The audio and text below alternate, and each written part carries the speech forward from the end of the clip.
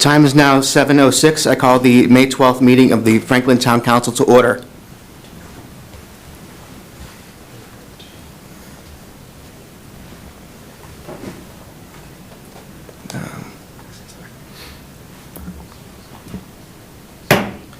The time being 7:06, I call the Franklin School Committee meeting to order.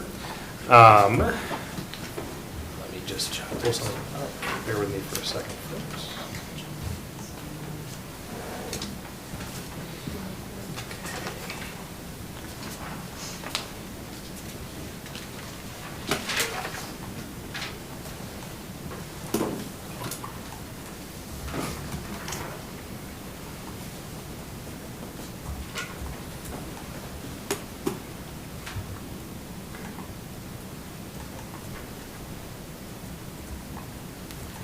Sorry, folks, just having an issue with the internet at the moment. We're trying to get this working, and we'll be able to start in just a minute.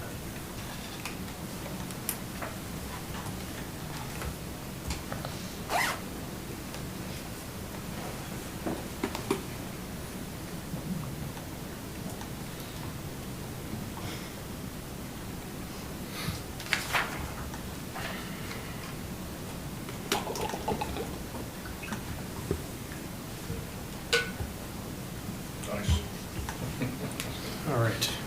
Sorry about that. Okay.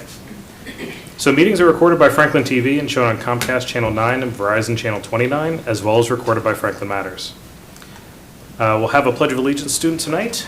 We have two on the list. One of them was not able to make it, but we'll be introducing both of them. The first one who is here tonight is Hudson Nealon. Hudson Nealon consistently demonstrates what it means to be on the prowl at Washington Street 3 to 5. He shows respect and responsibility in the way he treats others, open to others through his kindness and thoughtfulness, works for growth by approaching learning with care and dedication, and practices leadership by setting a positive example for those around him. Hudson's growth across his K-5 journey has been something to celebrate, and we're incredibly proud of the respectful, conscientious, and caring student he has become. The other student is Case Hardy. Case Hardy has been a wonderful addition to the Washington Street 3 to 5 this year. As a new student in Franklin Public Schools, he has quickly made a positive impression through his kindness, politeness, and upbeat spirit. Case shows respect and responsibility each day, is open to others through the way he supports and connects with peers, and works for growth by giving his best effort in all he does. And he practices leadership by contributing positively to both the classroom and the broader school community. We are so lucky to have Case at Washington Street 3 to 5 and are proud of the way he lives our prowl values. Please stand for the Pledge of Allegiance.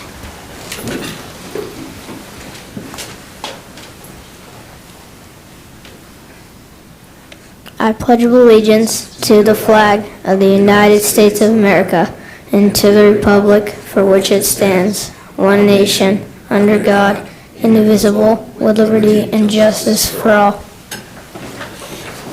Attaboy.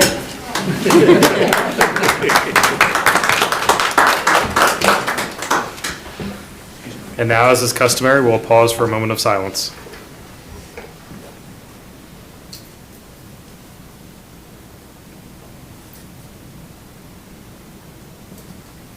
Thank you. Thanks a lot. All right. Routine business, review of agenda. Does the agenda look okay to everyone? Excellent. Payment of bills, Callahan? Looks to be in order. Payroll is in order. FHS student reps report. Yes. Hello, everyone. My name is Syed, and I'm a junior, and I am here on behalf of your student reps to give you the school update. So it's been a pretty busy time here at the school. So 2 weeks ago, we had our junior prom, which everyone told me was the best prom they've had, or the best prom after chaperones have been at. So that was a huge hit. And then the following week, our upperclassmen got straight into it with AP exams. So that's been what they've been spending most of their time academically at. Our underclassmen are preparing for MCAS next week, specifically for math, and so they're doing that academically.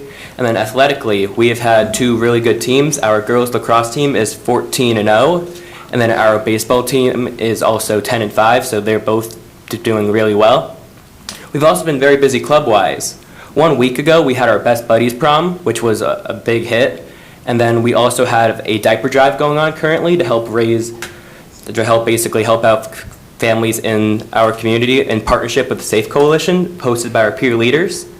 And then on Thursday, we have our annual Empty Bowls dinner where they will raise money for the food pantry. So that is the school update. Thank you. Wonderful, thank you so much.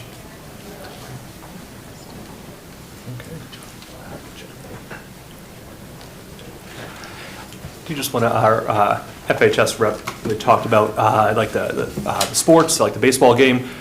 So I just want a huge shout out to Franklin TV as well for kind of recording all of that, tossing it up on YouTube. Just last week, we were able to watch over the weekend when they had that come from behind win. So it's fantastic. All of our kids are performing amazing, and I am so grateful for Franklin TV and the folks that run that organization to be able to kind of just bring that into everybody's homes, just like our meetings.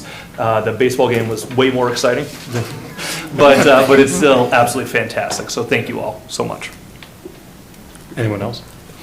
Just want to shout out the Empty Bowls this week. That's always a great event. Great food, great company, great cause. So if you've never gone, definitely worthwhile. And I know in previous years they've done ceramics as well. So really great, a nice takeaway as well from that. So if you can make it, please attend. Awesome. All right. So now moving on, superintendent's report. Okay, great. Good evening, everyone. Welcome. I want to welcome our town council members, other folks in the audience, and thank you for being here tonight. I know this is a joint meeting. We'll talk about the presentations later, but before we begin, I wanted to start with food. We have some food available, and I wanted to just give a permission and shout out that if folks are hungry and would like to try it, I encourage you to please go up and try some of the food. Today we're highlighting the quality and the variety of food from our food service program. And specifically, we're featuring some of Franklin High School's salad bar features, which serves more than 200 students per day. Offerings include locally grown lettuce, fresh marinated chicken, and our Power Salad series featuring wholesome grains such as quinoa, tabbouleh, and barley. In addition, the program operates a large catering service with chef-crafted menus and homemade soups. Tonight's featured soup is roasted garlic tomato soup with Italian croutons. And once again, please feel free to go up and grab any food you want throughout the meeting. And that's for anyone who happens to be in the chambers. If you're listening online and you want to take a drive down, you're more than welcome and taste the delicious food that we have to offer. That's the first update. Next, I have a transportation update. The transportation registration window for the 26-27 school year is now open. It will close on June 18th. Once again, June 18th will be the date that it closes. And all families must complete their registration, including those who qualify for free transportation. So for additional details, families are encouraged to visit the district's website under the Transportation tab, where you can find all this information. And if you have questions, you can email schoolbus@franklinps.net for information. So as of yesterday, the 11th, we received total eligible students for K-5 busing was 1,266, and we have 636 folks registered. For total grades K through 5, that was for our free busing. For total grades, there's 1,762, 775 have registered. And as we move to the middle school, out of 1,003 students, 320 have registered, and at the high school, out of 1,374 eligible students, 176 have registered. So once again, that information I put that information in your packet as well, but that information we will provide as an update to families on the transportation website. You can find it all there. Finally, I have two more updates. One is earmark funding. I wanted to provide an update and just share some positive news regarding the state earmark support for Franklin Public Schools. So in addition to the previously filed $150,000 earmark from Representative Jeff Roy for the Franklin Middle School Library and Innovative Commons, an earmark from Senator Roush came through for $100,000 for their outdoor courtyard space within the Lincoln Street Elementary courtyard area, which was in need of much repair because we'd removed some old equipment and there was some footings that needed to be fixed in the whole surface itself. In addition to that, the senator is also filing an additional $60,000 budget earmark for the lighting upgrades for the middle school auditorium. They were made aware of that project that's out there in the ether now as one of the projects, and they are filing. So while the funding still needs to move through the Senate budget process, conference committee final approval, it's very encouraging as a development for that to happen. I was able to speak to the senator's assistant on Friday to just push it over the line to have that filing happen. And you know, those funds combined with any funds raised by the boosters certainly help address some of those auditorium needs that would be to the direct benefit of our students that we have and students to come in the future. So we're grateful to Senator Roush and Representative Roy and their teams for the continued advocacy they have for Franklin Public Schools to take on some of these projects that didn't make the list for us for capital requests, but are ongoing needs. So when we can work together to kind of diversify and strategize where we can find money that they'll leverage, typically publicly used spaces that are kind of high volume are of interest typically for our politicians who represent our town, and that was a good move for us to be able to move on those things. So I wanted to point that out. The final update I have is the 1-8 Applied Learning Hub Showcase for 2026. So I wanted to recognize 20 fifth grade students from Lincoln Street and Washington Street elementary schools who presented projects at the 1-8 Applied Learning Hub Student Showcase on Friday at the New Balance Center in Boston. This statewide event brought together students and more than 500 industry professionals, giving students the opportunity to share their work, receive feedback from industry professionals, and connect classrooms to real-world learning applications that they're learning in school. And we're especially proud of the Washington Street team school that won the ST Math category and the Lincoln Street team who earned a Project of Distinction award. And this recognition is strong evidence of Franklin's ongoing work to align our curriculum, our student experiences with current industry standards. And special thanks to our grades 3 through 5 math specialists Jen Young and Sarah Wilmarth, and our K2 specialists Beth Murray and Jen McIntyre, and our STE, which is our Science, Technology, and Engineering specialist Catherine Naylor, for supporting this meaningful work with our students. Some of you may have seen it when we had the science night. We had many of the students attend from our elementary school. It's a high school science night, but the elementary was the pre-game, if you will, where you could go in and see their projects and walk through. Those are some of the same projects that participated in this event. So that concludes my updates today, and I'm happy to answer any questions. Any questions Please from get food. Any questions from the committee? No questions. I just want to say thank you to our reps for those earmarks. Thank you to the boosters for the work that they've been doing, raising funds to make those repairs at the middle school as well. It's kind of fortunate that we've got that effort and the earmark coming in at the same time. That's awesome.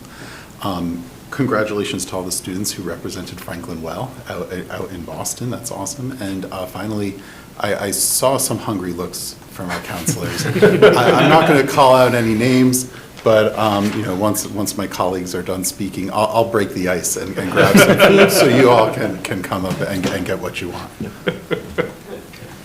Awesome. Reese covered everything. Yep. So thank you for the updates. Want to reiterate around the school bus registration. I know, folks, we've heard a lot of talk about Lincoln Street, Washington Street. This is the opportunity for folks to do their part, and if you want to help reduce the congestion, put your child on the bus. It's a great opportunity for them to socialize in an unstructured area, meet their peers, their neighbors, and then also just help with some pollution, reduce emissions. So I think it's a win-win for a lot of it, especially if you get free busing. The other thing I wanted to mention, auditorium. Great to hear that we have that 60K. This is an example of the state helping us, but we have to start somewhere as a community. So the boosters, they did their work, they put up the effort to figure out how do we raise the funds, how do we get people engaged, and the state has seen that our community is willing to invest in ourselves, so that they said, hey, you pitched in, we'll pitch in some more to make it easier for you. So I think we need to do more of this. I think, as Jamie had said before, we have to help ourselves, right? Nobody's coming to save us, so we in the community have to come together to get what we want. And then lastly, that was it, sorry. Thank you. Thank you for the updates. Just have a couple of things. First of all, thanks to all the reps who worked on the funding. So I remember a couple of years back, during the Footlighters program, the light went off. And they took almost 30-40 minutes to fix that, and they were not able to fix it, but they turned on all the lights to run the show. So I'm hoping that we'll be able to fix all those things, and our kids will have some better place to perform. Thanks for that. And the second thing is the bus registrations. I have seen registration for the kindergarten, but where was the registration emails, or how was it communicated for the middle school and the high school? The middle school and high school, I saw the email chain that we're on today about this, and Yeah. Colin's looking in to see about whether it made it to the middle school newsletter or the high school on their cycle, their newsletter cycle. But Okay. ultimately, he's looking into that so that we can be sure to make sure that that gets out to families, all families, for consistency. I think it's a really good point. Yeah, because Aspen, I couldn't see it, but Link Connect, I didn't see it yet. Probably, I don't know whether I need to go check there, but it'll be great if you can communicate He's that. looking into that now, Yeah, and he's sure. working to see how we can make sure all families receive the information that Yeah. would have a bus-eligible kid or a student to ride. Perfect, thank you. You're welcome. I just want to thank the boosters on top of the rep. I think that the boosters probably had a pretty big influence. I think that Becca Rausch's office probably got that information because she saw the fundraiser.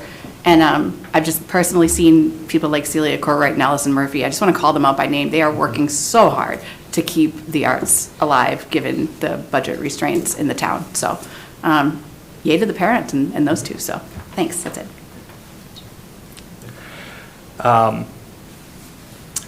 Quickly, just with, also with the transportation. So again, so it's going to close on June 18th. June 18th.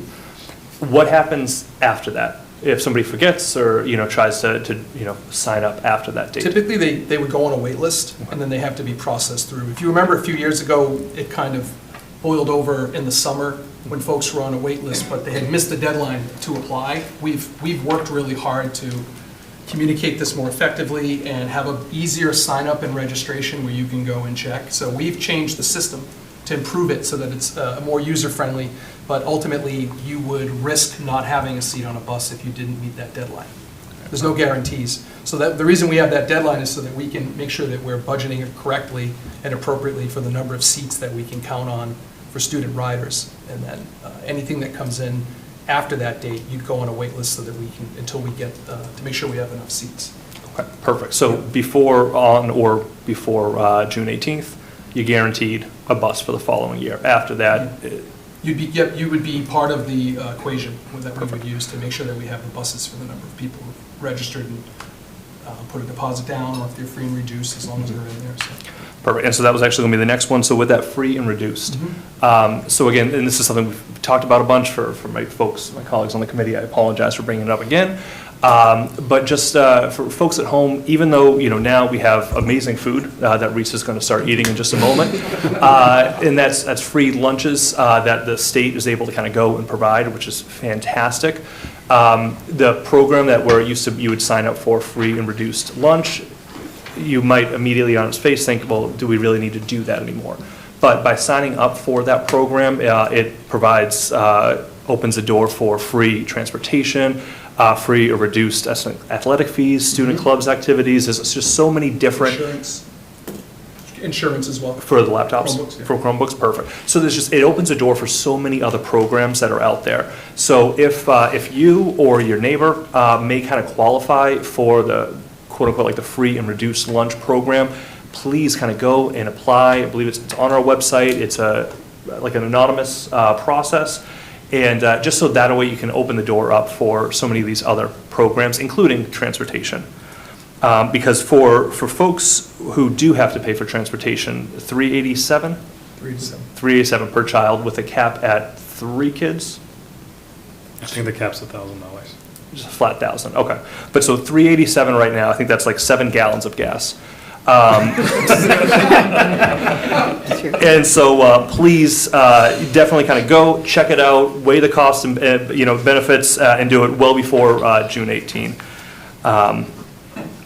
And then, and just as my colleagues mentioned, huge thanks to Rep. Roy and Senator Rausch for the earmarks. And Ruth Ann, you hit it right on the nail, head on the nail, talking about just like the community leaders that we have that are starting that initiative to kind of get that push. And Alice, you mentioned, it's the difference between your car breaks down and you just wait for help versus a car breaks down on the side of the road and you start pushing, you're going to have people jumping out to try to help you push it as well. And that's exactly kind of what they did. They raised a good amount of money on their own already. And then just made it so crystal clear that this is something that the town is invested in, that made it a perfect opportunity for Senator Roush to kind of go and add it. So thank you all so much. Lucas, thanks for help pushing it over the finish line as well. And I appreciate it, and I look forward to seeing, where that kind of goes from there. So thank you very much. Can I add to that just one quick thing? They raised a ton of money on their own, but it's not that many donors. It's a lot of big donors, a small amount of big donors, I found out today. So plenty of room for people to give little bits. So just worth another little plug. Awesome, thank you. I think everyone else has covered things pretty well. I don't need to reiterate or rehash things just for the sake of it. I am going to suggest we take a brief 3-minute recess so folks can grab some food. I also know that our presenters for tonight are targeting to start right around 7:30, so I don't want everyone to sit and have empty ear time in the meantime. So while we're doing this, anyone at home, feel free to also grab a snack. We'll get some food going and then rearrange as necessary. So thank you. And Dr. Griffith, could we ask the presenter who's up first to just raise their hand so that we can promote them as a panelist for the first presentation? We can do that. There, Cheryl, very good. Thank you.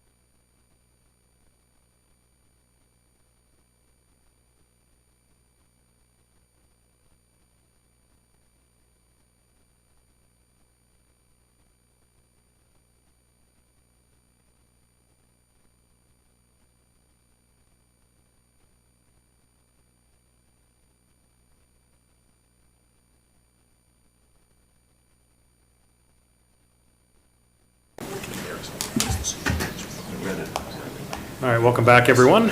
Thank you for your patience. So I believe, Dr. Rogers, we were just discussing, the time being 7:38, call the meeting back into session. Dr. Rogers, I believe you're saying that Cheryl Trent is online and available? She is. Cheryl, can you hear us? Yes, I can. Good evening, everyone. Excellent. Is there anyone else that should be promoted with you? I saw someone else raise their hand, but they took it away. That's correct. Unfortunately, due to some confusion about scheduling, my cohort Nancy had blocked out from 7 to 7:30, but she has another meeting she just had to leave for. So unfortunately, if she can make that quick, she'll be back, but you have just me this evening. Okay, great. All right, thank you very much. Looking forward to the presentation and then discussion afterwards, so thank you. Thank you. Would you like me to just hop right on in? Yes, please. All right, and what I'll do is I'll share a PowerPoint, but I need to start off by saying I'm not a huge fan of PowerPoint, but I do think they help convey, especially virtually, some information, and I'm going to go through that as quickly as you would like. You're free to interrupt me in the middle or save everything for the end of our questions, whatever you prefer to do. So in a moment, you should all be looking at, yes, there it is, okay. What I didn't want to do tonight is cover our PowerPoint. I'm Cheryl Trent with Raftellus. We're a nationally recognized firm. We do work all around the country, and we have a cohort of people that will be working with you. Nancy will be the project director. As I mentioned, she had to hop off to go to another meeting, but I'll be the person that you see directly and work with the most. Super quick note about my background, which you can read in my resume, but I think it's important to know that I'm currently working just a few miles away from you in Massachusetts on a project for strategic planning. I've worked across the country. My background is in city and county government. That's where I came from. And I have been consulting back exclusively to city and county governments for several years as well. My specialty, I'm a certified master facilitator and a certified virtual facilitator. So my specialty really lies in the community engagement, bringing people together to talk, and then crafting that strategic plan. With me will be Sarah, one of our consultants. She is also a facilitator. She helps quite a bit with the logistics and gathering things together, making sure there's quality control. And then we have a visual facilitator, and if you haven't worked with one yet, we'll talk about her in a moment. But one of the things I want to stress isn't so much how big Raftellus is. For me, I joined Raftellus about a year ago because it was the depth and the quality of the people. Facing some budget situations, deficits, shortfalls, uncertainty in the state and federal side, Prop 2.5, and the issues that you're facing with those structural deficits allow me to reach out and grab one of my finance team members with questions when we reach that stage of the strategic planning process. Because I have to tell you, I can barely add dot voting, so I just rely heavily on the finance people. So this is what I really want to talk about. This is more than just a strategic plan. And there's a lot more that goes into this than just this concept of let's craft a strategic plan. We do this all the time in communities across the country. And one of my specialties is I'm in Florida now, but I used to live in the state of Colorado. And that's what the state would send me out to work with, is the communities that were struggling the most. Sometimes it was a community engagement issue where there was a lack of trust, as you have pointed out, within your own community. Sometimes it was those difficult decisions you have to make of, well, if I say yes to this, what do I need to say no to? Those issues that you're facing really create an opportunity to have some very open, very honest conversations, and you're probably better situated to have this strategic planning conversation now because you have the opportunity to confront some very, very difficult decisions and engage your community around those decisions and get their intelligence, their brain power, their opinions, their feedback, their insights about how you might want to move forward together as you move into the future. You pointed out all of these issues in the RFP, which is something I really took note of. Many communities we work with aren't quite that honest up front, and I think that's a very good sign for us that we can step in and really get a deep assessment of the situation. I've mentioned we've done research, but there's nothing like boots on the ground research and talking to the people who really are the subject matter experts, people in the community, people within the school committee and the school district, and people within the town as well. So I call it, I should back up here a second, I call it planning in a fog. You have so many things going on, there are so many massive things happening, the infrastructure improvement you're trying to do to the sewer main, the development with the apartments, all of these very big, complex conversations that can change the course of the future. And it can be really overwhelming, and that's what I think a strategic plan can do for you, is shine some light, have the opportunity to open some doors, pick up a few rocks, open a box and see what's inside, and then actually have a conversation about that. Because I think what we want to accomplish with you is also what you may want to accomplish. Structured, very thoughtful conversations about the future, finding really meaningful ways for people to engage. If you have a frustrated community, which you very clearly do, or a community that might not trust you, there are different ways that we can reach out that are meaningful to them, that offer them opportunities to engage where they might not normally engage because they might think they're not going to do anything with what I say. So there are lots of ways, and I'd be happy to answer any questions about that. I think it needs to be a really honest, very direct assessment of the current situation and your future opportunities, and then giving you an understandable guide. Not something we sit over here in our offices and write, but something that we craft with you on the ground, with your community, that uses that language and those thoughts to craft that strategy for the future. It's got to be realistic. I mean, you're in a spot where you can't be anything but realistic with this approach for the future, but that doesn't mean you can't still hope and dream. And you have to have some real actionable, realistic steps that go with it. One of the things that we pride ourselves on doing is we don't just leave you a plan and walk away. We work with you and your teams to make sure that you're fully capable of implementing that plan, that you understand the process to update it, to report out, to create those measures of success, and know that you can tell your community with a sense of accomplishment and pride, you asked us to do this in the strategic plan process, and here we are 3 months, 6 months, 12 months later, presenting to you the information about how we're making progress in these areas. So this is how we plan to do it. The process is completely visible, and we prefer, as a matter of fact, to involve people in the making of the process ourselves. Sure, we know what we're doing. Sure, we've done this hundreds and thousands of times, but that doesn't mean what we're suggesting is the right way for your community.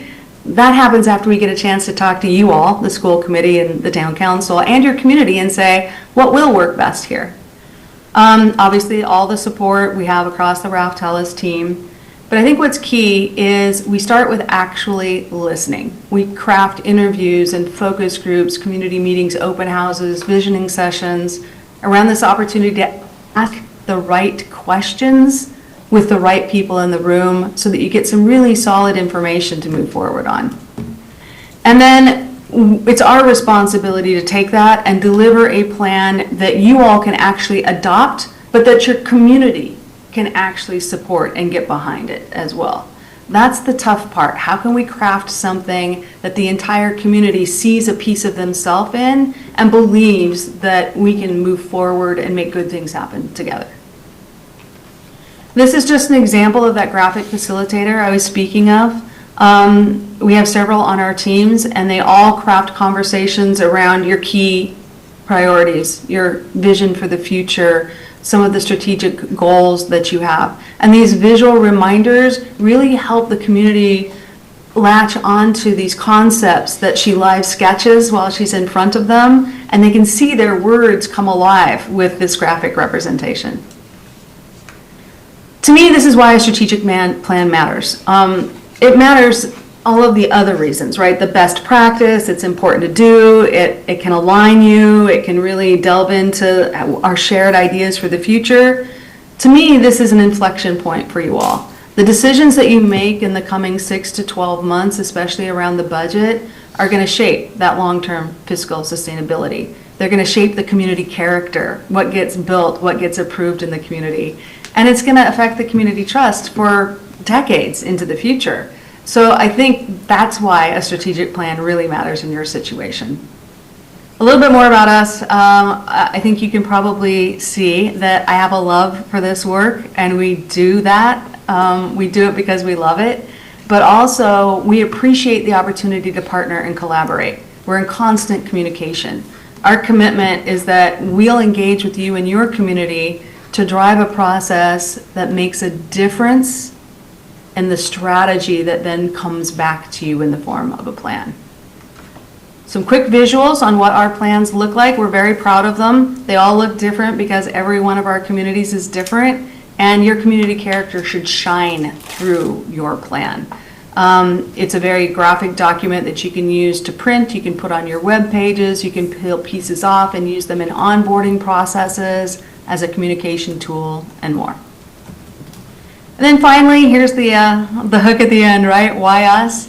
Well, I think what you're really, when you work with us, besides the ability to know who you're working with, that is me. I will be your project manager, I'm your lead facilitator, I design everything for you, I'm in all of our meetings, unless I'm on vacation. And I'm the person that will respond directly to you when you need something. But I have that depth of backup, and we also have a depth of understanding in Massachusetts. You're probably aware of us as a financial firm. We have done work in Massachusetts on financial rates, general fund budget setting, utility rate setting, impact fees for years.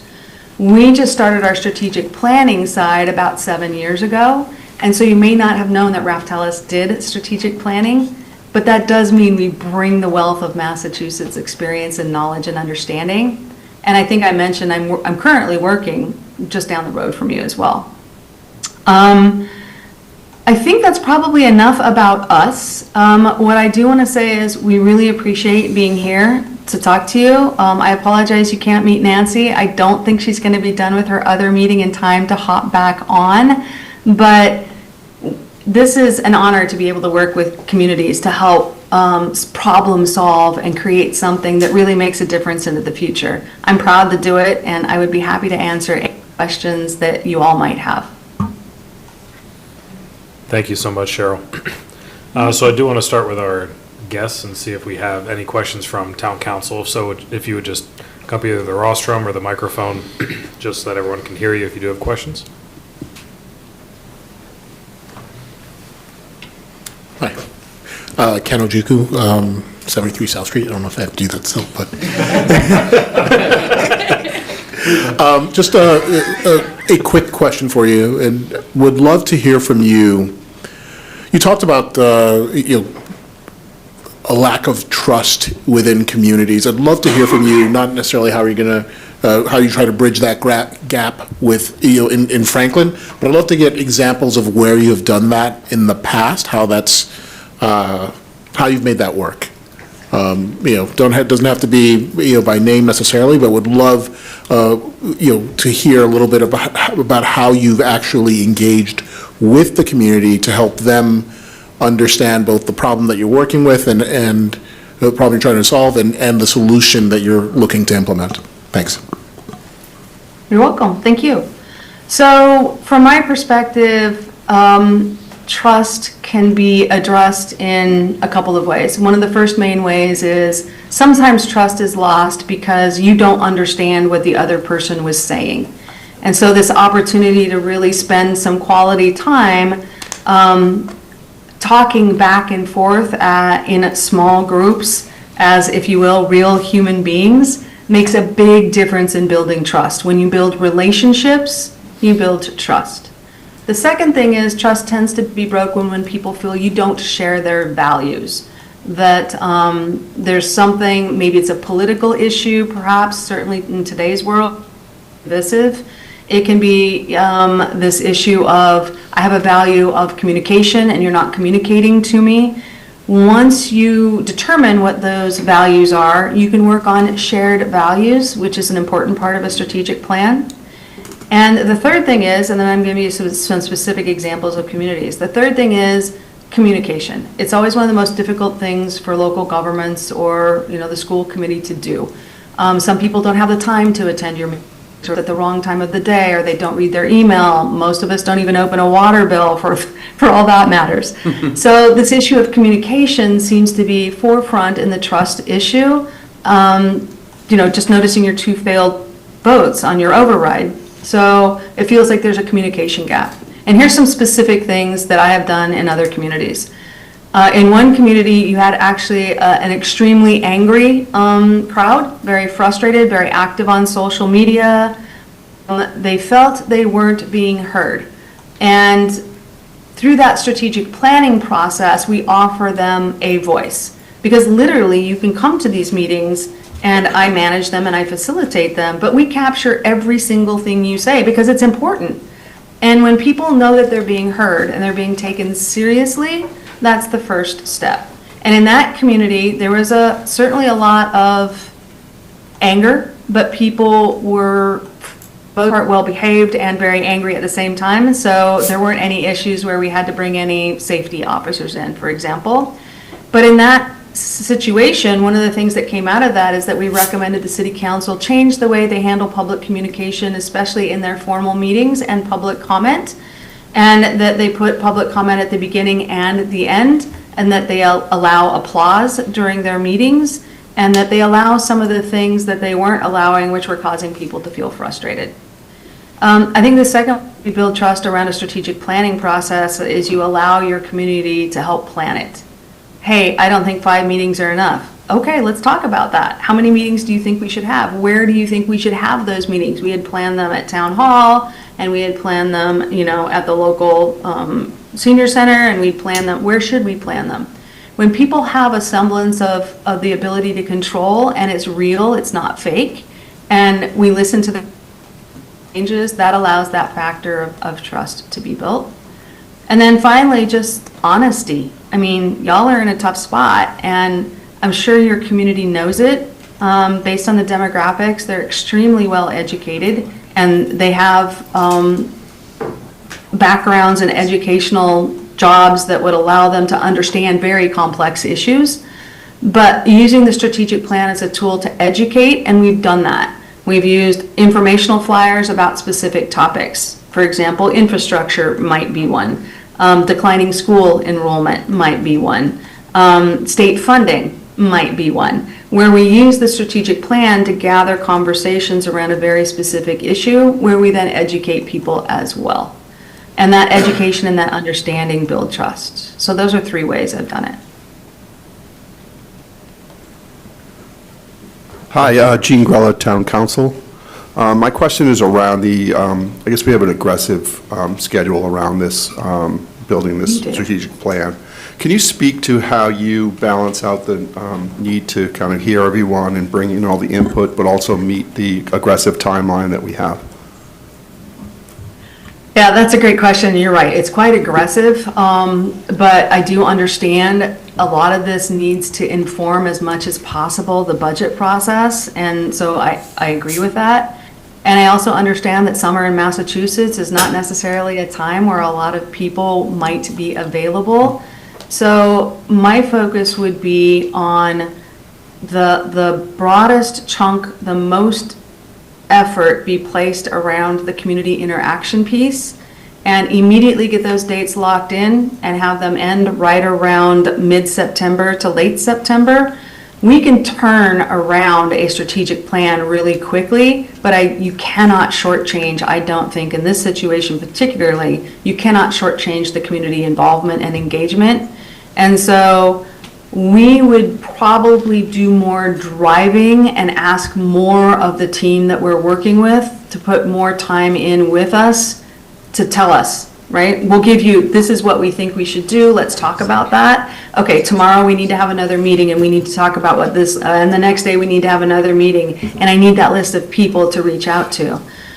There's going to be a little bit of stress in a short time frame up front with your staff in the first 3 weeks or so. Once we get that first 3 weeks wrapped up, I think that broader bulk of time on community engagement will really be my recommendation to you all. The actual document It's a graphic document. We can rush that turnaround time for 2 or 3 weeks and get it in your hands in late October as planned, I think. Thank you. Go ahead. Go ahead, Max. I had two questions. First was, has your firm ever managed or advised a municipality navigating a structural deficit under Proposition 2.5? Not, to my knowledge, keeping in mind I've only been with the firm a year, not as a strategic plan, but as a financial rate setting, budget setting, general fund conversation, yes, but as a strategic plan, no. Okay. I mean, we work with Massachusetts communities and you're all under 2.5, but not in a strategic planning situation. Okay, and the other question was, you had an example with some of the municipalities you had earlier, and in our I guess it's RFSI, we talked about a municipality that had real operating conditions, and talked about, tied to budget decision-making, and like talking about the financial constraints faced by those municipalities. In your sample, could you talk about, have they faced any, have you helped those municipalities in that example with any of their financial constraints in the example that you provided? Yes, and I think I know what you're asking, so let me try to answer it and then see if I'm going in the right direction. Yeah. So, yes, there was a bond issue that did not pass, and part of the conversations we held with the community around the strategic plan were basically talk to us about the bond issue. And we specifically reached out to people. We also, you do the NCS. We did a shorter, like a very specific ballot measure survey, but we had the statistics and we knew who to reach out to try to figure out why and to have those conversations and then to ask them the question, well, what would have to change? What would need to be different in order for you to pass the bond issue? And they went out to the bond that better. Of course, that particular state has very similar, you can't talk about it for like 4 months out, et cetera. And they didn't, the community did in fact pass that bond measure and has passed several bond measures since then. I wouldn't suggest that was due to us, but I would suggest that was due to the process. I also would suggest that anytime you do a strategic plan for anybody, it has to integrate with a budget and it has to be realistic. And so there are constraints with most cities regardless. Not necessarily a structural deficit due to some of the issues you're facing, but all of my communities right now I work with counties as well, and the feds have pulled all of the funding that they are still mandated to provide the services, and so we are working, I would consider that a structural deficit, possibly short-term, possibly not as endemic as the one you're facing. So yes, I mean, budgets are part of strategic planning. They have to be. You can't have a strategic plan that doesn't have a deep basis in reality, as well as some hope for the future. I don't want to lose hope for the future, but it has to be based in reality. You have to organize your priorities around the revenue structure that you have. Thank you. You're welcome. Hi, thanks. Steve Malloy, also with the Town Council. Kind of interested in the community engagement piece because I think that's critical to what we're doing. I think all the schools and the town departments, I think we all will or have worked very well together going forward, but it's the community piece that interests me most.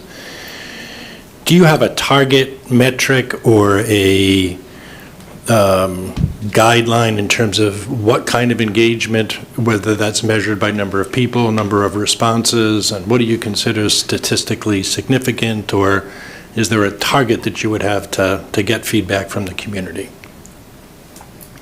That's a great question, because I look at your NCS, we partner with Polco in many of our communities, and for me, that's the statistically significant data. When you're doing this type of community engagement, it's more qualitative data. It's more opinion and feedback, and what we then look for is the commonality of themes.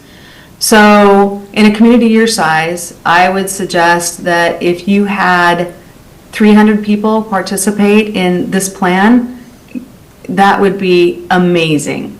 And I would say 300 people in person, that's what I'm aiming for. There are lots of ways we would intend to engage with your community where they wouldn't have to be in person, but we want to give them every opportunity possible to come to a meeting, to meet other people and talk about their shared common values and interests.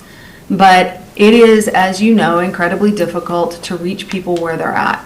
Here's the gauge I would use in addition to that number, because every community is different. I want to reach the people who are negative. I want to reach the people who said no. I want to reach the people who are frustrated and upset and angry.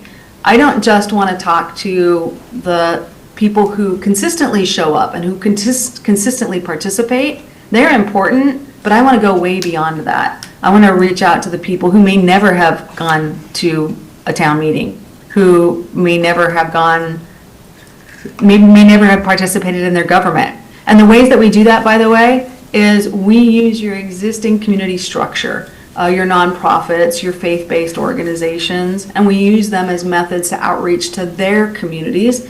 They'll have a much broader reach than I ever would, plus their communities typically already trust them, and if they say, hey, go to this meeting, it's important, they're more likely to go. Thank you. Ted, do you want to go ahead? Hi. Can you guys hear me? Yes. You can.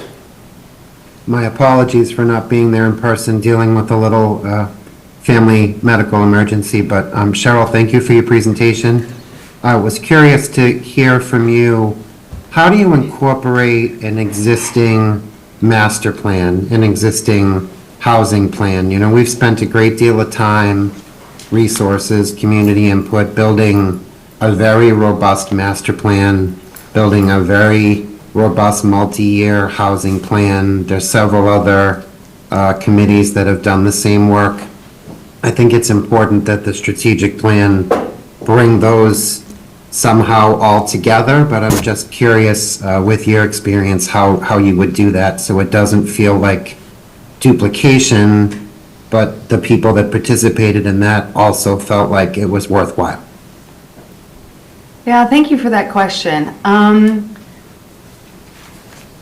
Almost every community as sophisticated as yours is going to have a master plan. Sometimes they're called comprehensive plans, but the best way to integrate an existing long-range plan, if it's been updated and if the town council or the school committee still believes that's valid, is to use that as a starting point for the implementation conversations. So if you think about our process as delivering two main documents, the first is the strategic plan. It's more of a guide or a roadmap, policy level direction, bigger picture, nice. If you swim lanes is something I tend to use a little bit. I heard it once and loved it, but a nice broad swim lane so that your team has a lot of ability to maneuver and get you the best recommendations moving forward.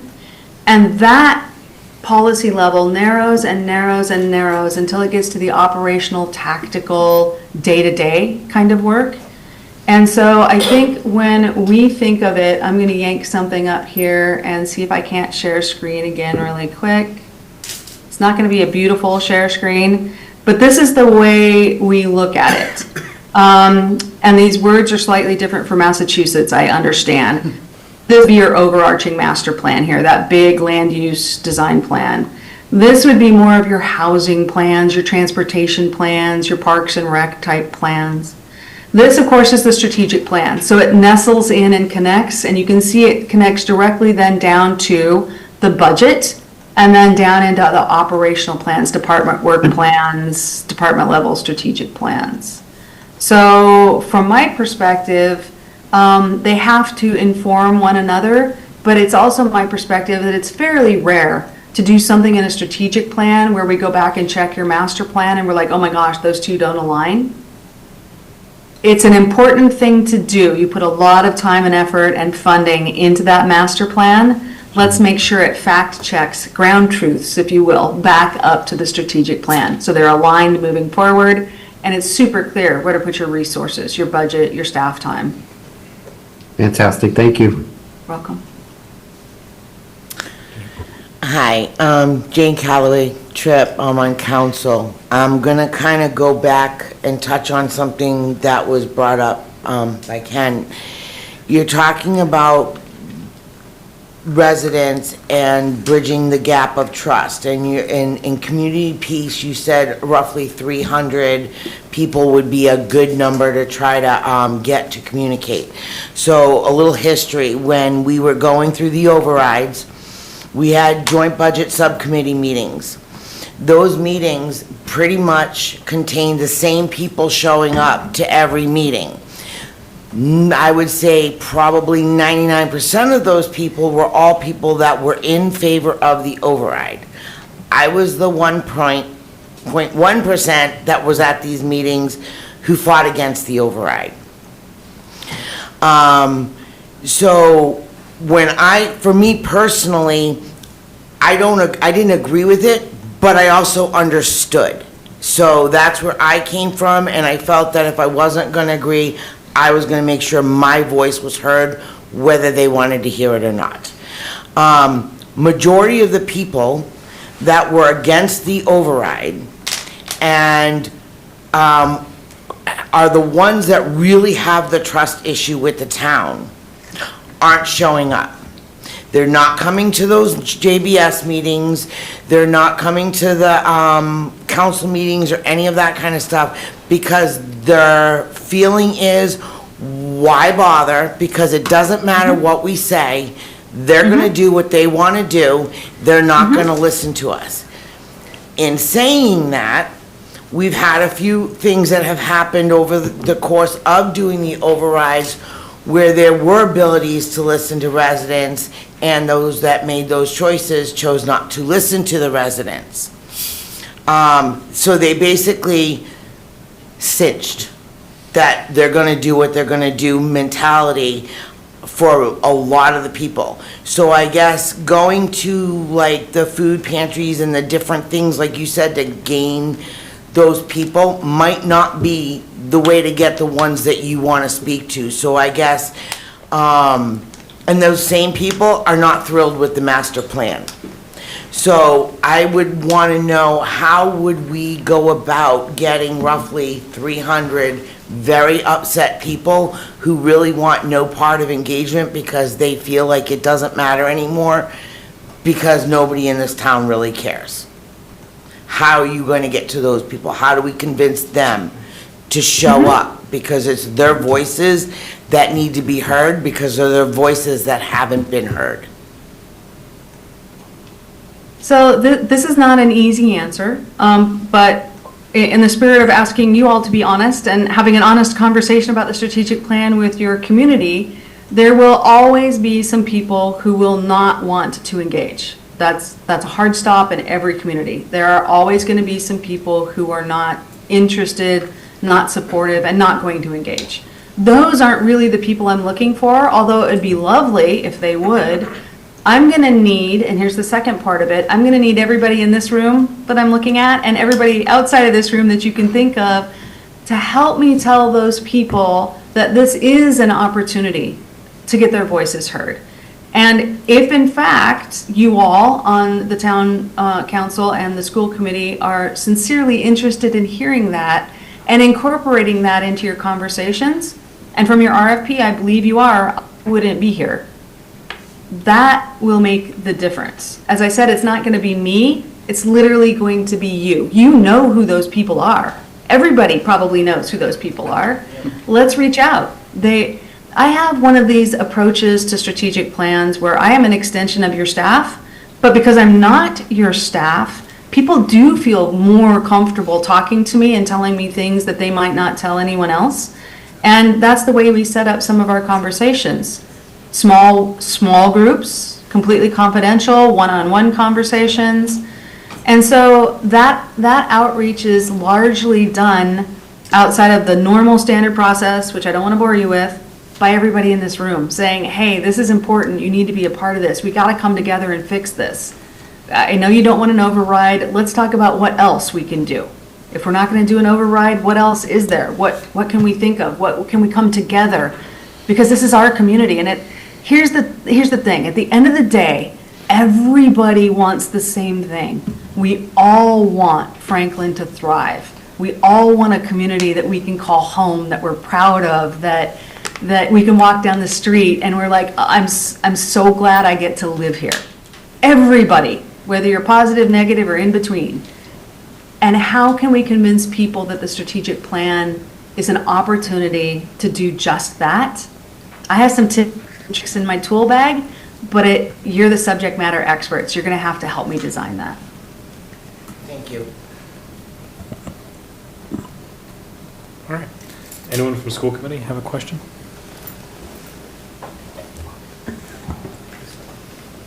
Good. If not, I know Dave does. I didn't know Steve was going to speak. Thank you for the presentation. So in reviewing some of the materials that you shared, one of the things that stands out to me on looking at the Shrewsbury plan that you established, and this is not unique to what your firm submitted, this seems to be generally true of strategic plans, is that a lot of the strategy bullet points are very kind of like high-level ideas. And my feeling is that for our community, we really need more specific action items. And I think to take an example, this is page 39 of your PDF. I think page 21 of the Shrewsbury document, one of the bullet points is partner with business districts and groups to build and diversify the town's economic base. The one following that is enhance existing land use planning to benefit residential uses while increasing commercial opportunities. I think these are both bullet points that could apply to Franklin, but I think for our purposes, we would want to know, like, which properties do we target to recruit businesses towards? What kinds of businesses would we be seeking to court in order to diversify our economic base? And so what I'm wondering is, do you get into those details, or is this the plan and then it's up to us to decide on how to execute on them? The answer is yes and yes. So what you're looking at here with Shrewsbury, and I've got it up online if anybody would like to take a quick look at it, this is what I referred to as the strategic plan document. We like to think of these things as the big policy level direction. This is the area where almost everybody, even people who don't understand government or how you all work or your revenues and your funding structure, they can get together and they can say, yes, we can agree with this because they're fairly broad. But you've brought up the main, I guess, complaint people have about strategic plans like this, and that is it's not actionable, it's not realistic. So the companion document to that is what I call the implementation plan. So for example, to use that, enhance existing land use planning to benefit residential uses while increasing commercial opportunities, kind of sounds like I'm running for office, sorry about that. The next question is, okay, well, how are we going to do that? So this is a strategy, big picture goal. What I want now is a SMART objective. I want something very specific that we're going to accomplish in the next 1 to 3 years, because that might go on forever. It might be 5 years, might be 10 years, it might be an ongoing kind of a strategy. So I do need something more specific that says what. Usually we get bits and pieces of that in the community. And some community members, of course, are going to be a lot more informed and able to give very helpful, very specific feedback about what they want us to do. I find that usually lands at your level and at your leadership team level, the group that you hire, the subject matter experts. And that's usually who I engage in the actual implementation. Okay, everybody agrees, generally speaking, that we should enhance existing land use. Now tell me, let's work on exactly how we're going to do that. And the next question is, okay, you're going to do that? You're going to do what first? What's the first thing? Who is it? And what's the date? What I find missing in most work is the accountability piece, which is the who and the when. If you know that Cheryl's supposed to call you next Thursday at noon and she doesn't, then we know Cheryl's probably not fulfilling the work that she said she was going to do. So I completely agree with you. That's very common in strategic planning, because we need a document everybody can get behind, and people do struggle with the details. I had a 15-minute conversation with a city in Texas last week where, well, can we do a lighted crosswalk, or is it just the crosswalk sign that needs to be lighted?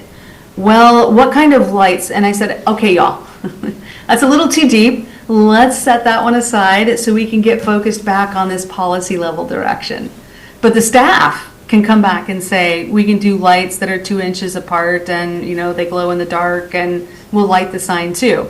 Because they're the subject matter experts and they have all the knowledge and skills and education to be able to give great recommendations to you. Okay, thank you. And I think we have time for maybe 2 more questions. This is Stephen from School Committee. Thanks for the presentation. So I have one question on the same community trust topic. We tried a lot of times, to host the office hours and things like that, but still we couldn't get people on board. And I know you might have some ideas, but what I saw is most of the time people are very vocal on the social media, but that is more a reactive comments that we get, more of reactive ones, but not the not someone who willing to share some kind of feedback. So just wanted to let you know that we tried that for multiple times to meet with the communities, but unfortunately we couldn't get a good number. So just as feedback. And the second question I have is on the, so we saw two case studies. One is from Shrewsbury, other one is from Westford. Both are like inclining schools, inclining enrollment on these school zones. But whereas what we have is the declining enrollment here. Correct. So is there a case study you have for a town which talks about how you handle the declining enrollment, and what is the reason behind it, and how did we go about on fixing those reasons so that we can see a good inclining on the enrollment side? Yeah, those are really deep questions. And in the interest of time, I'm going to give you maybe a few quick bullet points. And the answer is yes, we've absolutely worked in communities with declining school enrollment. And it's typically driven by 3 things. In your case, it's probably at least 2 of these. Your demographics drive the people that live in your community, right? You can look ahead in time and you can see not just your community, but your region, that entire area. Those demographics are trending toward individuals who don't have children of school age. Those are the individuals who are coming to your community. Part of it's due to the affordability of housing, and they're in a position where they can afford the housing that you have. It's sometimes, although I don't believe this is the case, it's sometimes a school quality issue where people will move. Schools are economic drivers. People will move to a community simply to put their child into that particular school.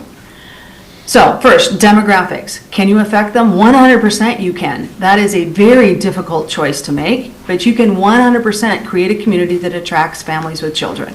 Very difficult choices have to be made. There are massive trade-offs in those decisions, just like there would be a massive trade-off in a decision not to attract people or to specifically attract people who don't have children.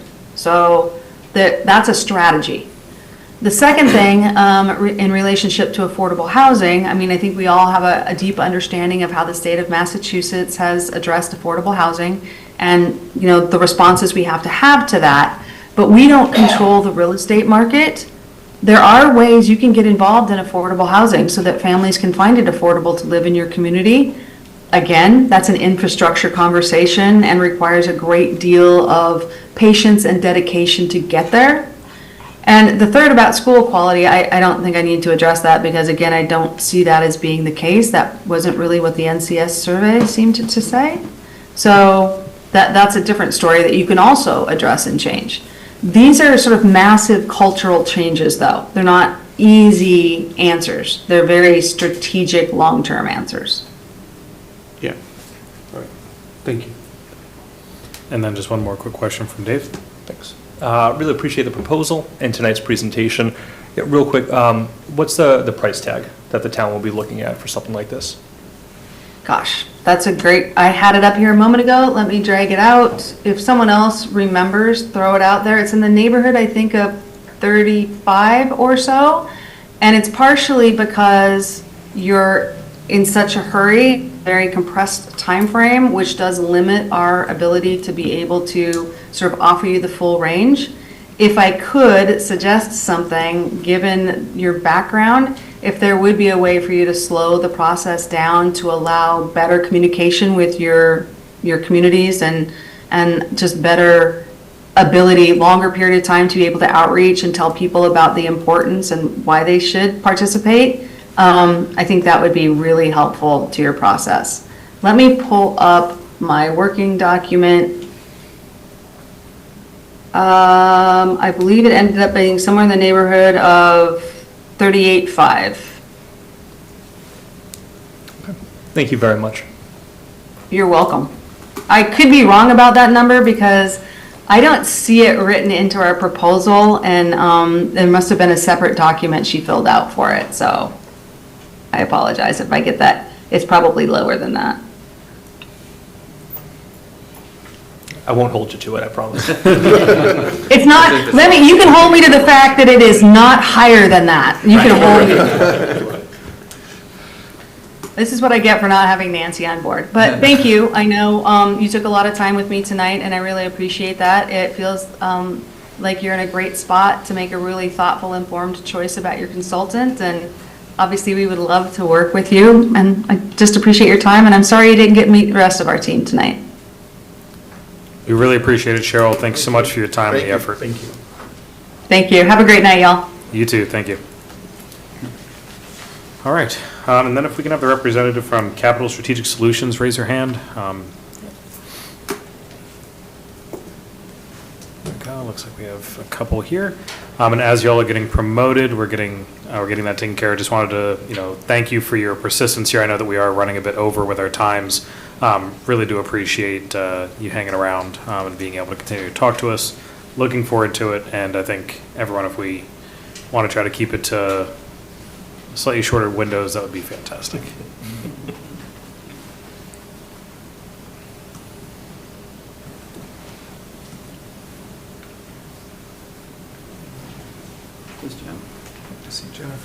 All right, Jennifer, I think we see you. Hi. Let me just make sure. Oh, yep. So there's three of us, we're all on. Wonderful. Well, it's a pleasure to have you all here. I look forward to hearing your presentation and then answering questions after the fact.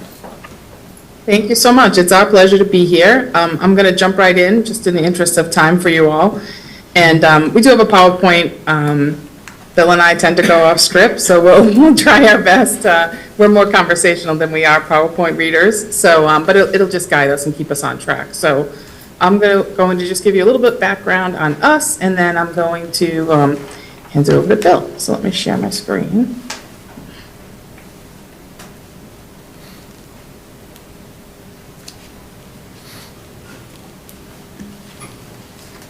What's going on? We're good, right? You can see it? Yes, we can. Thank you. Okay, great, thanks. So just a little bit about Capital Strategic Solutions. We're a Massachusetts-based firm. We're a municipal consulting firm based out of Hudson, Massachusetts. We're a certified woman-owned business. There are two of us that are partners in the firm, and we are a small consulting firm of about 30 employees. The majority of the folks that work for us are former municipal and state government executives, both on the town and school side. We do have a few support folks that are newer to the consulting field, but the majority of us worked in the public sector for a good portion of our careers and now do consulting. And we'll talk a little bit about that when we talk about the project team. Again, we have a lot of expertise in the public sector, especially around leadership and finance, operations, governance, strategic implementation. We do quite a few other things besides strategic planning, but and some of them are related, but mostly around municipal and school operations. So again, some of our core service areas, obviously strategic planning. We do a lot of work with municipal finance and budgeting, and especially as they tie into strategic planning. We've done several organizational assessments, specifically in Massachusetts. Bill will talk to you about this, but he's done a lot of work around governance and board facilitation. We also do a lot of work around human resources. A lot of us have strong backgrounds in HR and finance and procurement, so that tends to be areas that we provide consulting in. And then we have a whole nother separate group that really does a lot of public engagement and community outreach for a variety of things. We do a lot of public engagement and public engagement and community outreach around construction projects and high-impact projects.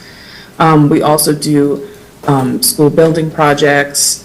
We've done public engagement and community outreach around debt service, debt overrides. So that's a whole nother section that we spend a lot of time on, is public engagement and community outreach. We do a lot of grant writing and administration. We actually do work with for the town of Franklin already. We helped with your administration of your opera funds. So we helped with your eligibility, and then we do your reporting to to Norfolk County, and we also do your reporting to the U.S. Treasury on the use of your opera funds, which is wrapping up at the end of this year. Will be our last report. And then again, we have a lot of retired public works directors on staff, and we do a lot of infrastructure and public works consulting as well. So YCSS, again, we have proven municipal experience. Most of us have spent the majority of our careers on the municipal side or on the school side. We're in about 100 municipalities in New England, primarily Massachusetts, although we do work in all of the New England states, but the majority of our work is in Massachusetts. Again, we have a lot of experience, and you'll hear more about this from Bill, especially because it's his expertise, is aligning elected boards, executive leadership, operational departments. We do a lot of work at internal assessments, board relations. Again, we have an ability to facilitate some difficult conversations and try to build consensus, which is obviously very important for Franklin right now. We certainly have a strong understanding of public education, municipal finance, municipal government, and just how community engagement is such an important piece of that. And we'll talk a little bit more about that when we talk about the project. So just a little bit about the project team. Again, my name is Jennifer Thompson. I'm one of the partners in the firm.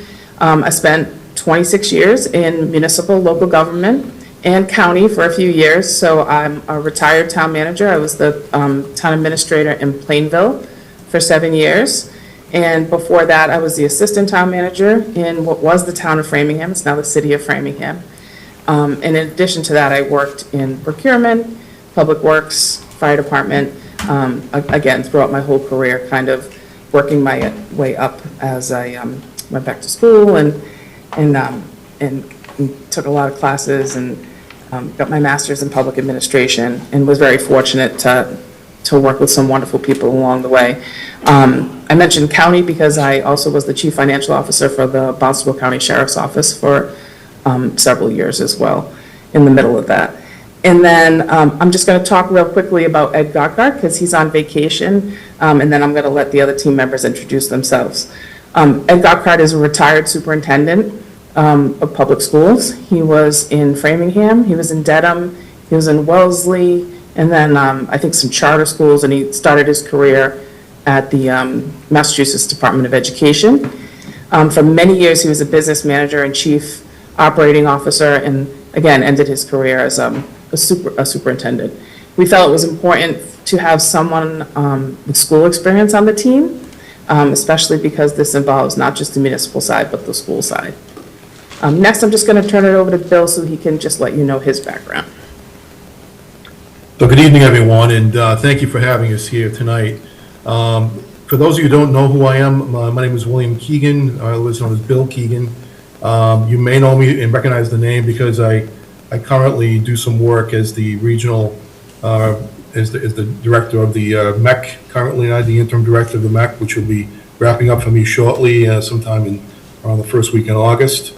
But I also was recently town manager in Foxborough and Dedham before that, Seekonk before that. So I'm still a novice in this building. I've only had 43 years of experience in Massachusetts and beyond. I actually spent about 5 years in Florida as an HR director for the city of Hollywood, Florida, one of the seventh largest city in all of Florida. So I have a wealth of experience in terms of dealing with some pretty interesting and challenging issues. But I also have spent a lot of time working with organizations to try and to improve them, to actually come up with strategic plans and strategic ideas and how to move them forward. And most importantly is to try and bring people together around and coalesce around some really common ideas and themes. You know, it's interesting to me when I do this work that people say to me, well, you know, we really don't have a lot in common with it, you know, between the school and the town. And the answer to that to me is that I think that's actually misstated, because, well, honestly, when I go to Thanksgiving Day football games, I see everybody going, they're cheering on for the same team. And guess what? We're all focusing on what Franklin's going to do, or whatever community is they're having that game and cheering off of that team. So that means that you do have common themes and common interests, and I want to try and pull that out of you a little bit more when we do this work. So I also want to give an opportunity for Clara Pereira, who's going to be joining the team as well.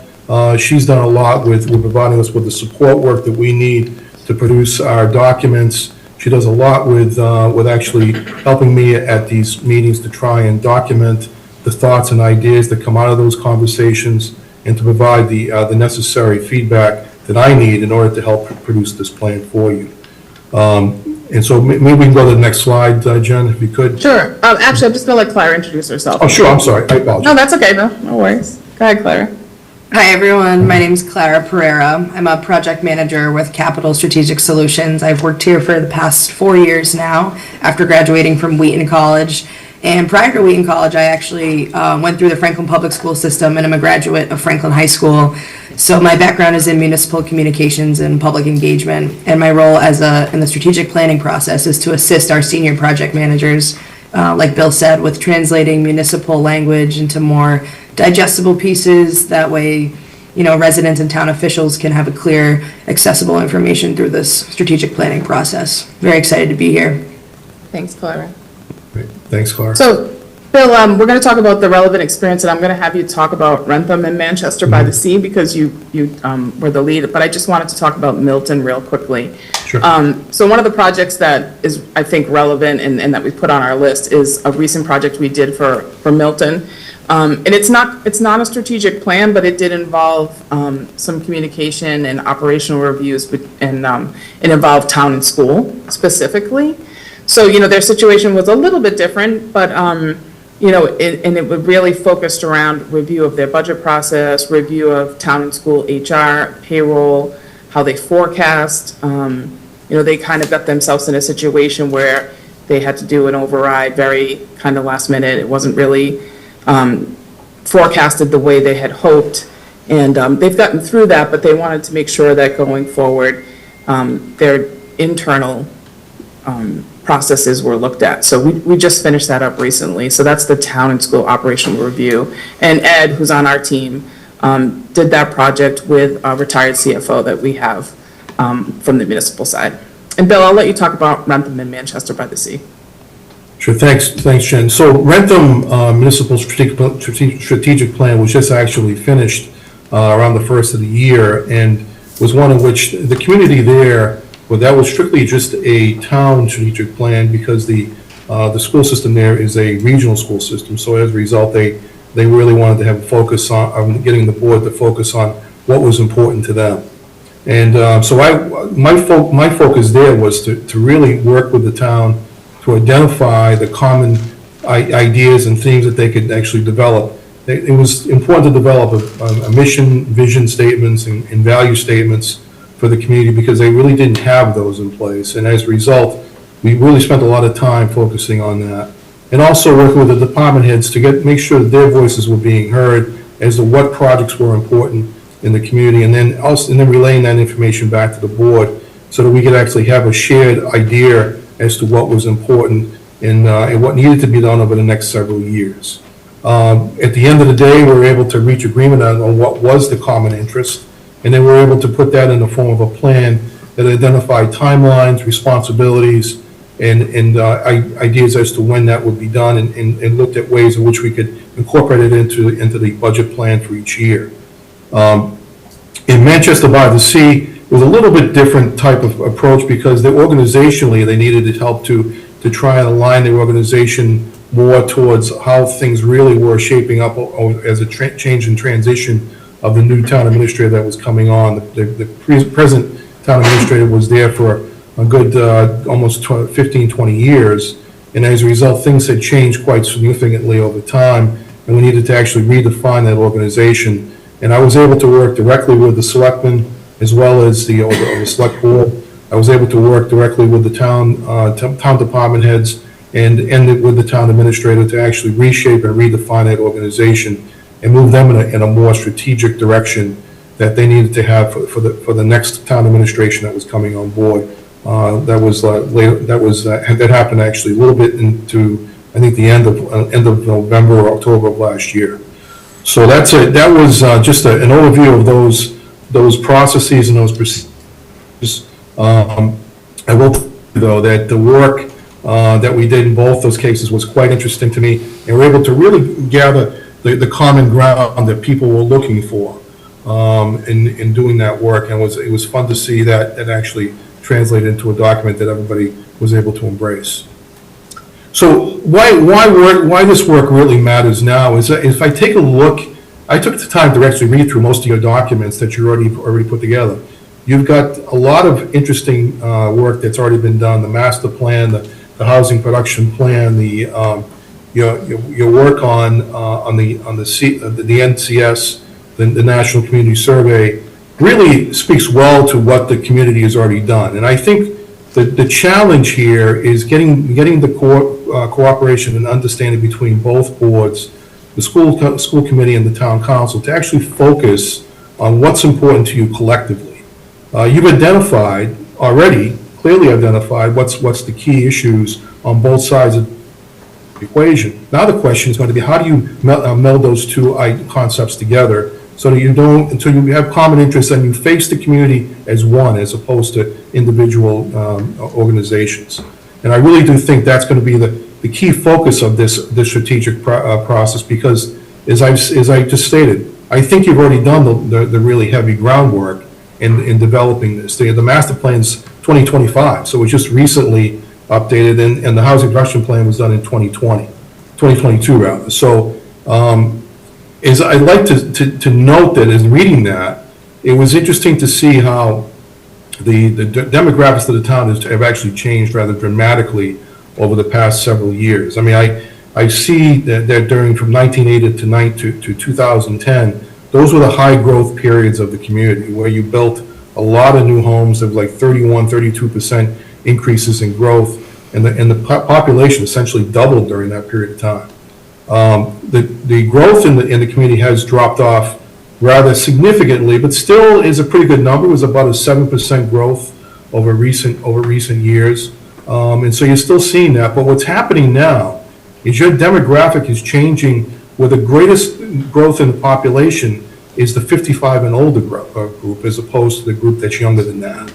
So, which means that there really has to be a focus on what the housing options for those folks are going to be, which does two things. One, it provides them an opportunity to stay in the community where they really do love the community, number one.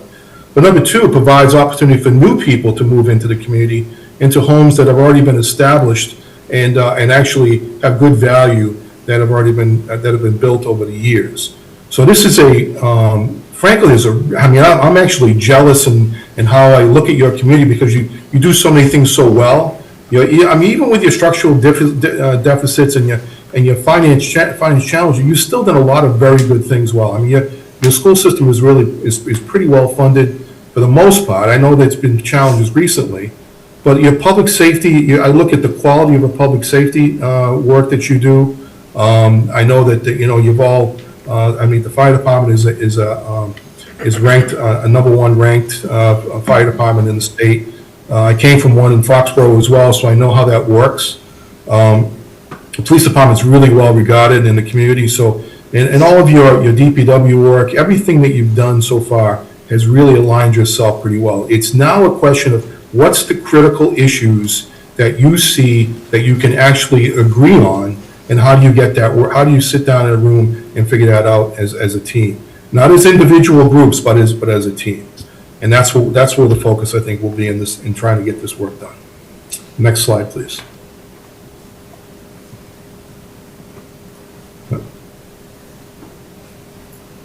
Sorry, it's sticking. I don't know why.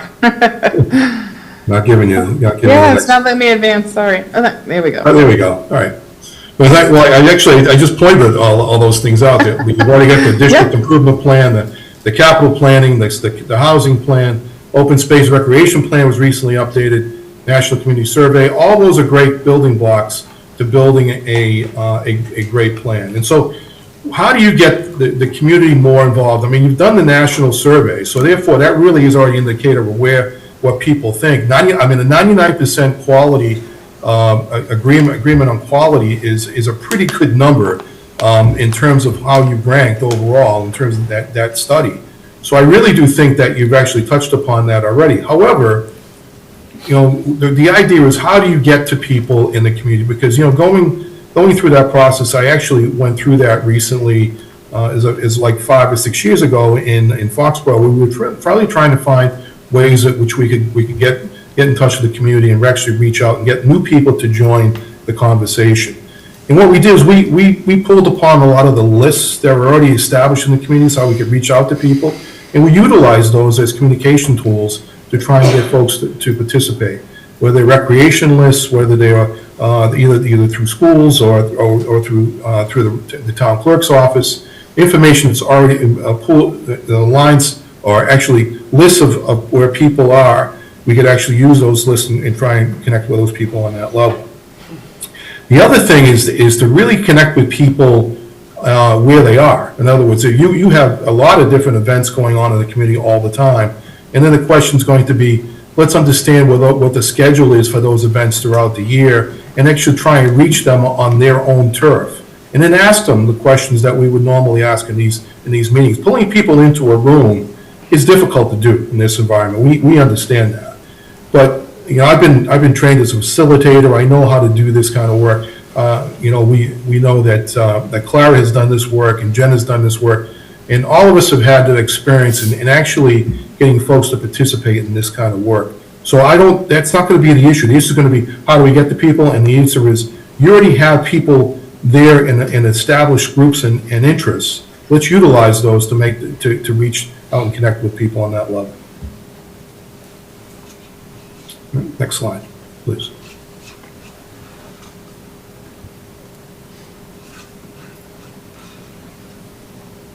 All right. Technical difficulties here, sorry about that. Yeah, I promise I'm hitting the advance, it just doesn't want to move. There we go. Doesn't want to move, there we go. All right, so our approach is to take all the existing plans, studies, budget surveys, and supporting materials, review them all, which I've already started to do that, if you will, identify recurring themes, priorities, gaps, develop baseline understanding of Franklin's current operating environment, and then develop a strategic assessment summary of what that means. But in short, what this means is that you will take the existing documents. We don't have to reinvent the wheel here because you've already done a lot of the work. The question is going to be how do we get the key policymakers in town to agree on what's important through all this work and identify the common themes that are going to be good for both of you. And I think it's going to be based around finances. We understand that. It's also going to be based around the fact that what is the values that the community wants to maintain. I mean, one thing that I look for in these documents when I read these things is where's your sense of community in all of this? And what is it when development occurs, how do we protect that sense of community when we do things? And I think that's really important to maintaining what's important, what the value is around Franklin itself. And make sure that we don't change that going forward. We will do joint town and school committee sessions. We will do the interviews, the department head discussions. And what's important that I think you should remember is that we're local. We are going to be available. I'd rather do these meetings in person as opposed to doing them virtually, because I do think that I want to see the reaction from people when I sit in a room. I want to see the body language. I also want to understand where the connections are, and that we can actually focus on those things during those meetings. I don't think you can get that through a virtual discussion, and I really think that these are the kind of things that require this level of interaction on an in-person basis as opposed to one doing on a virtual basis. And then, again, focus on the vision, the values, the priorities, the mission statements. Let's focus on getting, on the guiding principles, get into things that everybody agrees are the key focus areas. We spent some time on that when I most recently did that in Rentham, and it was an eye-opener, I think, for the boards, board and the employees to say, you know, really, they never really focused on this conversation before. And when they did that, they realized how this really makes it worthwhile. This is why we do the work that we do. I mean, the one thing I want to hear from folks when they, you know, we have these interviews, like, why did you run for office? What was your thinking, and what was it that you want to try to achieve as a policymaker for this community? And are we going to be able to do that with the key issues that you have already identified as the critical goals that need to be addressed? And are they going to align with your thinking on that level? And then phase 4 is the strategic plan development, which will identify the specific goals, the ones that we see are the most common, the actionable objectives and how we reach those goals. Responsible parties, those are the people that are actually going to do the work and make sure that they report back to us and keep the plan running. There'll be performance measures throughout the process to make sure that there is measurable outcomes and measurable findings, so that we know that we can actually use that towards reaching our goals and objectives. And implementation timelines, I think, are the most critical pieces, because that really puts value in it, and it says that it's something that we have to focus on and make sure that we get the work done in the timeline that's already been laid out, and what the expectations are for that in the community. And then the financial alignment considerations always ties into the budget process. And folks ask me, well, when do you really do this? Well, you do this prior to the budget cycle each year. And I tell people that when you do these plans, you update your plans right before the budget cycle to make sure that the things that you've included in those key elements and goals are somehow either mentioned or prioritized in the budget process. And if things do change, you have the ability to change them before the budget is set up. And so even the idea of things that you're setting up right now, they will change over time. There's nothing will be set in stone. And the thing that's also most interesting to me is that you have a lot of new members on both sides of the aisle here, in both the town council as well as the school committee. And I think that's going to be helpful for you to develop those relationships and to work together to try and find things that really make sense for the good of the whole of the community itself. Not for just a school issue or for a town issue, but for the community of Franklin, to make sure that this all gets done on the same level. And so CSS will then turn our strategy into action by providing the implementation roadmap, the sequencing of initiatives, the progress and measurement of framework, accountability structure, and public-facing communication tools. So we do all those things for you, and then we also need you to participate and to be leaders of this process. So, you know, I noticed that you weren't successful in two recent Prop 2.5 overrides, and the reason why that happened was because I want to know why. I want to know what was I have to drill down into that. What happened? Did we not have enough political strategy in place? Did we not have enough leadership in place? Did we not have enough? Did we not focus on what was important to the community and really explain it well to the community? It could be all of the above, or it could be something different. But there's always a reason why things don't pass, and I want to know what those are going to be. I'm going to hear from you as to why that was the case.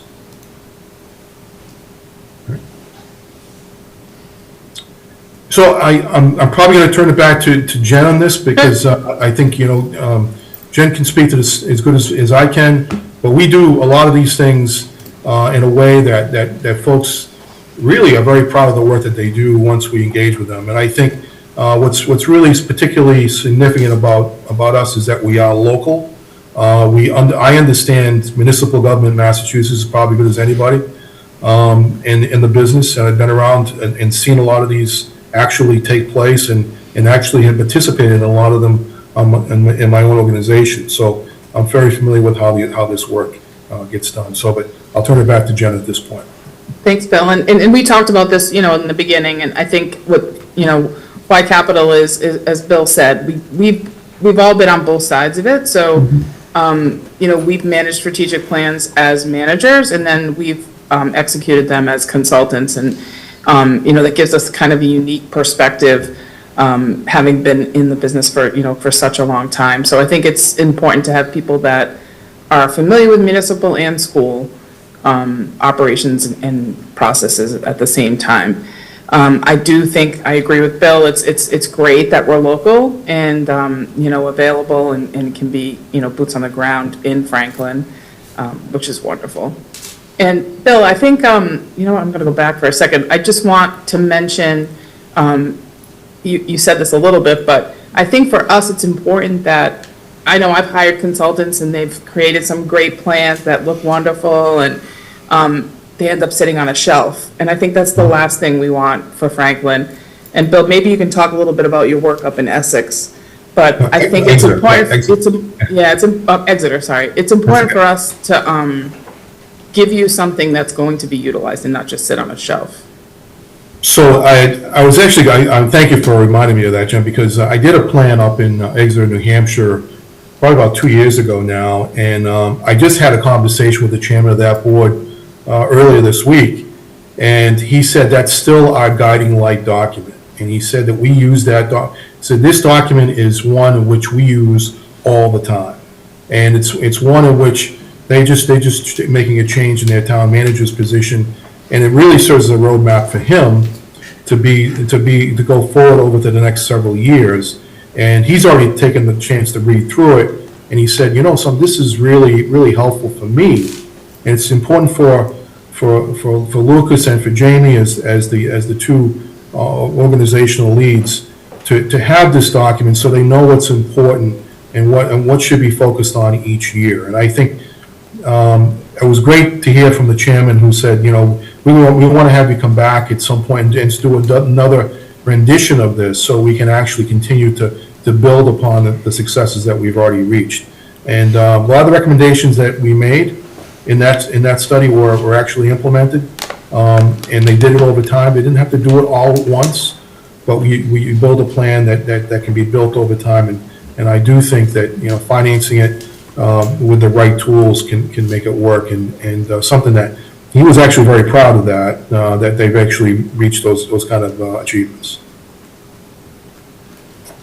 Great. Again, we talked about this already, but our commitment to Franklin is we want to make sure we're inclusive. We want to make sure we're reaching people that, may not already participate and let their voices be heard. We want, as we just mentioned, the plan to be actionable, tied to your finances, has to be community driven, and again, built to last, something that you can use going forward.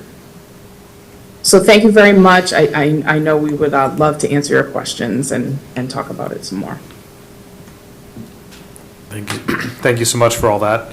Want to go ahead and toss things out to folks if they have any questions. Again, just like before, just coming up to the microphones. I think Councilor Callaway Tripp has one to start with. Yes, hi, thank you for your presentation. I want to briefly touch on, since the election with the school committee and town council, I think that we've been engagingly trying to work together more so now than I think I've ever seen in the past. Our biggest obstacle, honestly, is bigger than the deficit, is the distrust the residents have with town government. That includes all town government, from administration to council to school committee to planning board to ZBA to all of it. And if we can't fix that, you're not fixing the deficit. You asked, why did the overrides fail? Well, I can tell you because I was part of the Vote No campaign and fought against both overrides. The big reason for some was because they just don't trust where the money's going as it is now, and they did not feel that they wanted to give more of their own money when they don't trust where it's going in the first place. The other big reason it failed is because there are, even though Franklin is considered a wealthy town, there are a lot of people in this town that literally cannot afford any more taxes increases because utilities have gone up, food's gone up, everything has gone up. Some of them are barely making it, they're already in the negative, and if you're already in the negative, you can't even afford $1 more. So those are the main reasons why it failed. Assuming that an override is not going to happen, and trust in this town is so broken, what would be your suggestion to rebuild that trust and help with the deficit when right now we couldn't even ask for an override if we wanted one? So I'll try and answer that the best way that I know, and one of the things that I've learned over the years is that when you go to meetings, you should never go to a meeting with the answer that you think is the only response in the room. How I approach these meetings is that I go to I really ask for the help of the residents or the participants to really help me try and find what the right solution is. I can outline the idea and the concepts, but we should always go to a meeting not thinking that we have the answer before we've entered the room. And that just builds distrust when you do that. And I think more often than not, that's been happening in a lot of communities. I'm not saying it's the case here in Franklin because I really don't know what actually happened in these specific situations. But I will say this, that it's okay to ask people what they think they need. It's okay to ask people what is the important things that they think they should have. And if it means that they can't simply afford, but I will say, if I look at your documents and what you've done for you're looking at the median income level of the community as a whole, you're actually in a much higher position than most people across the state. So the factual evidence shows that it actually is a little bit different than what may be the case in some instances. I can go to any community and I can talk to the fact that there are many people who are finding it difficult in this day and age, particularly right now, because everything's up price-wise, and price of gas, and I think it was mentioned earlier tonight, that, $1,000 might get 8 gallons. It may be even less than that today, by the way. But I do think that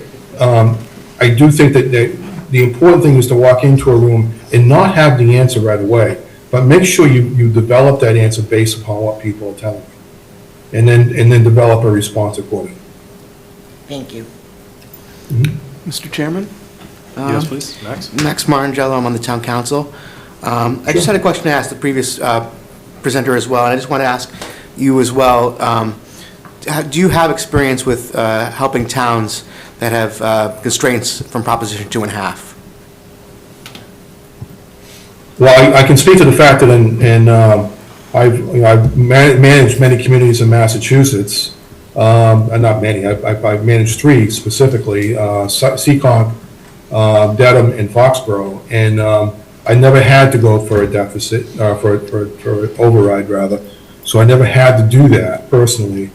But I've also been under significant constraints based upon, you recall back in the 2000, mid-2000s, we had a significant situation in the economy where the economy just the bottom fell out rather significantly in 2009, 2010. So we had to get really creative in how we had to make that budget work. So we did do that. And we were able to get through, and then fortunately some new growth came into the picture and we were able to adjust that going forward. But you are constrained a little bit here in Franklin because your new growth has actually dropped off. So I do see that as a little bit of a challenge in trying to develop some new revenues to make that work. But I do think that, we're going to have to take a look at the finances, and there's even suggestions about how you actually look at budgets, zero-based budgeting approaches, if you will, and in building budgets back based upon what you would have from the very beginning and start reconstructing accordingly, and then putting priorities on spending that way, et cetera. But I do think that there are different ways in which you can do this, given the fact that there are constraints on finances. But I think you have to prioritize, and we have to know what those priorities are in the community. Just to clarify, are there any towns that you've done strategic plans for that you address sort of the Prop 2.5 issue, like for like having, drafting strategic plans?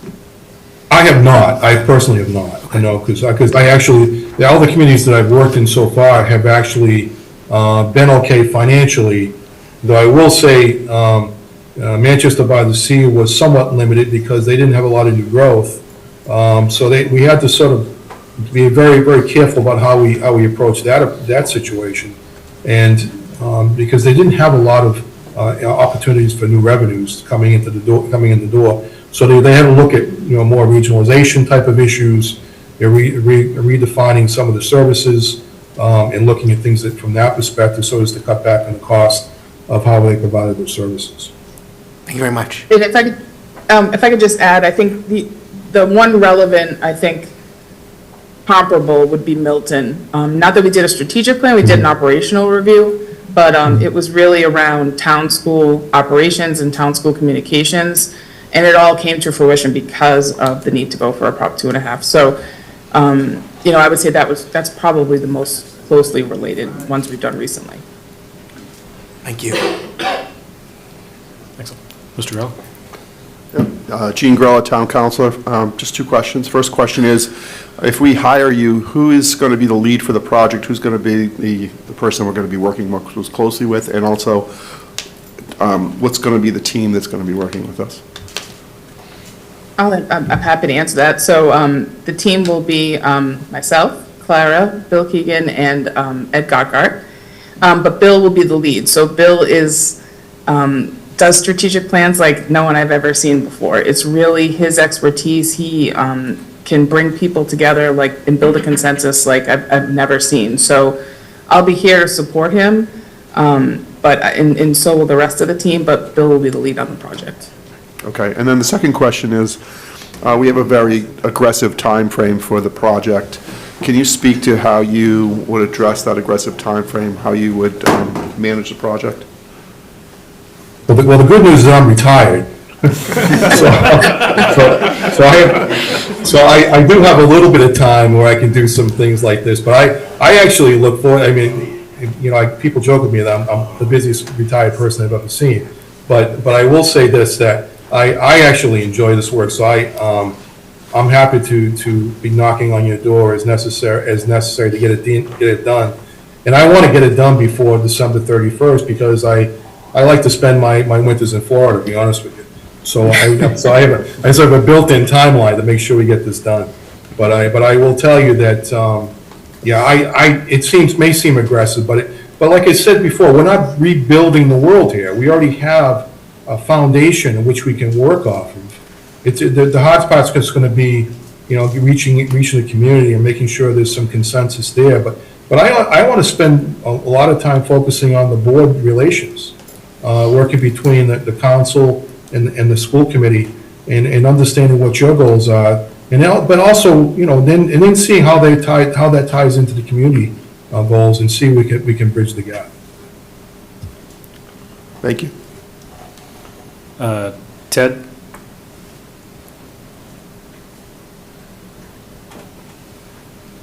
Can you guys hear me okay? We can. Yes. My question is to Jen. Hi, Jen.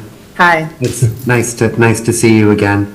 Thanks. I hope I'm not speaking out of turn to say many of us know you from town, right? And know your family and know that you are a resident of Franklin with children in the schools and very involved in football and like all of those great things. So my question is, how, if you were to be managing this project, and I know Bill would be the lead, but how do you sort of balance your passions and concerns as a mom and as a resident with leading from a strategy point of view, where some might say you might be a little too close to the product, if you will?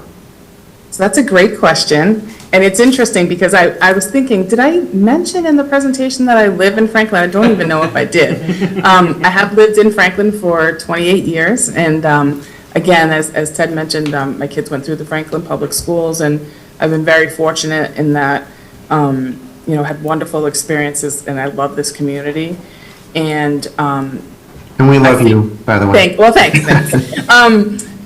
I think my perspective is unique in that when you talk about the climate and you talk about what's happening, you talk about the distrust in the community. Living here, I certainly have some inside knowledge of that and, hear the chatter and, I understand the current climate in the community.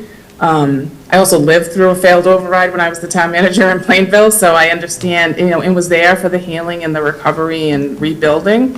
So I understand where Franklin is right now in the process.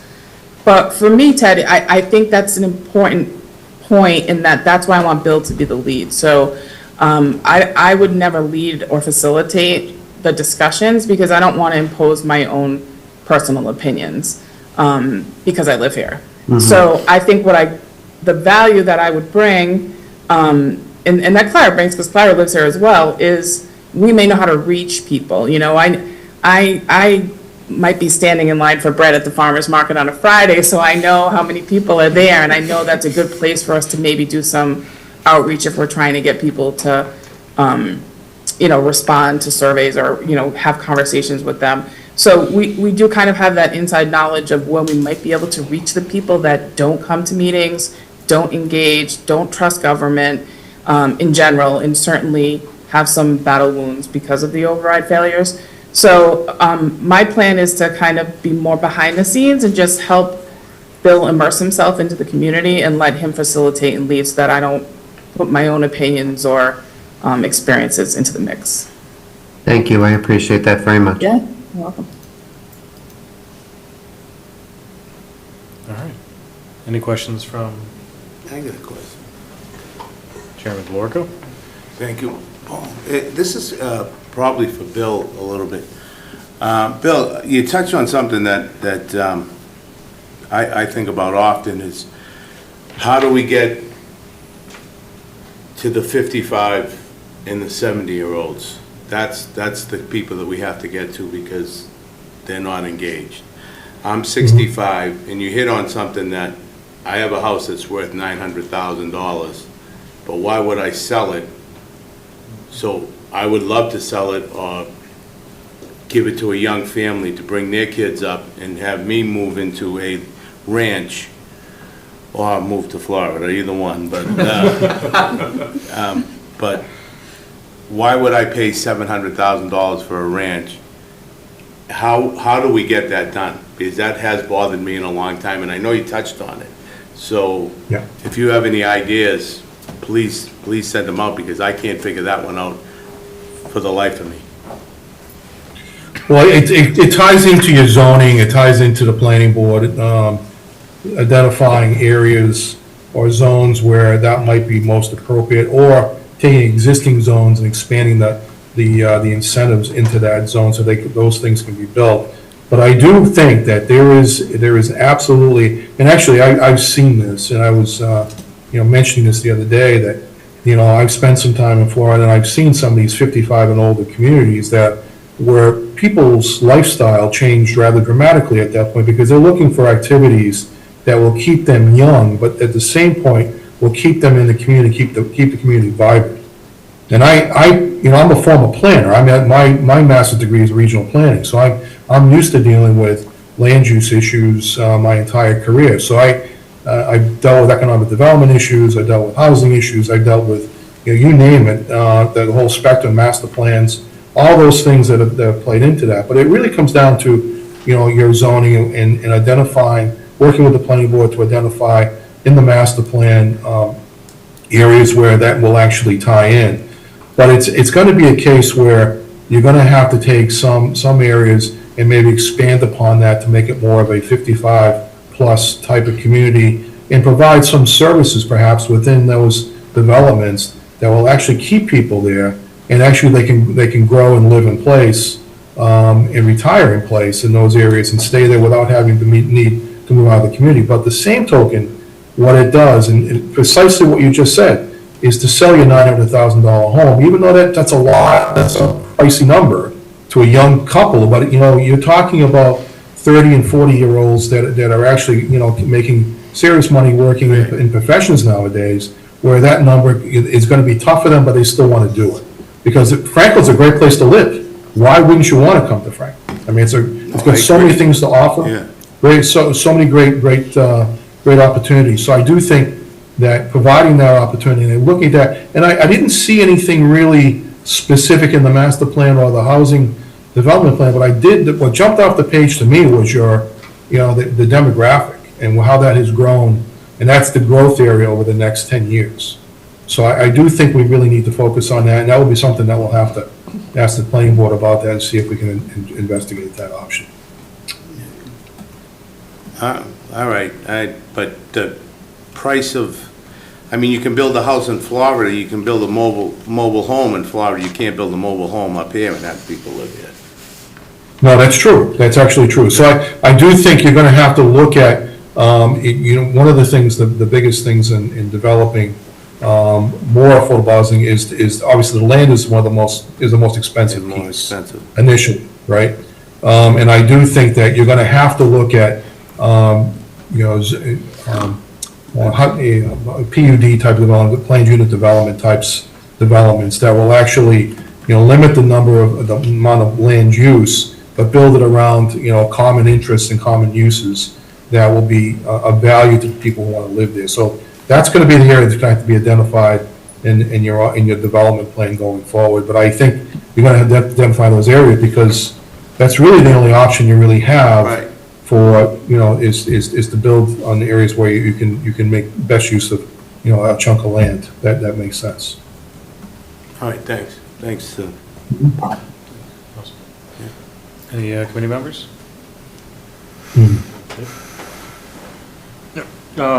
Thanks so much for the presentation. I really also truly appreciate kind of talking about like the master plan, looking at those other documents and trying to kind of build off of them. Just real quick, kind of what are we looking at in terms of cost? Well, we didn't actually, we weren't required to actually put a number on this until after the process was completed. So I don't know if we were. Yeah, I can answer that. I can answer that. I'll let Jen speak to it. Okay. So we weren't asked for a price proposal, just for the statement of interest, but I think, just based on what we did recently in Rentham, which was just the municipal side, where we want to include schools and also involve, have more community engagement, I think for us, it's around, somewhere between 35 and 40,000 would probably be the price tag. And we can refine that a little bit more when we submit a formal price. Thank you, Jen. Perfect. Yeah, you just the ballpark. That's excellent. Thank you very much. Appreciate your time. Any other questions? Steve? Thanks for the presentation. I just have one question about the timeline. I think the timeline is about end of December, if I'm not wrong. And you're looking into the budget development and capital planning. So our budget planning is somewhere around mid of Jan and between Jan to May. I'm just trying to see, are we expecting to do that, prepone that work as part of this planning itself, or is it going to be a feedback? Your document will be a feedback for us to plan for the next year's budget. How does it going to work? Well, your RFP, request for proposals, actually speaks to the fact that the document had to be completed by December 31st. So the timeline has already been established, if you will. So the sooner this decision can get made on it, the sooner we can get started on this and get moving on that process, because it does take some time. And I think anybody who's watched or been through this process will know that it does take, especially the community reach out piece can be cumbersome. But the interview piece, we can do that relatively quickly because like in a matter of a few days, we can do interviews with folks and get that done. But it's in like I said, you already have a lot of the information we need. The question is going to be how much of an impact are we going to, how much time is going to take us to get the community response piece back. And like I said, you already do have you had a very significant, I would say, very significant response to the National Community Survey. So we already have a pretty good understanding of what folks in this community like. The question's going to be, how can we pare that down a little bit more to specifics as to what folks want to see in the next several years. And we'll try and engage with them on that level.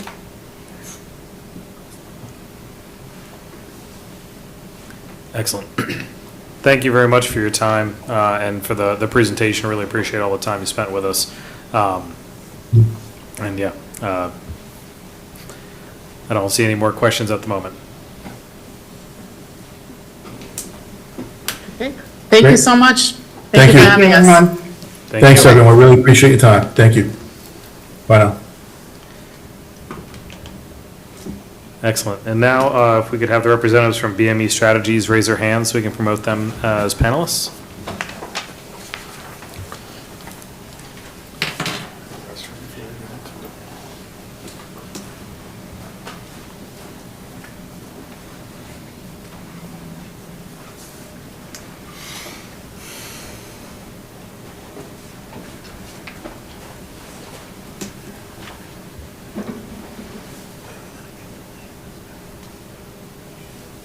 All right, I think we have everyone promoted. Yeah, as I said before, thanks so much for your patience in getting this started. I know you've been waiting a good while. If you want to go ahead and take it away, introduce yourselves, and we look forward to the presentation. Sure thing. Thank you. We're always happy to come in and speak and talk through our approach and understand that there are a lot of people really interested in the process and have a lot of questions. So it's always exciting to see all of the engagement. So thank you for having us. I will get started with our presentation. I'm just going to get my slides going here.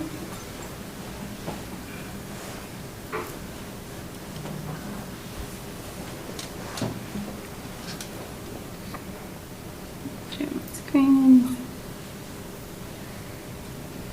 All right, can everyone see that? Yes. Okay, great. Okay, so first I just want to start with introducing ourselves. My name is Megan Russell. I am the Strategic Planning Practice Lead at BME Strategies, and I would serve as the account manager for this project for the town of Franklin. We also have on the call Dr. Victoria Beltran, who would be the lead point consultant, kind of run the day-to-day operations of the plan. A little bit about our firm. So we come from BME Strategies. We are a local public health consulting firm in Massachusetts. So we have a really strong foundation in the state. We've worked with just about every municipality across the state in one capacity or another. Through our public health expertise, we are really proud of our work at the local level. So we work with individual health departments. We work with what are called shared services arrangements, where health departments share resources and staffing across their municipalities. And then we work at the state level, supporting the Department of Public Health, and through that have done some statewide capacity assessments, where we have interacted with municipalities, as I said, with municipalities all across the state, and have interacted with at least 300 Massachusetts municipalities, if not all the way up to 351. So we have a really strong Massachusetts institutional knowledge. We do bring our unique perspective of being a firm that focuses on local public health, and feel that is, I think that we've all seen in the last 5+ years or so that public health really touches all aspects of all aspects of our lives, and that is the perspective we bringing this health and all policies approach that we can bring to your strategic plan. As we work with health departments and with health department collaboratives to conduct their strategic plans, we find ourselves engaging with every other department within the municipality because of the way that health touches all of those departments and collaborates with all of those departments and needs to integrate and work with all of them in order to achieve their goals and meet the needs of their communities. So we have touch points with police and fire, community planning, recreation, schools, executive leadership, council on aging, veteran services, et cetera, throughout our strategic planning projects. Additionally, one of the core components of our strategic planning approach is our focus on the implementation side of things. I know this has been mentioned a few times tonight, but we start talking about implementation from the very beginning of the process because we know that that's such a critical part of the success of the strategic plan. We don't want to create just a nice high-level policy document for you that you can share and then nothing ever happens with. We want to make sure that you have the detailed activities, timelines, owners, et cetera, for implementing the plan, as well as the tools to track and continue to make progress towards your plan throughout the plan's life cycle. We understand the context that Franklin is coming from, the fiscal deficit, your turnover in leadership, and the trust gap.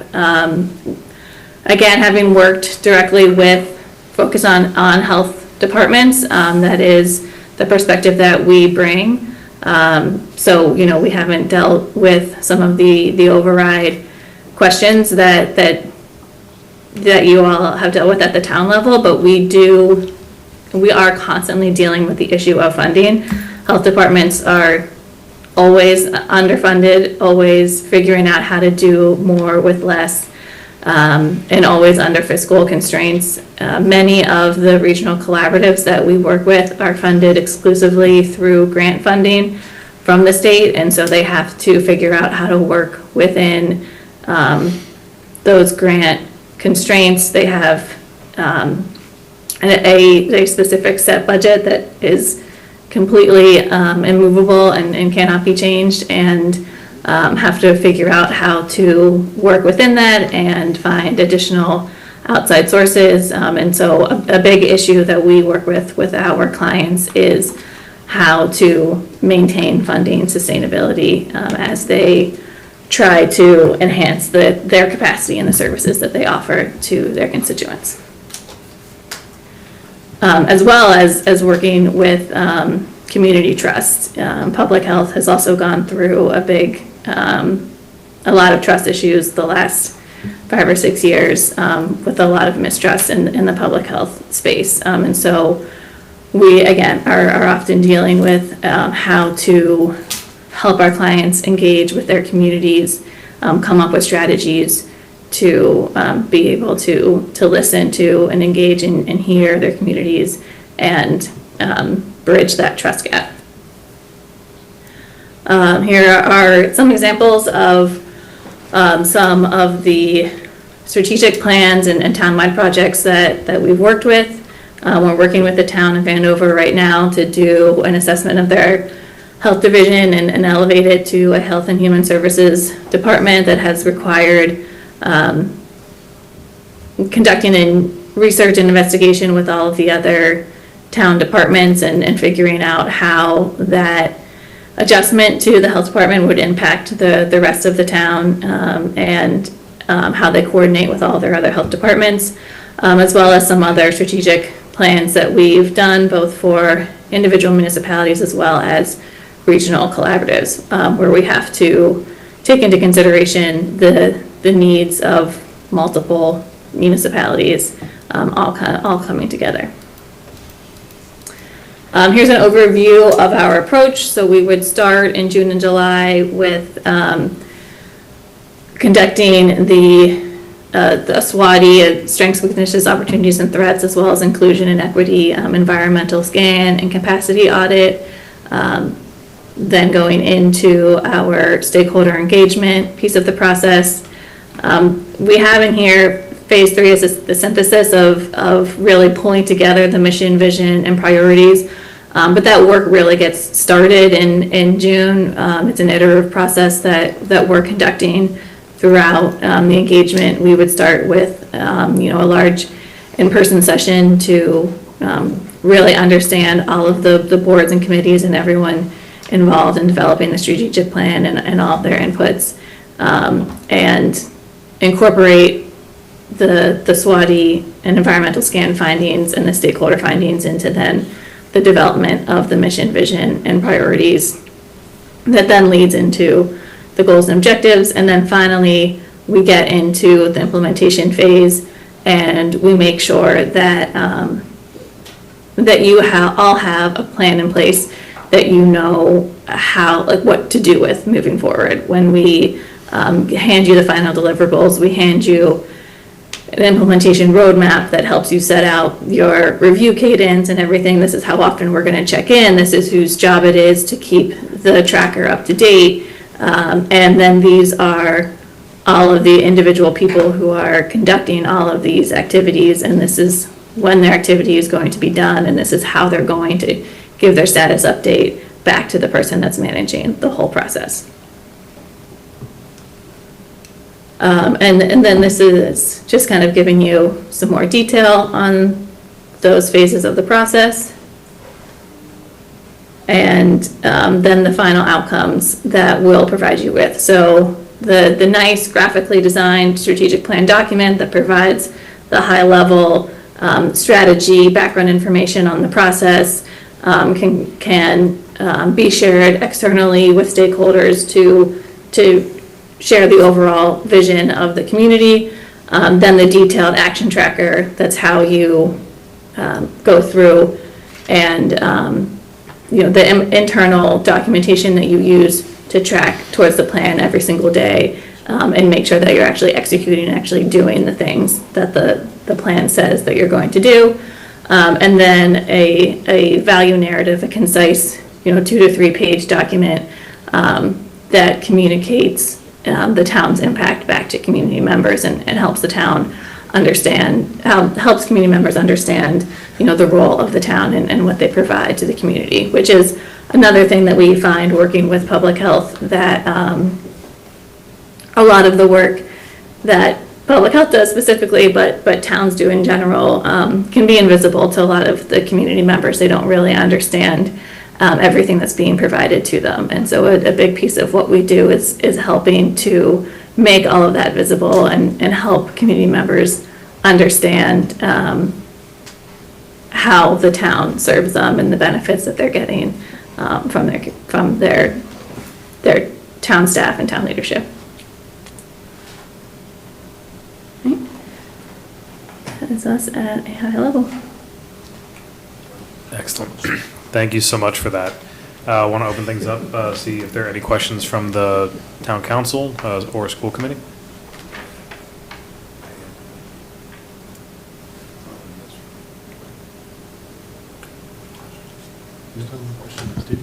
Yeah, thanks for the presentation. I just have one question. So the case studies and the entire presentation was run somewhere around the health.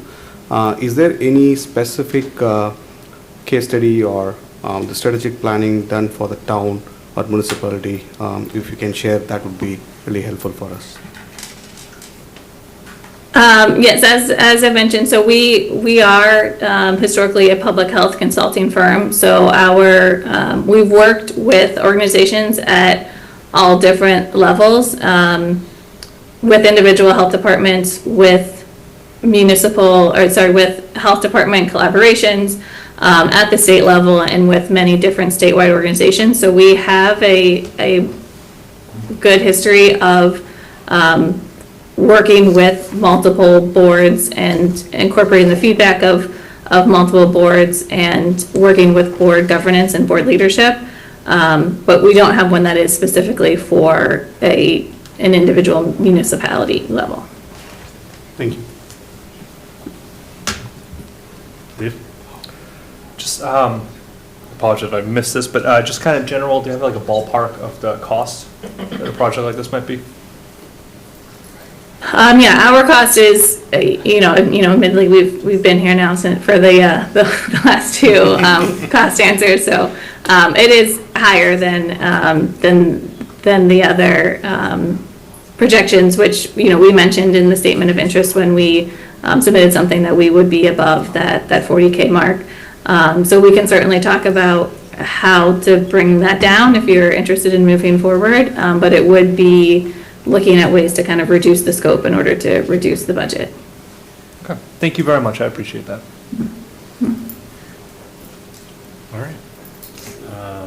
I don't see any other questions in the audience, so just wanted to thank you a lot for your time in the discussion and presentation, and I'm sure people will follow up if there are any more questions. Great, thank you so much. Thank you for having us. Thank you.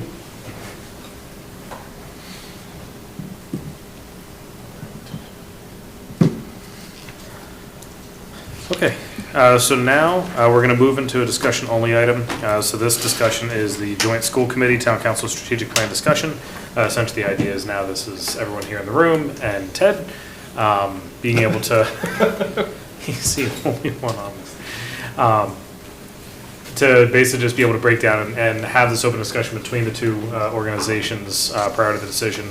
I think we'll look to town council as the arbiter of the monies in this case to make that actual decision during one of your meetings. But essentially, this is a great opportunity for us to all sit and chat about kind of how we feel, some different thoughts, and be able to move forward there. So, Are they still on? No. William is. Oh, yes. Oh, yes. So one of them is, everyone else is done. Not sure I feel comfortable discussing this if they're still listening. To be fair, it's all a public hearing. They're going to have to. No, I they're gonna have the chance to. understand. Oh, he's gone. Oh, he left. They have the right. Yep. I'm gonna start right off. BME is a no for me. The one that we just listened to. 100% it's a no. One, the price is way too high. Their focus is on the health. It's late and I'm tired, but you know what I mean. And not municipalities and schools. Therefore, I'm not willing to pay more when they're not gonna be able to give us what we need because it's not where they focus on. So for me, that's right off the table. I won't even vote for that one at all. Do you have any thoughts on the other two? Yes, I'm torn. I like them both. The CSS, I like the fact that they're local. I like the fact that they live in Franklin. I like the fact that whatever they help us put, because they live in Franklin, they're going to deal with. And they're gonna be able to help get community engagement. Like she said, if she's at the farmer's market, she can bring more people in. I do like that. But, devil's advocate, because this is what I do, I'm also concerned that if we have Franklin residents doing it, that it could come back as, well, it's the same old, same old. It's not somebody who's neutral. Where with the other company that I'm not even gonna try to pronounce, they would be more neutral because they don't have a personal stake. So for me, I'm kind of torn between the two of them. As far as qualifications and what they were saying, they seem to really have a handle on the municipality and the school side. So I'm pretty much okay with either of those, and I'll listen to what everybody else has to say, but BME is not even open for discussion. I'm done. Thank you so much. I want to call out Ted while he's got his hand up. I know it's always tricky when you're kind of coming in from the phone. So, Ted? Thank you. I appreciate you guys humoring me being your lone Zoom person tonight. I agree with Councilor Callaway-Tripp that the third presenter, perhaps extremely qualified, and I didn't feel they would be the best fit for this particular project. Not just because of the price, but also because their expertise did seem to be more health-related projects. I liked the first presentation very much. I liked the second presentation very much. I think Jen answered very honestly and truthfully that she wouldn't be the lead because of her ties to Franklin, that we would be getting Bill as the project lead. And I like the fact that he can be in person. right, I think there's something very valuable about these sessions being led by somebody in the room with us, not somebody joining, from out of state or from, the car or from an airport or from whatever, busy thing they've got going on.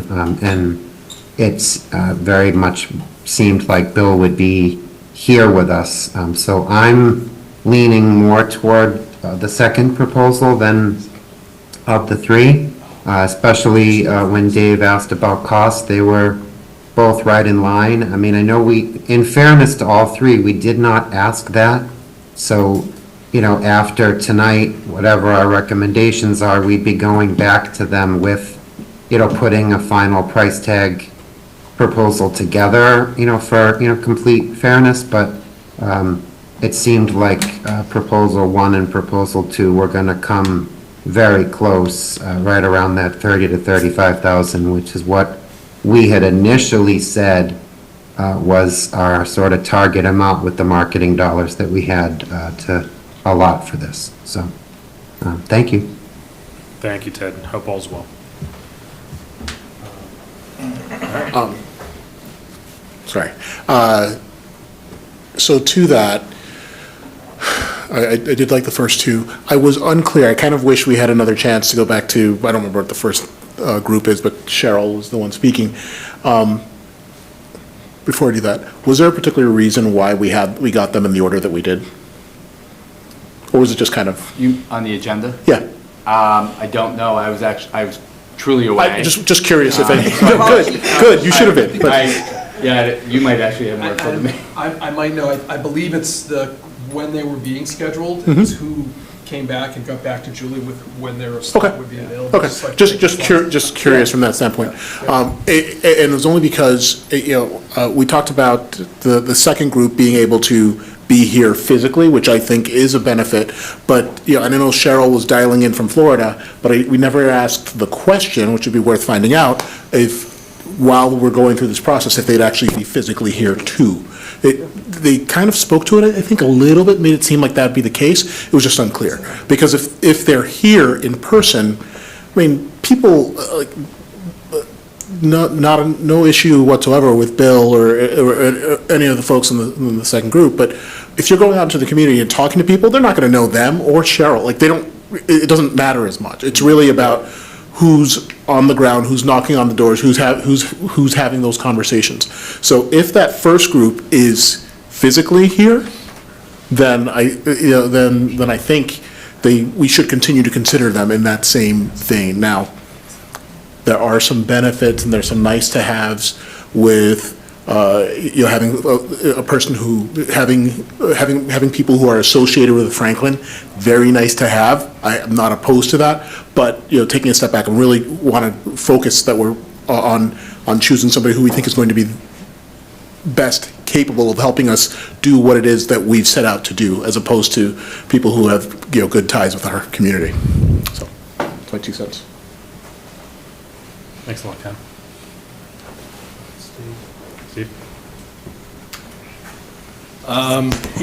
Just not feeling it. Reviewing all three of them, read through their proposals, read their kind of recommendations and reports in other communities, and I honestly don't know what we're buying. I think a lot of what they've already listed out, we have in other documents. It seems to spend another 6 months going through this sort of exercise at the end of the day with maybe the answers we want is where we're going to get money or where we're going to cut money to do this or do that. So I don't know that at the end of the day this is really going to result in anything that's very helpful to us. I mean, I kind of get the concept of it all, but at the end of the day, the roadmap and the evaluation of who's going to do what and who's responsible for what, going to fall on Jamie and his office, Lucas and your team, like who's going to follow up, how we're going to do these kinds of action items. And we probably already have and know what a number of those actions are already in a number of different, documents. So structural deficit, $35,000, $40,000, 6 months.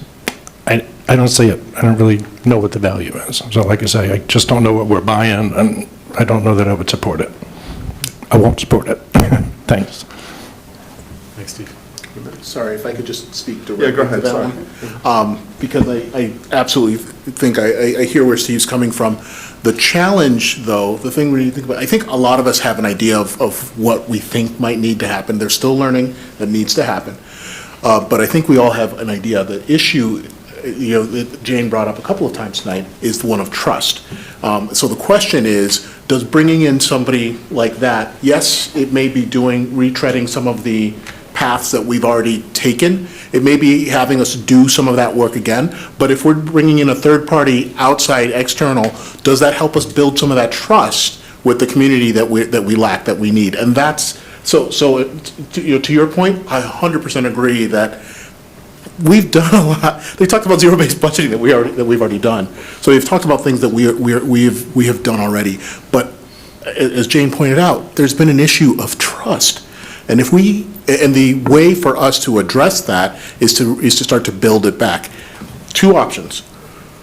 We can do it, ourselves and reach out to our communities and in respective parts of Franklin and say, hey, we believe this is what we're doing. We need to do this, and this is why. We've done the work. We thought something before, and this is what we think now. We can do that. Or we can bring in a third party, pay them for it, and whatever outcome comes from that, we then use them and still us to go out and communicate to Franklin, hey, this is what we need, this is why we did it. But it's a question of how do we build that trust with whatever it is we choose to do. But my only point being, I completely hear where you're coming from. It's just the trust. No, I get it. And on the trust piece, with Steve, respect to these... Steve, you can just come up to the mic, so I'm sorry. we can hear you. No one at home can. I always forget that. Sorry. No, I get it, Ken, and I'm with you. The trust piece, and that's why I asked the question of the first vendor, is like, what's your metric? What's your guideline for what's the community engagement? And she's aiming for 300 people. And I was surprised that was an honest answer, because it seems like it's consistent with what we've had when we've had public engagement things. Maybe the master plan was 1,000 people. Signing petitions, maybe we got 700, 800 people, so it's not an unrealistic number. We can't pay somebody to build trust that we have to build. I trust everybody here. I trust everybody on the council. We need to kind of stay focused on how we're going to do that and find better ways to do it. So I take your point. It's nice if we could think to that, but at the end of the day, I don't think enough people are going to know about it. I don't think enough people are going to buy into it. I don't think enough people are going to support it. And I'm just worried that we're going to spend 6 months and $40,000 that I'd rather spend on lighting at the middle school, right? So, just my thoughts. Carolyn? All right, so I agree. I mean, I think we're hearing that it kind of comes down to Raftellus and Capital Strategic Solutions if we are looking at this. I thought the biggest difference between the two of them, other than, one group was very local, which I think is a double-edged sword. I think there's some positives and some negatives to having Franklin people leading something like this. And my understanding was that for Raftellus, they would be in person, but I may have had that wrong too. So I would definitely support if they were in person. But they seem to be more focused on community engagement, whereas I thought Capital Strategic Solutions was more focused on, how you all as school committee and us as town council work together. I think that so far in the last 6 months, we're doing pretty well working together. That's not my bigger concern. My bigger concern is community engagement. And so if there is a reason to spend $35,000 to $40,000, to Steve's point, I think it is to again, attack what Jane said is maybe the biggest problem is our budget, but the underlying problem is the distrust in the community. And I think, if we can get that and get the community all behind what we're trying to do here and believing that we are representing them and we are, working to elevate their voices, to amplify their concerns, I think that this might be a good investment, and I liked Raftellus for that reason. So, yep, that's all I got. Gene? Yeah, so first off, BME, just out on them. So that leaves us with the Raftellus and Capital Strategic Partners. I thought of all the people who spoke tonight, I thought Cheryl was the most impressive of all the people who spoke. I really liked it, and the fact that she really got the idea of community engagement and just came out with that, and so that's going to be your biggest issue, and so I agree with you guys as well on that. I think, you know, what I like about Capital Strategic Solutions is obviously they bring a lot of experience to the table, they bring a lot of Massachusetts experience, administrative experience, but as, you know, I'm glad Steve spoke before, because I think, do we need that as much? You know, I think we know the issues here, I think we know what our challenges are. What I'm really looking for is someone to kind of bring us together, facilitate, bring that in community engagement together, and help us work well as a team. So to help just basically drive us as a project manager and drive us to where we need to go. I think we're all know how to do this as far as like know what we want, but kind of, I think the value of that, that project management, that engagement, that someone who brings experience in doing this, really to help to kind of shape us and get the job done, I think that's very valuable. So I'd be very much in favor of that. And now after listening to other people talk, I think I'm more in the camp of Raftellus as far as who I would choose to do it. Awesome, thank you. Max? Yeah, so I just wanted to, I think that in addition to sort of the issue of trust, there's also the issue of alignment. I know we've come together, we've been able to meet together and have some camaraderie and some trust amongst us, but I still think we're not all aligned and on the same page as to what needs to happen for the future of the town and whether we have revenue, or how we get revenue, whether we make cuts. And then in addition, we're not all aligned with the public. You know, the public has a different alignment, and I think part of the strategic plan is bringing everyone into alignment, so we have one mission, same values, and so then more of us are on the same page. And I think there's value in that, and I think right now we don't really, I mean, we sort of all kind of know what we need to do, but we don't have any, like, we don't have an instruction manual as to how to do it. So I think there is a value to having the, you know, having the strategic plan, or especially the operations piece of it. In terms of that percentage, I think I support CSS by a hair, just because they clearly did their homework. You know, they knew sort of the ins and outs of they looked over the master plan, he really got into the weeds of it. I think that the first one was more polished, and they do have that sort of community aspect of it, but like I said, I'd rather have something that's functional than something that's pretty. And I will point out, I think the first person said Proposition 2.5, and I was like, what? But I think that if you want something that's functional, they do their homework, I think it's good. If you want something that's polished, then the first one would be better, so. Chairman DeLarco? Thanks. I kind of agree with Gene that we need to get the community involved. I didn't see the first one, so I can't really judge. I mean, out of the two that I saw, the last one there was nobody in this room engaged in that with those people. And they're probably very good, and they probably did, but they just didn't engage. I looked around, nobody was engaged with them. So it would be number two. I do think, I agree with Council Griffin that it could be a double-edged sword with having somebody from Franklin working there, but if she's in the background, it could help too, you know? But to be honest with you, the way we get the trust back, you can hire Jesus Christ and it's not gonna work. It's everybody in this room that has to get the trust back. It's everybody here.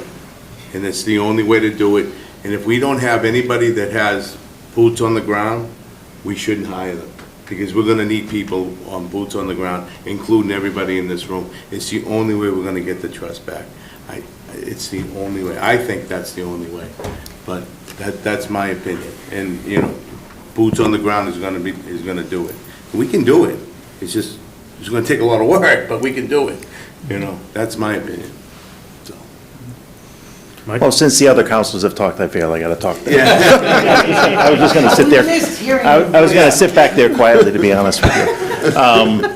I actually agree with Steve. I mean, and I just agree with what you just said, Bob, which is, to get the trust, it's gonna come from the 16 of us in this room, that we all agree that we've put the effort in from a financial perspective, whether it's the operating budget, whether it's the capital budget, whether it's big projects in town, we've looked at it. And from an expense standpoint, $40,000 isn't enough. I'm going to be honest with you. They're all saying they can do it. They charge $400 an hour. That's 100 hours worth of work. It takes 100 hours to put together the PowerPoint presentation. It's a tip of the iceberg on a project of this size. For a $150 million budget, never mind the capital, it costs more than $40,000. I'd rather see that $40,000 spent in other means. I'd rather see it spent on a marketing campaign for an override. Together, yeah. Correct. Not necessarily on a strategic. I think the pieces are here. I swear to God. Lock me in a room for 2 weeks, and I'll come out with a strategic plan. I just don't have the time to do it. We'll I have just a feed job. you under the table, Mike? Yeah, I got a job. My point is that I just don't think spending the money for this particular effort right now is going to get us the bang that we're looking for, to be honest with you. And so I agree with Steve, I agree with the concept. I think there are other ways to get to what we're trying to do here. Ted, I see you have your hand raised again.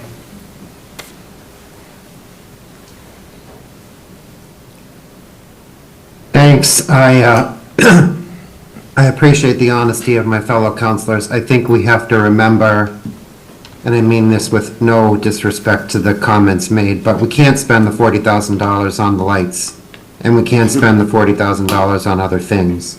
This was money that was allocated in a marketing grant proposal that we didn't use to further the branding initiative, that we know we're within our guidelines to reallocate the dollars to a strategic plan.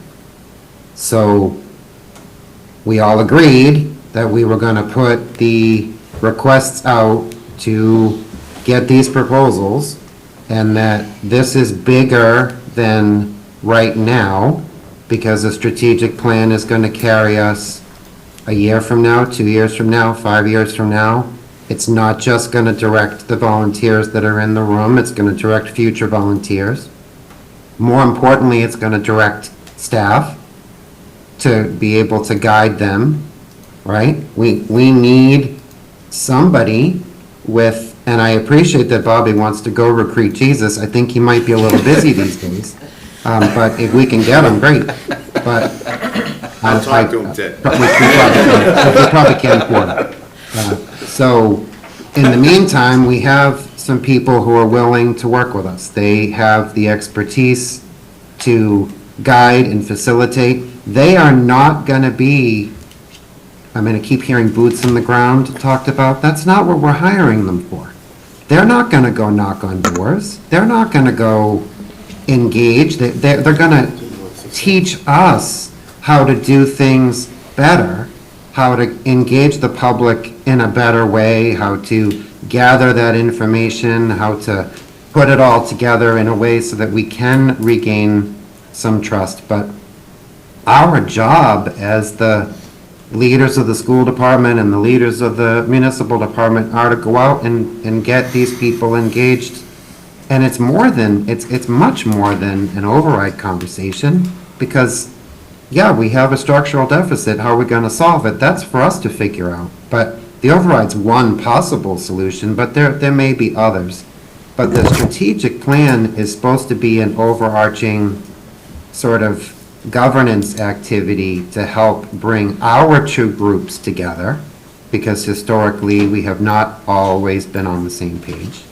And as far as I see it, it's a long-term tool to try to help staff and volunteers sort of shape, like, okay, we've got this master plan, we've got a housing plan, we've got other things that people have spent enormous amounts of time on. Okay, how do we roll it all together and move it forward? And quite frankly, what we need help with is how do we engage the 60% of the registered voters in Franklin who don't show up at all? Because everybody just needs to remember, if we are talking override, they only failed by a couple hundred votes. So it's not like some gigantic majority is saying no. We have some people saying no, and to Jane's point, rightfully so. Maybe there is an affordability issue, and we should talk about that.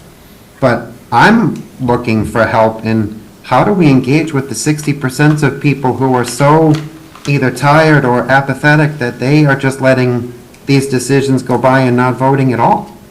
Because, quite frankly, that's the group we need to engage with. I mean, I'll speak on a personal level here, everybody. The $1 million homes that are going up for sale throughout Franklin, take a look at those open houses. They're packed. They're packed. 50 some odd groups came through an open house that I did 2 weeks ago for a $1 million listing.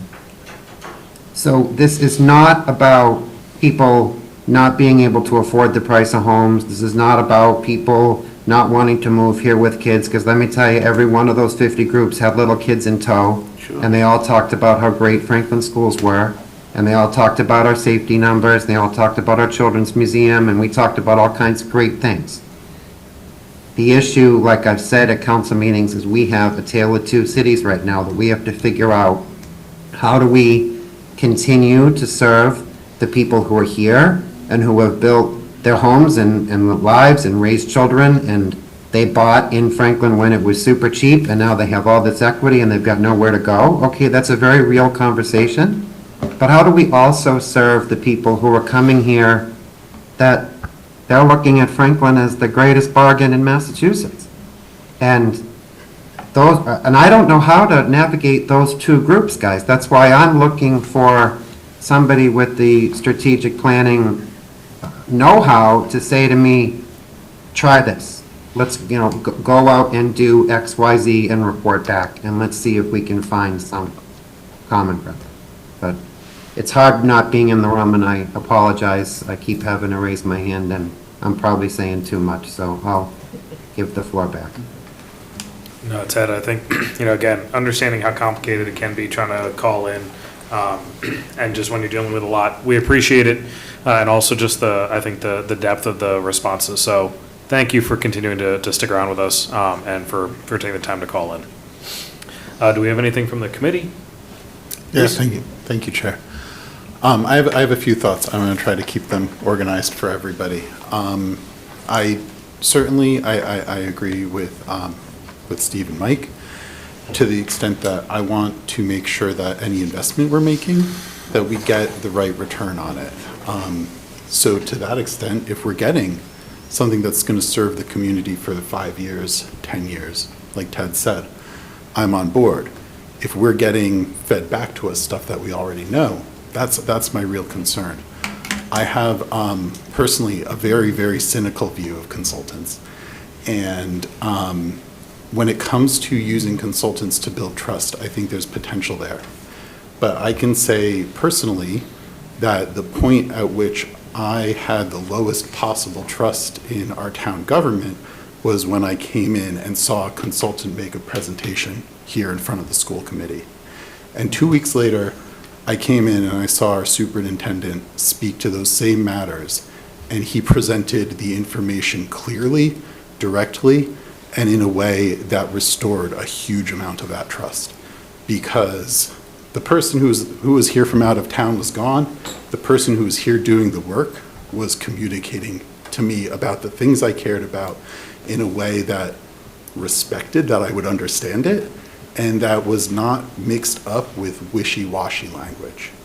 And to my question to the Raftellus representative earlier, I feel like that's what we're getting in that presentation, in terms of looking at what they suggested to Shrewsbury, Sbury something.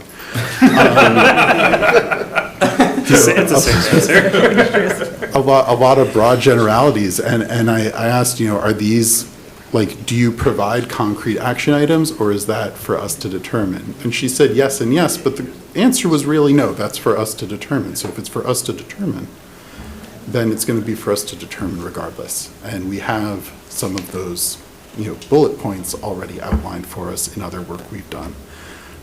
So when it comes time to choose one, I am much more strongly in favor of Capital Strategic Solutions. I felt like they spoke directly to the work that's already been done here in Franklin. Clearly, having a person on their team who lives here, another person who graduated here, gives them an advantage in terms of that knowledge. But I think that they saw the value in speaking directly to Franklin's issues. Whereas with Raftellus, their first impression is a picture of the Franklin County Courthouse, which I'm sure I don't need to tell all of you is not in Franklin, nor is Franklin in Franklin County. So if that's the first, the first impression they're putting forward, what kind of level of detail are we really expecting their work to be if they're not getting the basic information that you could get on Wikipedia about what Franklin is? I think those are all my thoughts. I appreciate hearing all of yours, and thank you for hearing mine. Nadia?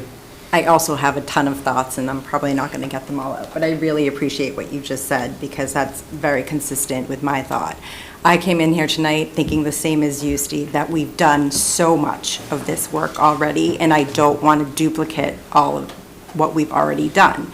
And I think we all very capable people in this room, but the communication is just not getting where it needs to be. Now, is that something that, I listened to the last communications committee meeting for the town council, and we do need to come together. So I think it's also a matter of figuring out, can we do this on our own and just take those strategic initiatives ourselves, or do we need to bring in an outside party? Now, looking at Raftellus, there were references. First of all, they do offer just community strategic,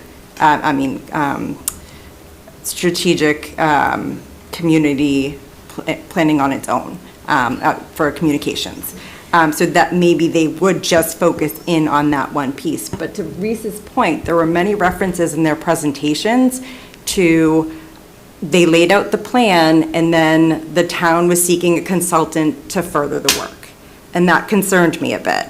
It wasn't touched on much tonight because they did mention that they would walk through us with the implementation process, but there were quite a few references in the report that suggested otherwise. Now, I do recognize, again, Teresa's point, that when the schools restructured, we hired a consultant, and that work needed to get done. It was not something within our capacity to get all of that information that contributed to that decision. And then once we had that information, we, as a school committee, as an administration, pulled all of that information together to deliver it to the community.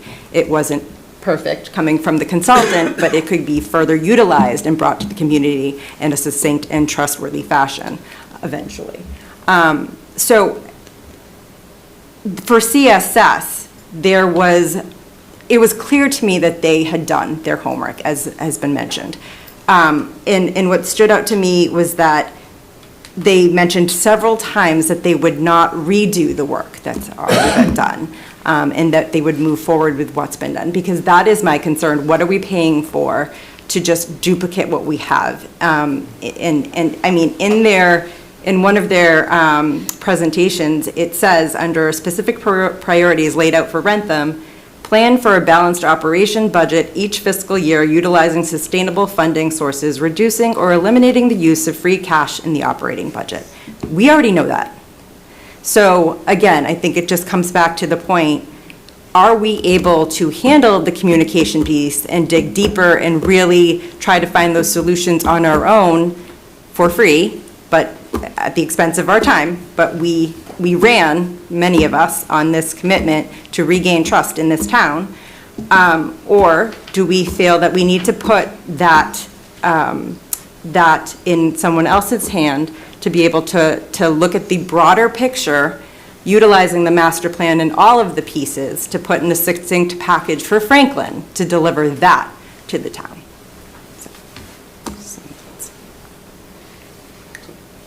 No? Yep.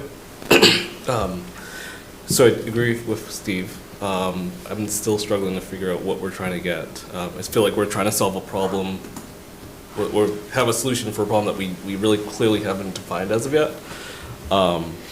And I agree that there is a communication gap. I think one of the things that we started talking about dollars, but was it clearly articulated that this was a grant fund? And what could we spend this money on instead? So Jamie, I guess I'll ask you this. If we don't use this for this consultant, what happens to that 40K or the month that's allocated? Sure. I mean, the capital account was part of a branding and marketing project that was hitting phase 2. The phase 2 has been, basically suspended. You can basically spend it on anything you want, to be honest with you. I mean, I think to Ted's point, it was appropriated via a mechanism that was clear to the public, right? And like other projects, let's say you're suspended, my recommendation would be is that you would take that 50,000 back, spend it on something else, vote it on something else. It would go through the council just so that it was for transparency's sake. The public was clear, you're stopping this project over here, and you're now voting for it to do it something over there. Whatever that, and it's free cash, so there's no real it was free cash, so there's no real limitation on it. It's not like it was a grant with strings attached. It's not like it was matching money for something else. It's not like it was an earmark from the state that was from the millionaire's tax or something like that. I mean, it was free cash. It was meant to supplant the grant we got for the marketing from Jeff Roy that did the first phase of the branding study. Or branding work, and so, my recommendation would go back through the regular appropriation process and just spend it on something else. Understood. Because, ultimately, I feel like we need to understand what is the true problem that we're trying to address and spend it on that, and how do we solve that problem. But as CSS had said, we had done all the work already. So what exactly are we getting from them? And if this is a trust issue, we have all been elected by the residents in some way, shape, or form. What are we doing to prove that there isn't a trust issue going on? I mean, we've been in here, it's May, so 6 months. Are we seeing any of the issues that we thought were there before we became in office? Is there any misuse? Is there any waste? Is there any fraud? And if we're saying no, what are we doing to tell the community that? You elected us to come in here to do one thing. We're not seeing it, so how do we move forward? 1. 2, do we need an override? I think we all need to get on the same page. Do we need an override, yes or no? Like, what's the path forward? We all need to align. I think that's where we need to spend our time. And if we all can't come out this room saying the exact same thing and saying, yes, this is all what we need and this is what we are all going to work towards, it's not going to work. That's why it didn't work the first 2 times. We had council members, school committee members that were not saying the same thing. In public, maybe. In private, probably not. So how do we say the same thing consistently wherever we are? And if we can't come to a solution that way, what's the point of this? Because we hire these consultants, if they come and say, yep, you need an override, you need this, you need that, are you going to back the play, or are you going to say no? Can I just answer what Sure. I'm saying? First of all, I don't think that that's what they're coming to do. They're coming here to kind of, like I said, facilitate. Okay, they're not going to give us, and we're coming up with the answers, they're not going to give us the answers. But part of it is, too, is this community engagement that we've talked about. And that through this plan, through this process, should be this community engagement. Gives an opportunity for the community to kind of give us some feedback and tell us what they think about maybe what we've done already. Maybe, okay, what do you think about the master plan? I'm sure there's people in the community who don't agree with the master plan the way it is today, or don't agree maybe with some of the things. This gives us the opportunity to listen to them, and through listening, I think that's how we create the trust. And so I think that people who had spoken tonight from both teams talked about that community engagement. Especially, I think, with Cheryl, the first person, she spoke a lot to it. She said, when I asked her, I said, well, what are you going to do with aggressive timeline? And she said, well, the first thing is make sure that we, try to get that community engagement up front, so because that's the most important part of this.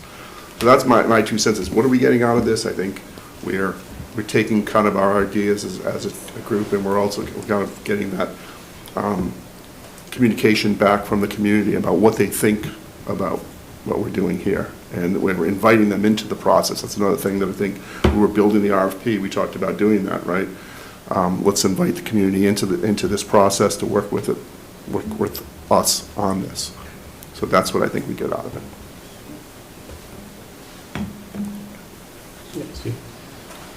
First of all, I have a question to Jamie. So have you done this before, anytime before, something like creating a strategic planning with any vendor before? Yeah, I mean, I think I've never personally been a part of like one like this. I mean, I've been through a lot of other smaller strategic planning efforts, kind of like the public health one that is there. I also agree to some degree with Reese. I'm a little skeptical of consultants. You know, I think, you know, this is, I think the dynamics that everybody's spoken to, particularly, you know, Councilor Callaway-Tripp with the distrust. I mean, I think to everybody's comment, what's the problem? What are we defining? In some ways, you're all here tonight, you're working together, you're talking together, you're meeting together. It's a great discussion. I've been here 11 years. This has never happened before, right? So I can sense, well, maybe we can do this ourselves, right? But also, a little third-party expertise may not be bad to get some reflection on where those pressure points are. Is the problem of trust as bad as it was 6 months ago? Maybe some of that's already been relieved. You know, I think these are, fortunately where you're at is this is a really great conversation from all of you. And so, and the last thing I'll say quickly to your question, Steve, I mean, I think for the consultants too, our situation in Franklin may be a little unique relative to what the other work they've done. Like the Rentham project is totally different, right? They were truly looking for help on guiding them on policy decisions, right? They weren't really talking about trust and division there. I think it's been identified that seems to be part of the issue here. It's not as if you have a whole district re-improvement plan. It's been well thought through for a few years, right? I mean, I think you know where you want to go as a school district. I think how the 16 of you try to figure that out, given the different opinions in the community, I think is the challenge. And so this may or may not be helpful. I don't obviously know. Yeah, that's exactly I wanted to find out. Like, if there is an outcome before, then there is a point of going behind this. Otherwise, I would say we can, I mean, if it is not a revolving fund, if you can use it for somewhere else, I would say let's do the Lincoln Street transportation thing. So that that's been one of the top issues being spoken in the social media. So I would say we can put that money there and lay out a different route to go to the school and things like that. So I would rather go for that. And coming to this the presentation that we have, the third one I'm going to ignore because they are mostly on the health side. They are very specific on health, so I'm just going to ignore that. They're good in their specific area.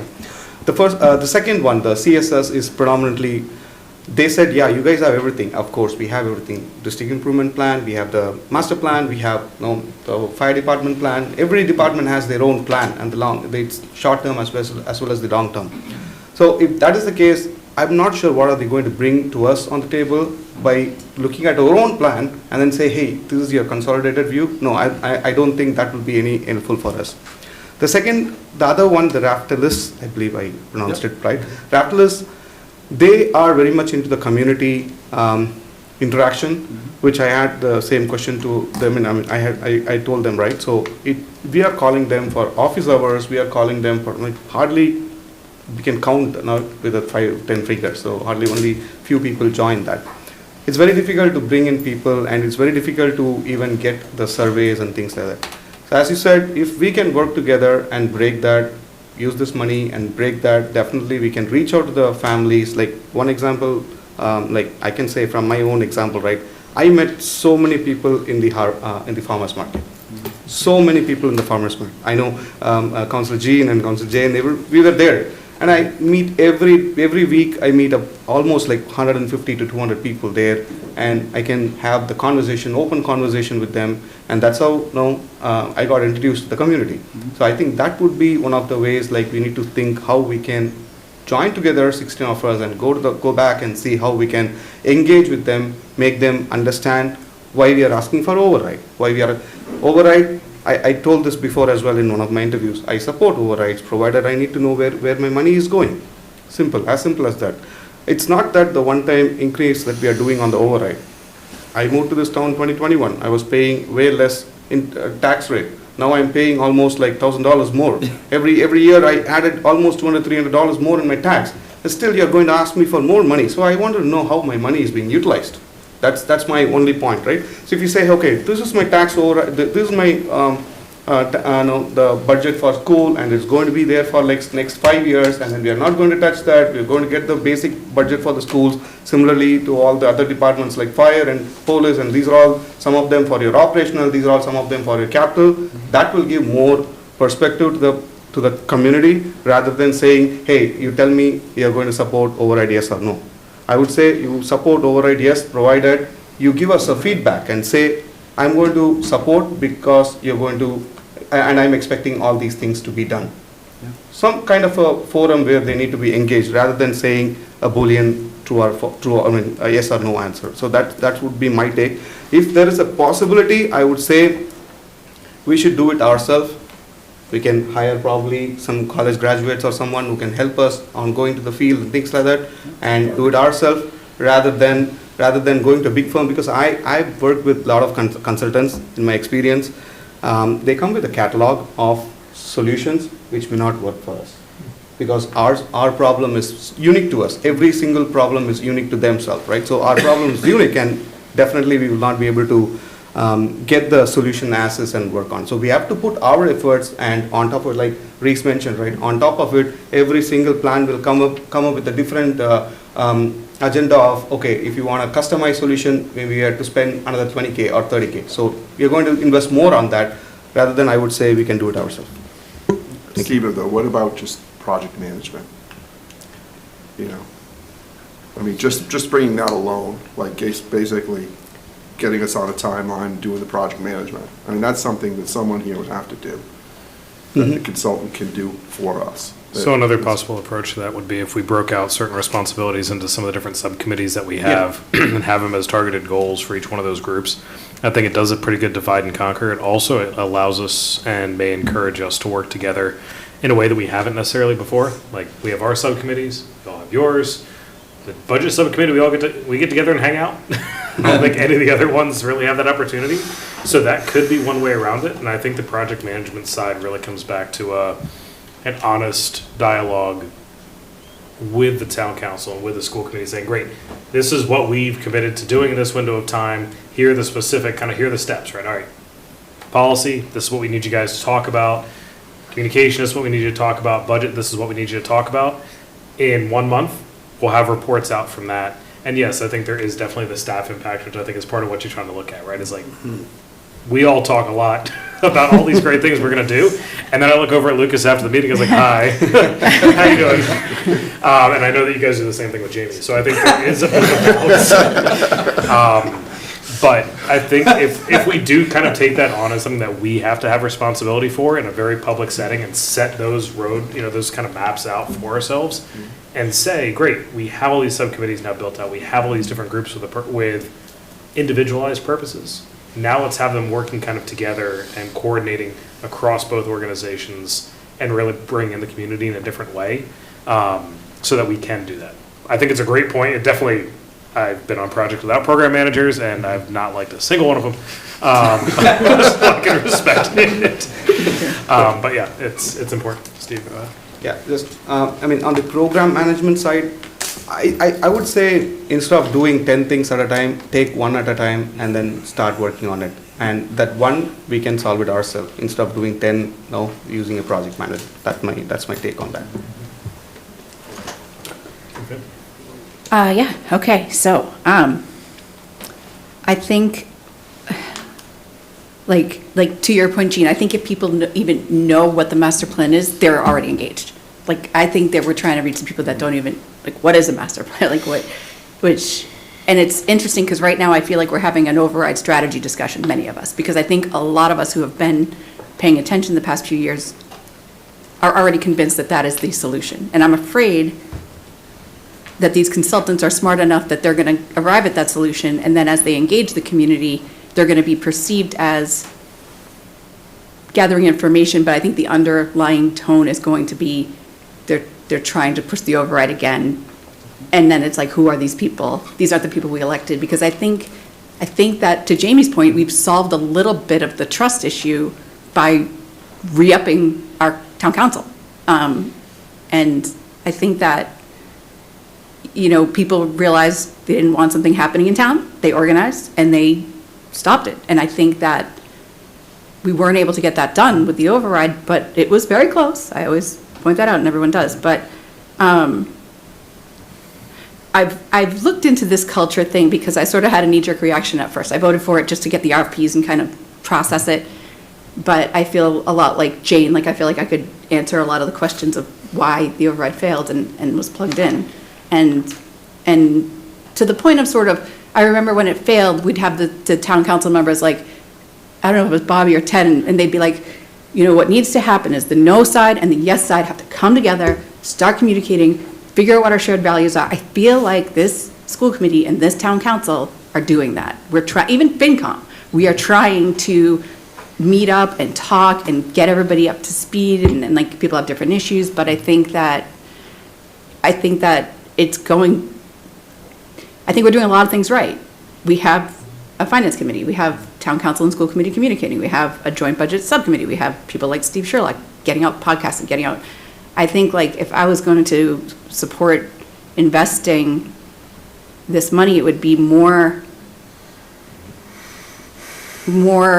pointed toward engagement, communication. How do we fix the town's ability to reach the people? Maybe there's some sort of, I was going to ask, the questions were going long on the second one, so I was like, all right, I'll save my question about, you know, give us some ideas of some creative communication things that you've done with municipalities.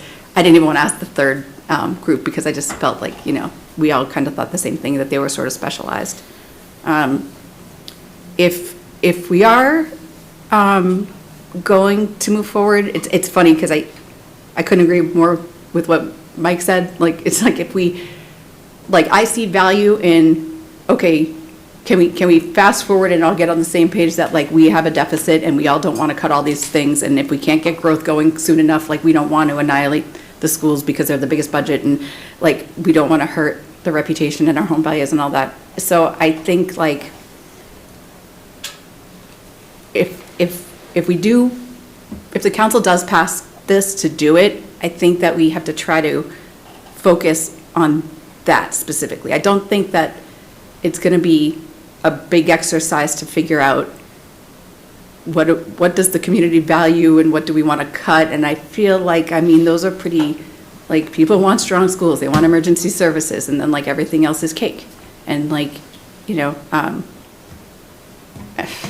I did like, Bill reminds me, the second group CSS, Bill reminds me of Jeff Nutting. He just feels like he's someone who's been everywhere and done everything and could probably be useful. I see value in Jen also being from the community and having some debriefs, because I think we are unique. I think it's really tricky. By the time they figure out what the heck is going on in Franklin, which we all in part kind of know, like we all talk, we all know what the problem is. I just fear that, like, do we want to use this money to get these people to go out and promote our agenda, and like a little marketing force? And that's not really the purpose of what they're doing. So I'm not in big support of this, but I also realize the work it's going to take to fix it. But until we have a strategic plan, which maybe it's the joint budget that does that, like any sort of joint groups, we don't have a goal. Like, we can go out in the community, in the farmer's market, what are we talking about? So, like, are we talking about, hey, we're in a structural deficit? It's like, and then what? You know, so it's like, until we know what we're doing, if I could fast forward in an ideal world, we're all, you know, on the same page that we want to not annihilate our services in our town. We want to pass this thing. I think that the more difficult exercise is going to be determining the number. And I think as objective as we can be about that and as specific as we can be about that is going to be helpful. And I guess that's all I've got. So it's up to you guys what you guys do. But I think we need an override. I think we can get it done if the council also believes we need an override, and if we can get the community engaged with all of us working together, then I think that we can solve this ourselves. That's all I got. Thanks. All right. I'm down to 4 bullet points. I'll try to make this quick. Just 4. So first, to the council, I know obviously this is in your purview, and I want to respect whatever you guys end up doing. Please know that. That said, when so much of the conversation was about distrust, about building trust, I can guarantee you spending $40,000 on a consultant that's just going to tell us a lot of the same stuff that we all know, and that stuff that's already been in the master plan. I pulled up while we were waiting on the meeting, 295 pages of a whole lot of stuff that's out there. If we kind of go and spend $40,000 on a consultant, all the folks that don't trust us now are going to trust us $40,000. Less. I didn't know if it was going to go more or less, but there's going to be a bigger gap, whatever the inverse is. I also, when I'm looking at a lot of the consultants, again, they're amazing professionals. They have a lot of great products that are getting out there, but when looking at it with that $40,000 price tag, I had issues, and Jamie, I blame you fully, because We're consistent. Are you kidding? Rhoda,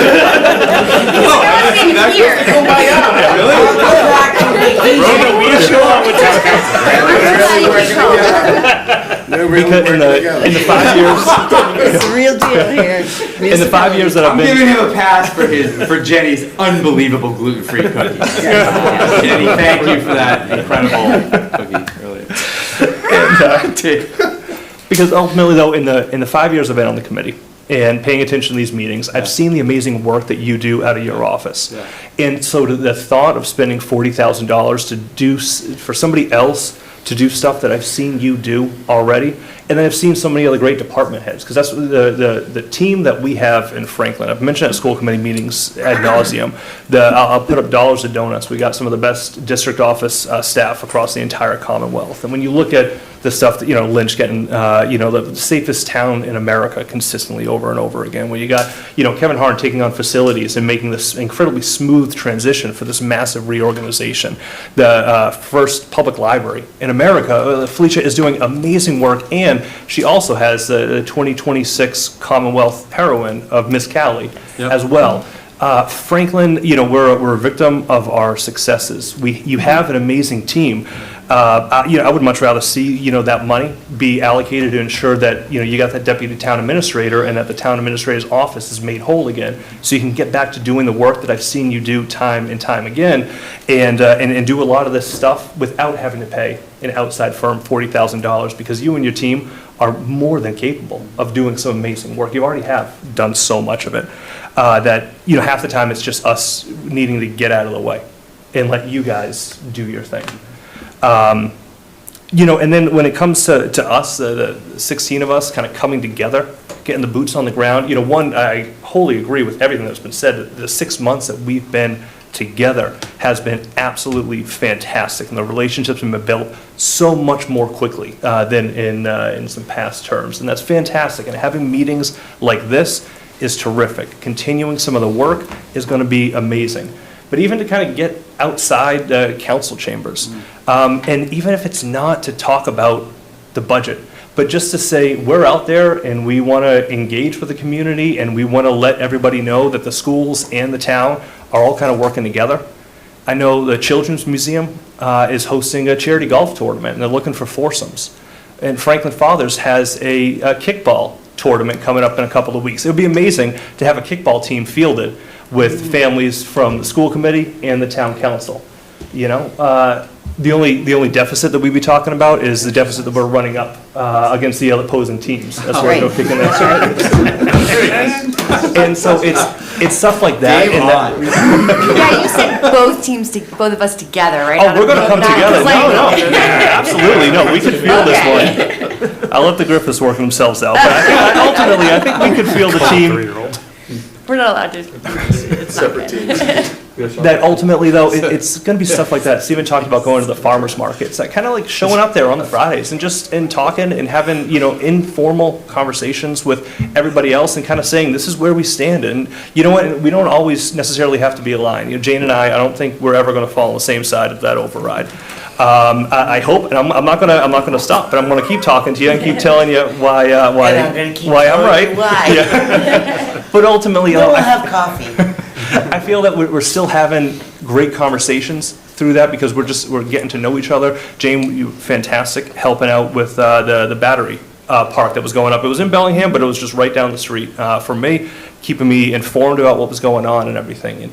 And I think it's a lot of that. The more that we can get out into the community and show that we're just here together, we're going to listen, but also that we're going to support each other. Maybe not necessarily agree on everything, but we're going to support each other's decisions, and most importantly, we're going to support those guys and gals in this building and across Franklin, because the department heads and every staff that we have is absolutely fantastic. And the more that we can kind of promote that and work together and show the community that we're in this together, that's where we're going to be building the trust, not by spending $40,000 on stuff that folks necessarily aren't going to love to hear. So I thank you all so much for your time. It was probably a little bit longer than I intended, but thank you guys. Yeah. Yes. I just wanted to say, strategic planning is something I strongly believe in, and I'll continue to strongly believe in, and I think it's the right course, but if the school committee won't support it, I won't support it. So, thank you. Hi, how are you? Jen D'Angelo, Wachusett Street, Franklin. So I've been listening attentively to all of these lovely presentations. I do feel that there's a lot of value in it. So I'm the logical one, and I'm going to tell you, you can't build the trust, right? I agree with you when you say we're not going to get Jesus Christ, but I don't think it's in your capacity. I do think that there's value, like Jean said, in having a company come in and do that work. They're not here to do the action steps. They're here to guide based on feedback. And the one thing I really liked about Cheryl was she talked about focusing in on the people that may have negative opinions, right? So she's not going to see the same people. You're going to go to the farmer's market and you're going to talk to like-minded people. That's not helpful, right? So when Cheryl talked about that, she talked about really focusing in on those people that may not be supportive and may not be in line with what's currently happening, and putting their perspective in it so that they have some ownership. I also really liked that she was a career person in the field. She wasn't a retired second career consulting firm, which I think is very important. We have, as you mentioned, tons of experts that we have in our town and in our community, so I don't think that we're looking to supplant that with experts who were running other towns and other communities. I feel like we have that. What we're looking for is someone who comes in with that background of being a lifelong person who works on strategic plans in a variety of areas in the country, in a variety of scenarios, and gives that information to us. The other thing I think is a problem is, I know it's the double-edged sword, I don't see it as a double edge, I see it as a one side, of having someone who is in town as a community member. I don't think that that is going to help you build trust. It's going to be perceived as having someone who has a skewed opinion because they do have a personal vested interest in what is happening in our town. So that was it for me. Thank you for having me.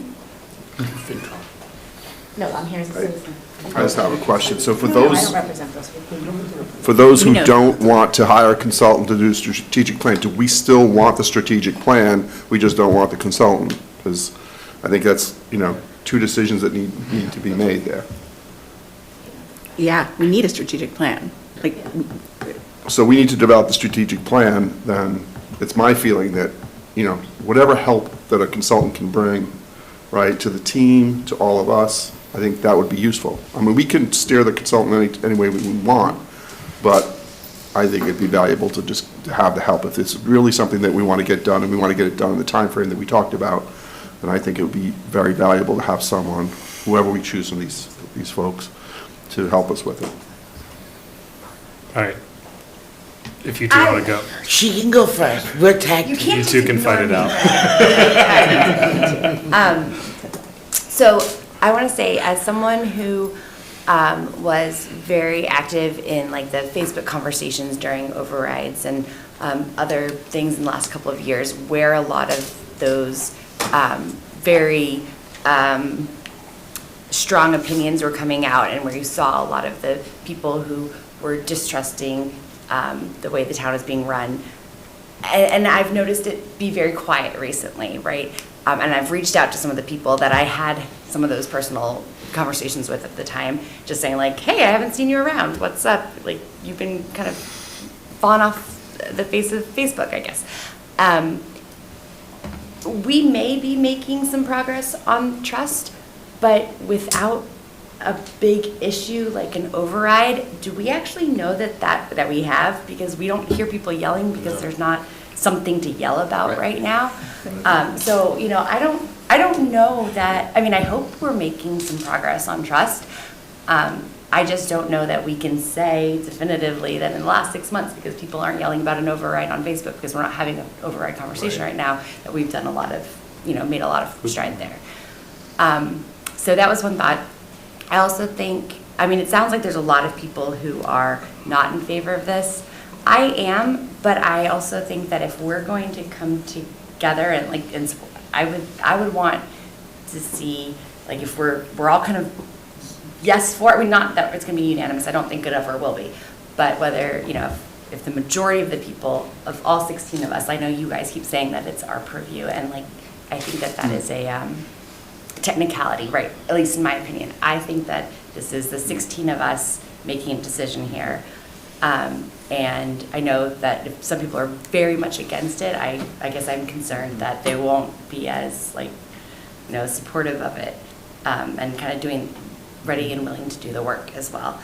And then the last thing I wanted to say is that a couple of things that I keep hearing from you guys about how, like, the 16 of us need to do it. I'm going to give you a sneak peek of tomorrow. We have, you know, my 30-second subcommittee report, I guess.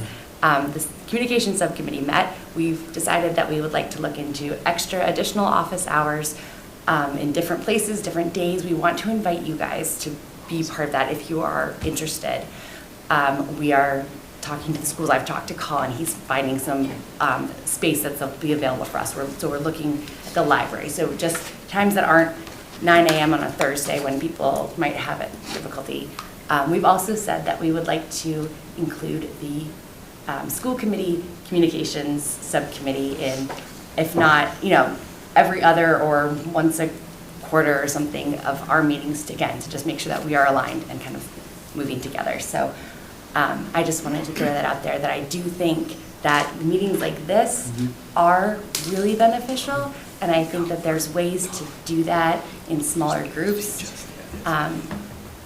And so if we do decide to, you know, forego the consultant and we're going to do it, you know, us, just the 16 of us, that doing it by subcommittee might work out. But I think we can't just kind of say, well, we've already built that trust back with the community. I do think there's something really critical that we need to focus on. Gene? You said everything I wanted to say. Thank you for letting me go forward. You had the chance to go Thank you for letting me talk first. No, I do agree with a lot of, like, what Caroline's saying. The whole idea of doing this was that we're working together. If the majority of both boards, committees, council, whatever you want to call us, aren't in line with doing this, is it really going to work? Probably not, because if you're not into doing it, you're not going to give your all when it comes time to do it, because in the back of your mind, it's going to be like, this is stupid, we're wasting our time and money on this, we shouldn't be doing it. So is it beneficial? Are we going to get the full capacity of what we're supposed to have? Probably not. So it really needs to be something that, even though the council has to vote on it, it really needs to be something that we all agree on. And I understand about spending the $40,000. When we decided to look into this, it was stated that it was meant for the phase 2, which I am so glad we're not doing. So I'm more than happy to put it towards something like this than that, no offense. But we're talking about trust. And everybody's out of their mouth at some point tonight was override. If you think Caroline's 100% right, if you think you put an override on the table, that you're not gonna see Facebook blow up and the mistrust come back out, then you're all wearing blinders, including council members aligned. You're not seeing it because it's not being spoken on. It was asked and answered twice. This town does not go for operational overrides. It is history. I can't afford an override, so trust me when I tell you that I'm gonna be very hard pressed to ever say, yeah, let's do one. It's gonna have to be like, that is the bottom line, or this town is gonna sink. And even then, I will never agree to a special election. Because spending $30,000 on a special election when we're asking for more money is kind of like a punch in the face. I understand why the town needs the funds. I get the contractual obligations, the, what is it called, because it's late and I'm tired, the unfunded mandates, all of that stuff, the inflations that we have no control over. I get it. I have the same thing in my home. I can't control the electricity and the gas. I can't control the cost of food. It's out of my control, but I still have to make my budget work. And if it means that right now, we have to find a way to make our budget work so we don't have to lose people without an override, that is what we have to do, because the minute we ask for one, any trust that we have built is gone.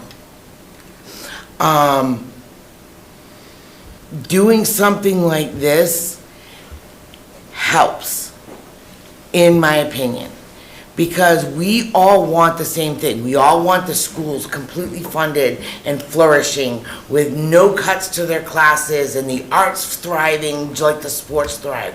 We want the police and the fire to have what they need and thrive. We want the library and the senior center to go, and every other department in between. We all want that. But what I hear as the no voter is, we need an override, we need an override, we need an override. What if we can't get one? And that's the reality we all have to think about. You can put an override in FY28, you can say we're gonna do it on the November ballot. Doesn't mean it's gonna pass, they never have before. So the reality of it is, we have to figure out how to financially fix the budget without an override.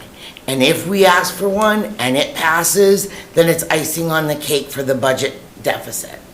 But if it doesn't, we have to be able to do that. And if it means, unfortunately, at some point, cutting things we don't want to cut to balance the budget until we can build it better, then that is what's going to happen. Because you're not going to force the town to vote for something, and even to Ted's point, he's right, we have two animals here. We have the people that are coming in for those McMansions, and they don't have they're not really stressed over it, they're gonna be fine.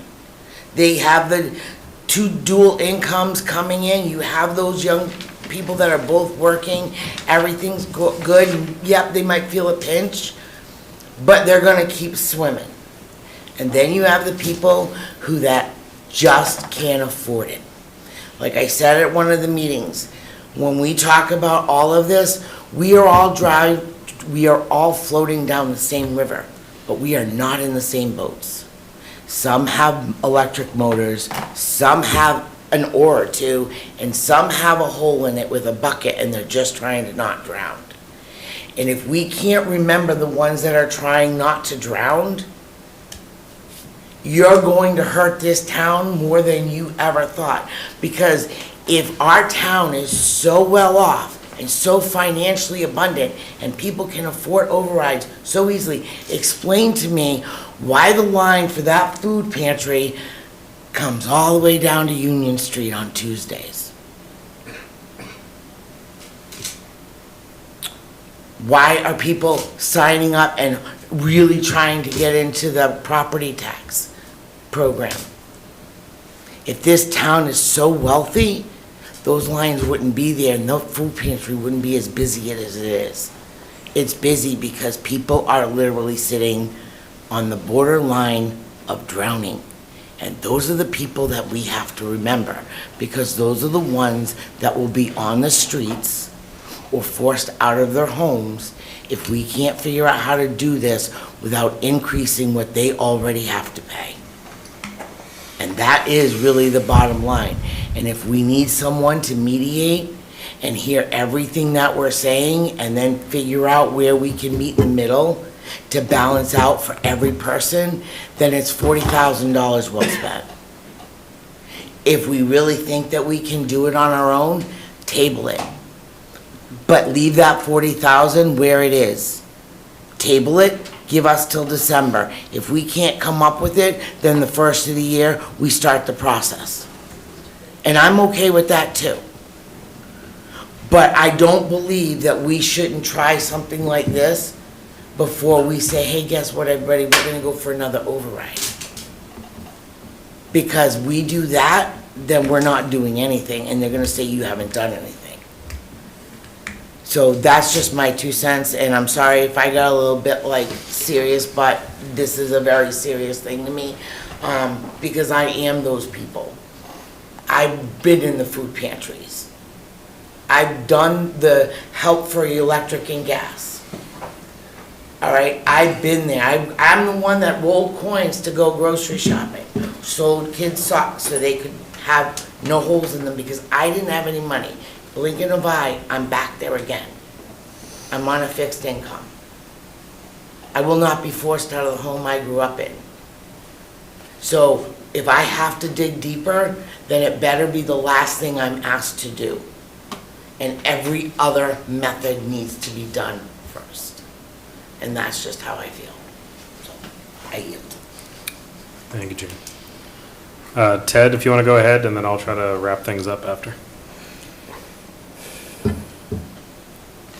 Thank you. And Jane, thank you for your honesty and candor as always. I appreciate that very, very much and I agree with everything you said. I appreciate Jen D'Angelo coming up to the mic and sharing her perspectives as well.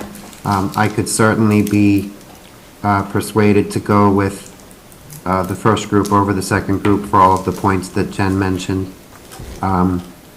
But we came together, the two bodies came together, I think it was 2 months ago, I don't remember the date, and we agreed, so it's a little frustrating to hear so many people against this tonight, but we agreed on this as a step to move forward. We asked Jamie, working with Lucas, to put together this request for these consultants to prepare this. So, for me, if we're now deciding somehow, some way, we can do this ourselves, that kind of should have been said a couple of months ago, folks, instead of wasting these people's time. But, you know, we did the same thing with the Davis Thayer reuse committee, right? We met and we met and we met and we put requests out and we got all these groups to come in and give us proposals and all these fantastic ideas, and damn building's still sitting there empty with no purpose. So, and the reality that maybe nobody wants to say it, but the reality is Jamie has said on a number of times that he doesn't have the capacity to do this. He does not have the capacity to run this. I appreciate Dave Callahan's kudos to him, but he has said at a number of meetings, especially with no deputy, that he doesn't have the time or the ability to lead us through this strategic process. We all know, people can publicly disagree or whatever, but we all know that the town council is going to support the initiatives on the municipal side, and we're going to do our best to support the initiatives on the school side. And the school officials are going to do their very best to support all the initiatives on the school side first, and then the municipal side if they can. We've been back and forth on that, whether it's these people, other people that have come and gone, these issues have been debated for years. And unless we, I guess it's just my opinion, I think others agree with me, unless we put somebody up there an impartial person who has the strategy to try to bring us, the 16 of us together, because that's what has to happen first. Get us all together. And Jane, that doesn't mean get us all together on a pro override. That's not what I'm saying. I think we need to be together as a group about how to move forward. And it's bigger than the budget. It's bigger than the budget. Just look at the emails that we're getting from people about, you know, please spend free cash on this or don't spend free cash on that. Like, we're divided on that too. And we're gonna be divided going into budget talks in a couple of weeks. So we asked these people for these thoughtful proposals because we agreed as two groups that this was a way to go forward. We also, I'm hearing a little bit of a different thing tonight about what the money can be used for, but that's okay. You know, if it can be, you know, voted to be moved somewhere else and we decide not to do this, okay, I guess. But we're never gonna move forward on this strategy and this plan without somebody leading it. Because town council's gonna focus on their priorities, school committee's gonna focus on their priorities. The summer's gonna come and everybody's gonna disappear. We're gonna go to our one meeting a month thing because everybody's exhausted. It was a horrible winter and everybody's tired. I get it. I'm cranky myself now 3.5 hours into this thing, only to hear that maybe this was all wasted, right? So for me, I want to see us move forward with a plan. And if that means we hire somebody at a very, to Michael's point, a very, very cheap fee for what we're getting in the grand scheme of things, I think we owe that to ourselves, and quite frankly, I think we owe that to the people of Franklin, because we have not been able to do this on our own. Previous councils, previous school committees, previous town administrators, previous school superintendents. So we need help. And I don't think it's bad that we admit that we need help, right? We're all, for the most part, we're volunteers. We all have jobs, we all have families. We're all trying to do the best we can. So let's stick to what we said a couple of months ago. Hire one of these groups, take us through the next 6 months, use this money appropriately, come up with a plan, and then we can figure out, okay, this is now how we sell it, whatever that plan is. But please, everybody, don't just think that somehow, some way, miraculously, that this is going to solve itself, or that we're going to turn to our 2 staff leaders to solve this for us, because we're not. So, thank you. Thanks, Ted. All right, so I've had quite an opportunity to listen to all of you and take quite a few notes. I have a few more bullet points than Dave did, but I'm going to try and summarize them as best I can. It seems like there is a lot of different opinions, but there are certain really interesting commonalities that we're having. And I think kind of the biggest thing that I'm wondering in summing it up, you know, kind of going backwards, is are we fighting the ghosts of the past instead of focusing on what we have right now? We've had multiple people up here, including town council. We invited all of you to sit up here, just saying.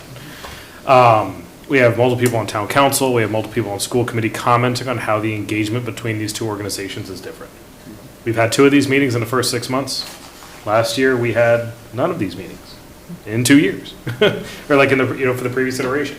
And I think that there's a lot going on there that we continue to think about how we, as 2 bodies, interact based on people that aren't here.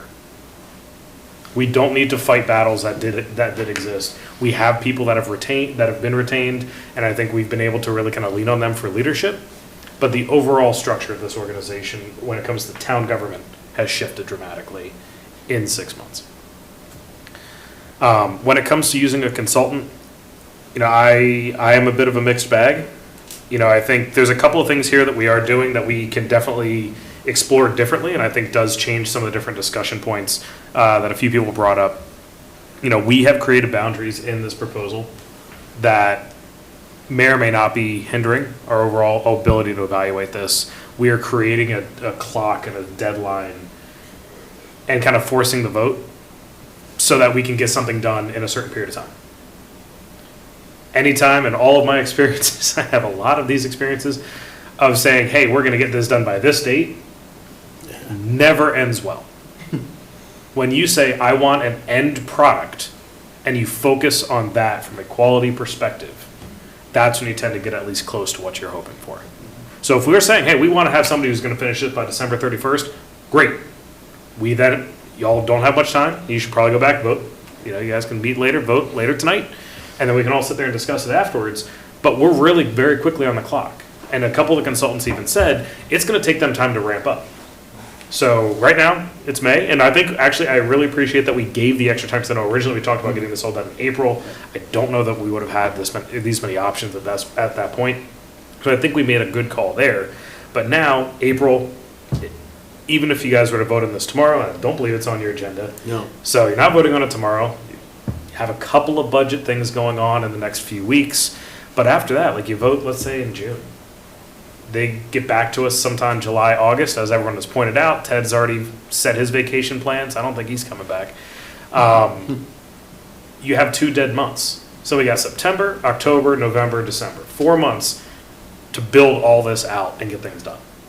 So I think that's one of the things we need to evaluate if we want to go down this path. Instead of saying, hey, we're going to get everything done in a short period of time, be realistic. Let's say it might take a bit longer. And honestly, if we're talking about a strategic plan, that's not going to be done in a short period of time. We're talking about something that is going to outlast us. Our elections are next year. Great. If we have something that we deliver that is fantastic and a wonderful roadmap for whoever, next summer, fantastic. I think that's a win. If we're back, cool, great. Then we have to deal with whatever we just volunteered the next folks for. But if not, we provided them with the guidance that we're hoping to give to the community. So I think from a timing perspective, we really need to kind of evaluate there. I do think that we're exploring this, and we did discuss this at our previous joint meeting, that we are looking at everything that we can in a very public setting, and we're looking at all the tools available to us. We do not have to engage with every single thing we look for, right? This is one of those opportunities where I think, yes, it was great to be able to get the input from 3 different vendors. Very helpful. We see some of the different things out there. We see some of the different options. It's triggered a lot of questions, and I really appreciated that. Our questions were pretty all over the place tonight. I actually really appreciated that. But I think just because we've had someone come in doesn't mean that we have to say we're going to pick one of them. To the point of they've spent time doing this. 2 of them have, and even if we go with one, they're not going to get the bid. So we can't go with the idea of, hey, we've brought people in, we've used their time, we've evaluated them.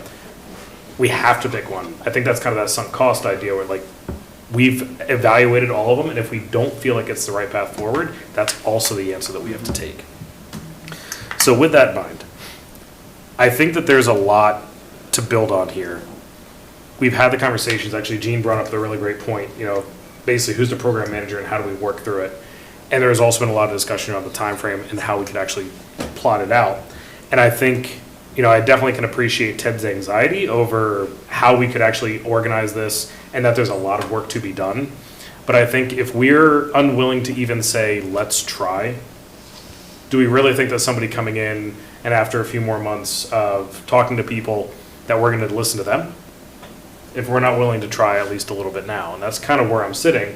And the other part, and I know we've all joked about Jamie and Lucas doing all this work, allegedly, apparently, a few things. I think one of the biggest things is we are the town leaders. It's very easy to point and be like, oh no, it's Lucas, anything with the schools, it's Lucas. Most of the time, it's us. It's our policies that we're setting. Same thing with the town. There are policies and decisions that you as a town councilor are making that influence what Jamie can and can't do. So I think instead of us constantly saying, we need someone to lead this, we need, we can't just be relying on them, I think it's time for us to step up and do something. And some of that is those kind of conversations in these environments.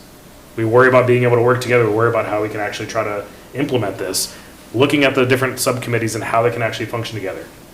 Ruth Ann actually kind of, suggested that this could be something we push to the joint budget subcommittee. I think that's a terrible idea. One of the reasons is because We talked about it at our meeting. We did.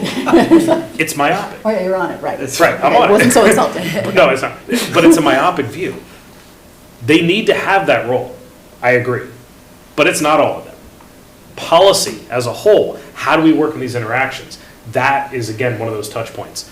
The communication side of things. how we work together, those kind of touch points. It's every single facet. It cannot just be one subgroup or a different portion saying, all right, great, you guys go ahead, you figure it all out, then you bring it to the rest of us. No, if each one of us has skin in the game throughout that entire process, it works a whole lot better. And I think that we've already shown that after 2 meetings, y'all didn't feed us, but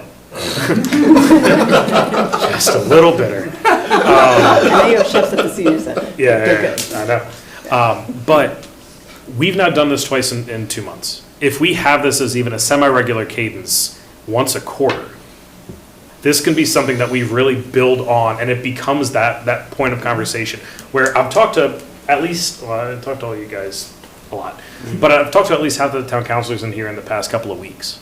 Some of them it's been a little bit longer, some of them it's been less, but there's always those little points of engagement. And I think that having these kind of conversations encourages it more, and it also normalizes it, where it's not, hey, they're going to do something that annoys us, right? Everyone's always ready for that moment, you know. Town council's hoping the school committee, they've gotten a lot of feedback because people really love to email you guys about us, which is great. Everyone keep doing that. But then when something comes up, you know, you're asking us for things, and, you know, there's that kind of like, well, we hope. Same thing in the other direction. There's plenty of things that y'all do that we're hoping for a certain outcome. And I think it's very easy when you look on opposite sides of a wall to be like, it's their fault. Instead of, how can we just sit there and say, great, why don't we all just get together and figure it out and talk? Like, I know you have the budget hearing coming up. Y'all were there. I know that there were a handful of you at our budget hearing. I know that there were multiple of you at the FinCom hearings, whether it was in person, Bobby, I don't know how you did it, or people that were online, or people that were watching on TV. And I know that we'll have members at your budget hearing, and I think the fact that everyone's there, and beforehand you see people get up and they chat, you see people after the fact, they're asking questions, they're engaging, and it's really that cooperative stance. That's what we have to foster. And it really is going to come down to, can we continue to guide that and actually set targets and set goals? And that might be one of the things that we look at. Let's set up another joint meeting. Give it a couple of weeks, a couple of months even. Again, we're all kind of busy. And say, let's get together with a very specific goal of what is the strategic plan that we're interested in. Because then if we want to go to a consultant, we're like, hey, here's our goal. Like, can you help us build this? That's something multiple people brought up tonight was, what are we asking for? Some people, it sounds like a magic lamp. Some people, Jesus Christ, apparently. But then really what we're asking for here is a tool. And you put a tool in someone's hand, like you hand an electrician a shovel, it's not going to end well. You hand a plumber just like a welding torch, like they in certain settings, they know exactly what they're doing. But one tool does not solve every single problem. One tool doesn't tell you what the problem is. We have to take responsibility for what's in front of us, create the solutions that we need. We don't necessarily have to implement them. We don't have to have all the answers. But we can't just outsource every single thing that comes to us. We've been put in these positions as town leaders for a reason. We should step up. We should take that role very seriously and listen to everybody. Jane, you went on this for quite a while about listening to people. And I think we are finally at that point where there's an opportunity to engage.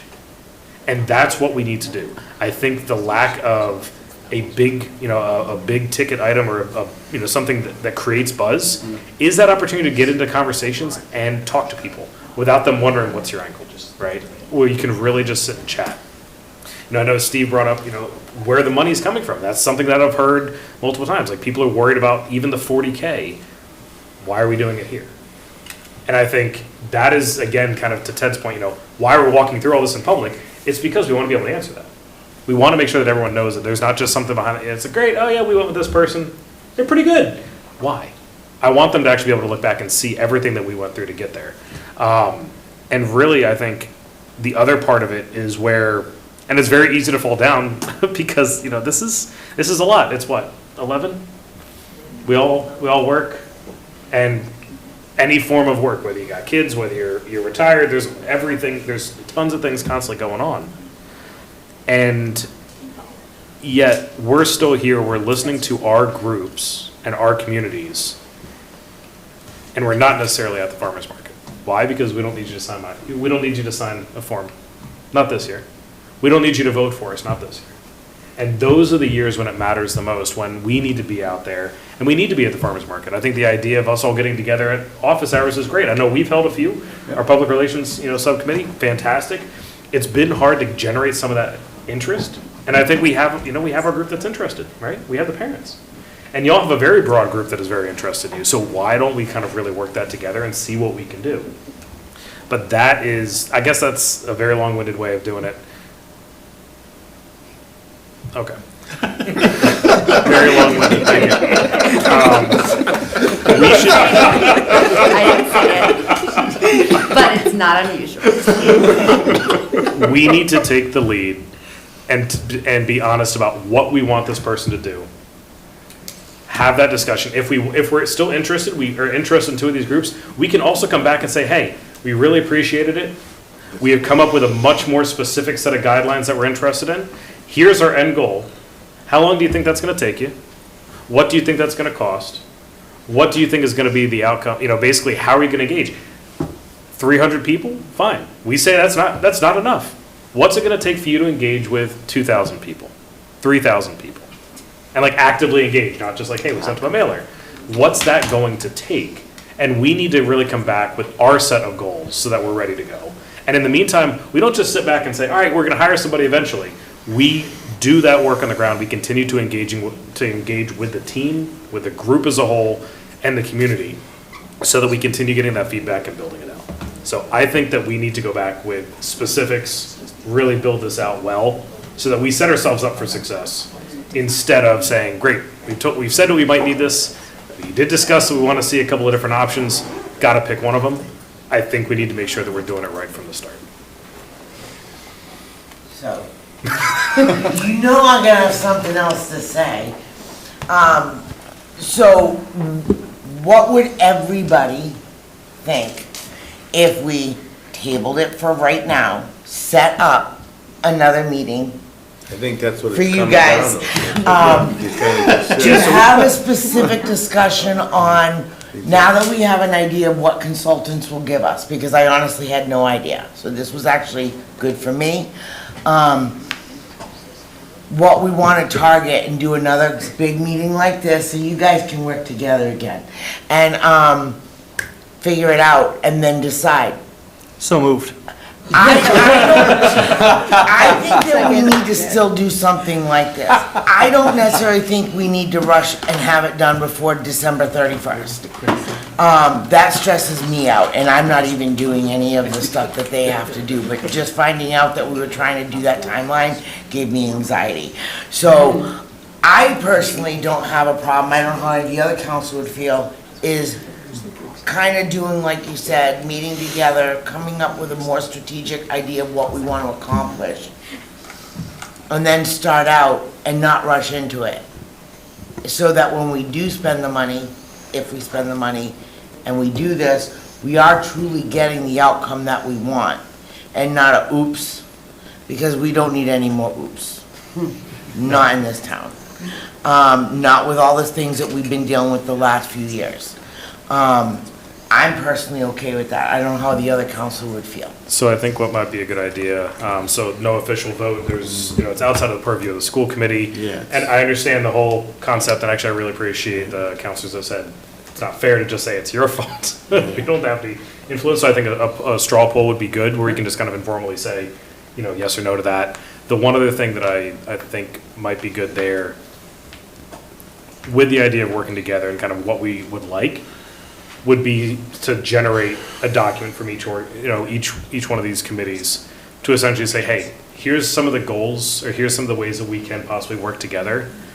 School committee can put it together, basically taking the pieces from our different subcommittees, present it to town council, we can vote on that as a whole, kind of saying, hey, here's our alignment for what we think would be a great strategic direction.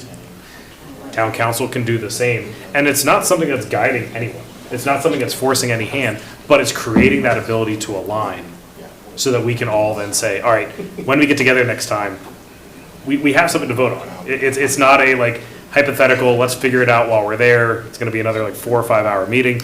It's, here's what we've got. Please remember that we like our sleep and we put a 4-hour time limit on ours. Yeah, we don't have that problem. Yeah. So we might have to host next time because. Yeah, we'll just host, we we're have- hosting next time.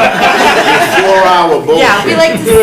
We start at 6 and we go until 10. We Okay, that's it. All right. You guys don't sleep. So if we wanna just do a quick straw poll, see what people think about, basically continue to explore this. Yeah. Versus expecting a vote from town council in the short period of time on basically picking one of these. So that's the straw poll, is essentially, do we think that we should just take more time to do this? I would say we should take more time to do is I'll take a straw poll from the councilors. What do you guys feel? Well, what if we did like a yes/no table? Like a, yes, we should move forward, no, I'm against this. or- Because we can't do like an official vote, you guys haven't noticed it as such. Right, the we actions just raise are- our hands. Oh, yeah, We're I doing guess if it's straw poll. But I'm saying, I'm suggesting. Straw poll for tabling Right, it. but suggesting Okay. yes, like It's people who are not, like, it's not yes, to, let's not to move forward. choose. It's not to a vendor. choose Right. anybody. No, no, no. Do we continue to It's not- pursue, or do we just put a stop to this right now? Yeah, well, yeah, I think there's three options. People who are like, no, we're dead against this. People who are like, yes, I think, I think we should move forward now, and people who think we should table, that was all I was saying. We could also just have the table it be I would- decided on when we bring our letters together. Like, do we, at that I point? agree with you, Ruth. I agree with you. I think we should table it now. Let's not just make a harsh yes or no vote or table it. Why don't we just move it forward? It's late. Everybody can start thinking a little bit about this. We'll think about it in the next couple of weeks and we'll have another meeting. And then we can move forward. Yeah. You get your letters together. We'll get our letters together. And then if we're gonna get rid of it, we'll get rid of it the next meeting. You know what I mean? So Once we know what we Right? want, Yeah, so it'll be we'll take easier to time. decide. So I don't know if you want to take a formal straw poll or an informal straw poll, I guess. Or just is what- table it now. We Or just just table table it. Yeah, so we'll Do you just, have consensus from the group? yeah, consensus to table it? Yeah. Just table it. Let's table it for now. Yeah, Alright. let's move, let's move it on Max. My vote's contingent on what the school committee does, so. school committee was good with tabling this? Yeah, table. Yeah, All right, So we'll table it. awesome. Thanks. I feel like we're the town council, Yeah. tabling things now. That's a new one for us. All right, first half of the meeting done. First half of the meeting done. Yeah, we got Ted jumped off his Zoom? Yeah. See you on your roll call. Okay. Oh, awesome. Are you gonna do? They're still We're going. unanimous Yeah, on we need it. to- So we have just a couple more things We need to running adjourn. through. Oh, you gotta do it? Oh, Yeah. so we can. We can adjourn and leave. So I need a motion to adjourn. Motion to adjourn. Do I have a second? Non-debatable, all in favor? You're stuck here. Do we have to do a roll call for that? Oh, Ted Drop. You guys. Caroline, I'll give you a ride home, don't worry about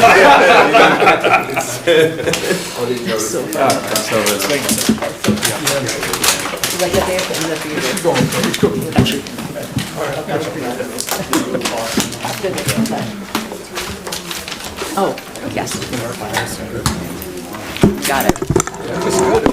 All right, you good? Kickball? He's out, apparently. I got my first. All right, that's perfect. All right, excellent. Close down meeting. Take care, Steve. I'll see you tomorrow. I'll come in. What time are you gonna be around? What, no, I'm not. He's like, I'll see you tomorrow.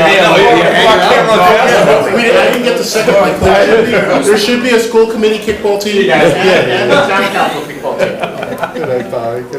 See you guys. Have a good idea. I think it's actually a really good idea. All right, so Lucas, still awake? All right, so now we're gonna move down into discussion action items. Hey, Reese, could you close that? So Some people are still doing work in here. you have your policies up for a second read. So last meeting, we did a first read, we're in the second read for adoption of the following policies as discussed. And I recommend adoption of these policies.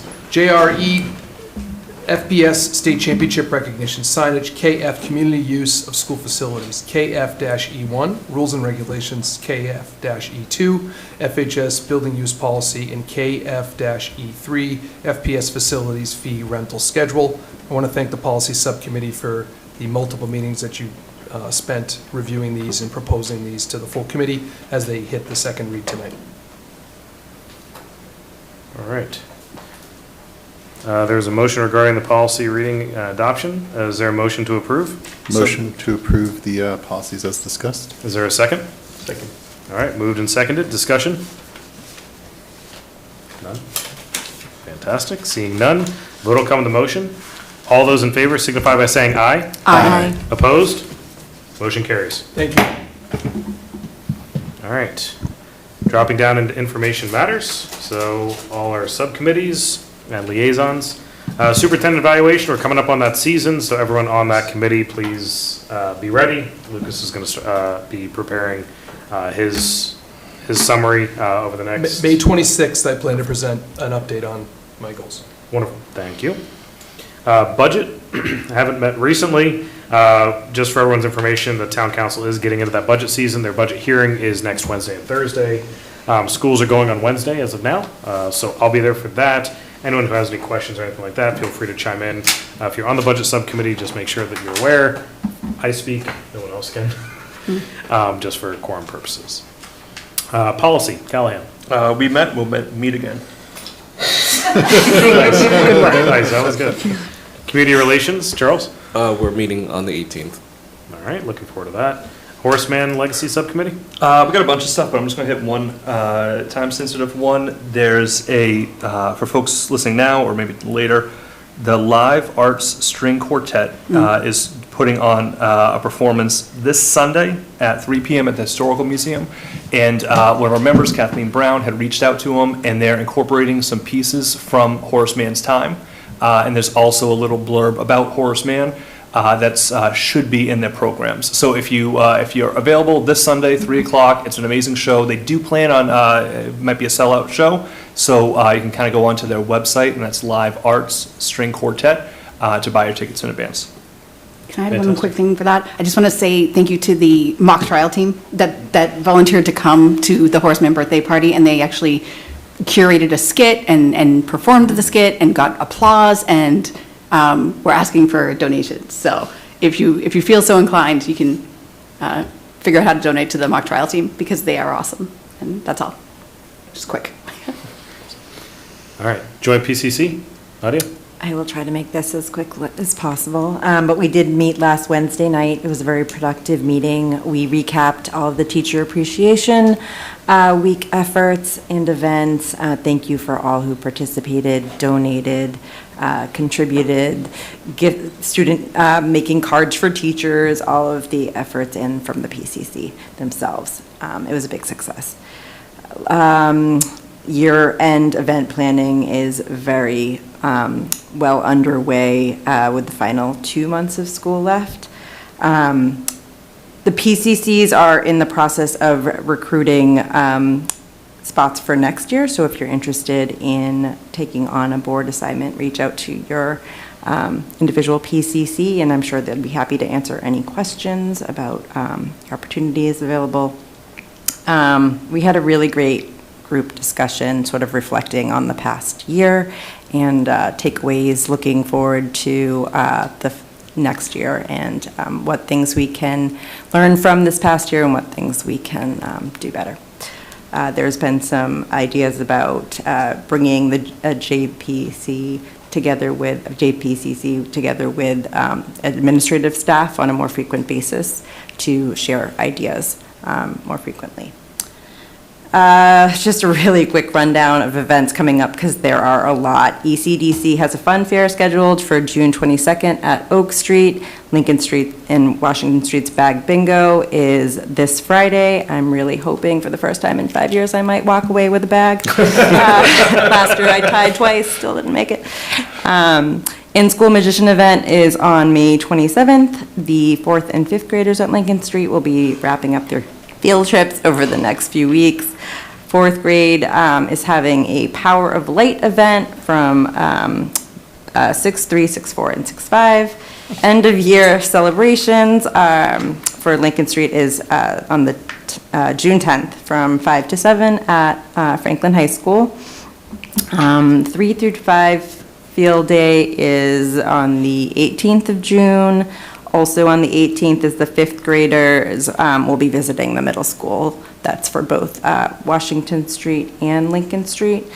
And on 6/24, the 5th is the 5th grade moving up ceremony for Washington Street. The last PCC meeting is on May 27th at 7:30. There will be a laser show on 5/28. end-of-year beach party on 6/4, and the 5th grade moving up ceremony is 6/16 from 9 to 10:30. For the middle school, field trips are coming up shortly. 6th grade is headed to Tree Chop Adventures, 7th grade to Topgolf, and 8th grade is heading to Boston. Field days are right around the corner. 6th grade is on 6/8, 7th grade 6/11, and 8th grade 6/15. I hope I'm getting these all right. An 8th grade celebration is 6/24, breakfast 6/25, and their step-up ceremony is held by team on 6/22, 23, and 24. And we have no additional meetings scheduled for this year unless we do an impromptu additional meeting with admin to be announced. All good. All right, Reese, you got to top that. So what do we have for SWAC and mental health? I don't have as much. Last meeting, I said I would have the dates for the SWAC, and unfortunately, I didn't realize we weren't meeting on the 28th, so that's passed. That was on the 5th. That was our last meeting of the year. We talked about the structure for next year. Colin is going to be reaching out to each of the school facilities as well as ECDC. And we're looking at 6 meetings over the course of the year. We're going to do one in September where we come together and plan out the next 5. And those 5 are each going to take place at a different school each time, where we get a chance to talk to the staff and the administrators there on their own turf, so they don't have to come to us. Share out the policy that has come from SWAC and hear their feedback, and hopefully also facilitate some communication between the different groups about, just sharing ideas and so forth. So Colin is going to be reaching out to all the schools in the meanwhile to set up those meetings at a time that works for the school and obviously, of course, works for the members of SWAC. I also want to give a quick recognition to Kristen Smith, who's our Director of Health and Phys Ed here in Franklin. Last year, she created a movement and activity participation toolkit for the high school, and over the past year has expanded this to target middle and elementary schools as well. And this is just a fantastic PDF full of different methods that teachers can use to integrate movement into the curriculum without changing or disrupting the existing curriculum, to help make sure students are active and up getting around rather than just sitting in their seats all class. So great work to her, and she's working on disseminating that to our teachers. Mental Health and Wellness Task Force is 5/27. Excellent. Thank you, Reese. All right, moving along to consent agenda. I recommend approval of the minutes from your April 14, 2026 school committee meeting as detailed. I recommend the acceptance of $4,000.13 from Ahold Delhaize USA for the Franklin Middle School Library as detailed. I recommend the acceptance of $3,500 for FHS scholarships as detailed. Van drivers, $1,500 for Carol Marr Memorial, and Meg Brackley, $2,000 for the Jim Gray Memorial. I recommend acceptance of $5,284 for the FHS Music Department as detailed. Music boosters, $4,895 for in-house enrichment. Parents, $348 for field trips. Parents, $41 for in-house enrichment. I recommend the acceptance of $269.29 from MTI for supplemental curriculum materials as detailed. I recommend the acceptance of $1,200 from the Washington Street K2 PCC for field trips as detailed. So moved. Do I have a second? Second. Any discussion, questions? Reese? I have just one item about the minutes. I just wanted to highlight that at the very end in the list of related documents, there's a red mark that says leave space for DIPSIP. So in case there's anything missing from the minutes at this time, I just wanted to highlight that if that needs to be addressed. Okay. So do we want to table to make sure that's addressed? Or? I don't know. I'm bringing it up because I don't know if we have to or like. So if you want to make any changes to the minutes, corrections, updates, or anything like that, then we cannot vote on them to be accepted here. So we'd have to remove that from the consent agenda for tonight, table it until corrected, and then bring it back up once that's been addressed. Okay, yeah, so I would like to motion to table acceptance of these minutes until we can confirm that these are presented as intended. Do I have a second? Second. Any comments, discussion? All right, so voting on removing the minutes from the consent agenda and tabling that until we can confirm that they're accurate. All those in favor signify by saying aye. Aye. Opposed? Motion carries. All right, back to the consent agenda as detailed. Any further discussions? All right, so now voting on the consent agenda as detailed and amended. All those in favor signify by saying aye. Aye. Opposed? Motion carries. All right, moving down to good of the order.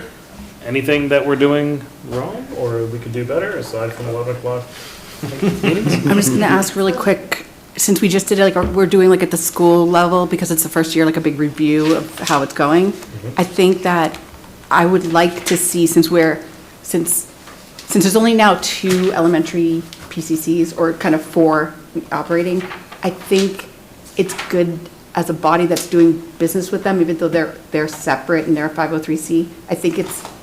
I don't know if it's something that we can invite them in and just go over and try to make public known how to participate, what their charter looks like, I just feel like I've heard from some of the parents that they don't really know how to get involved and they're not really sure. And I just want to kind of give an overview if we're going to be accepting money. There's thoughts about I'd like to see the equitable nature of our 2 PCCs. There's not 5 anymore. And I know that sometimes gets people on their heels, but I think it's our job to kind of make sure that as they're reforming their cultures, that we're trying to encourage inclusivity and equity and things like that. And I think it'd be good for them to organize a little bit and show us who we're working with. Anyway, just a thought.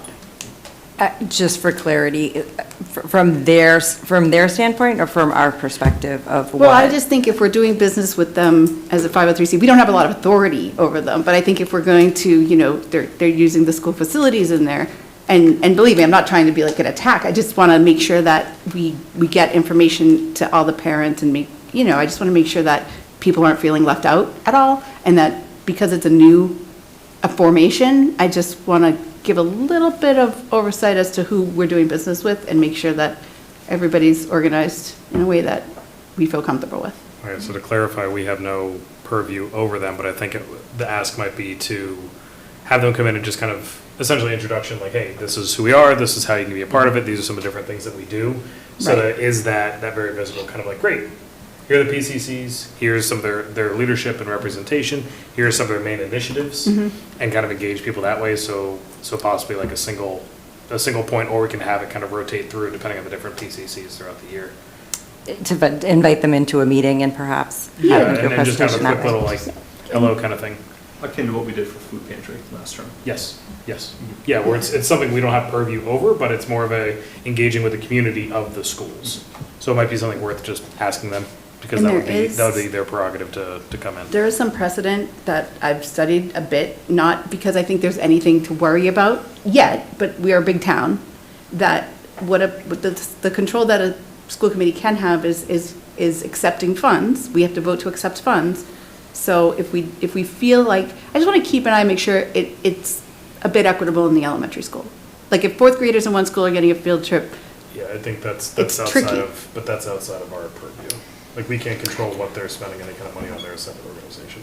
If I could weigh in too, I think the idea of kind of trips, or that did come up as a topic where we had a pretty in-depth conversation during the joint PCC about that opportunity. And I think there was, when Nadia mentioned them wanting to get together with admin, I think there was a shared interest in the PCCs wanting to continue to support trips, but wanting to kind of have a discussion with admin around, and with teachers to get their feedback, so that across the board, as you developmentally, like 1st, 2nd, 3rd, 4th, 5th grade, having a sequence that's equitable so kids have shared experiences. I think there's a shared interest in that.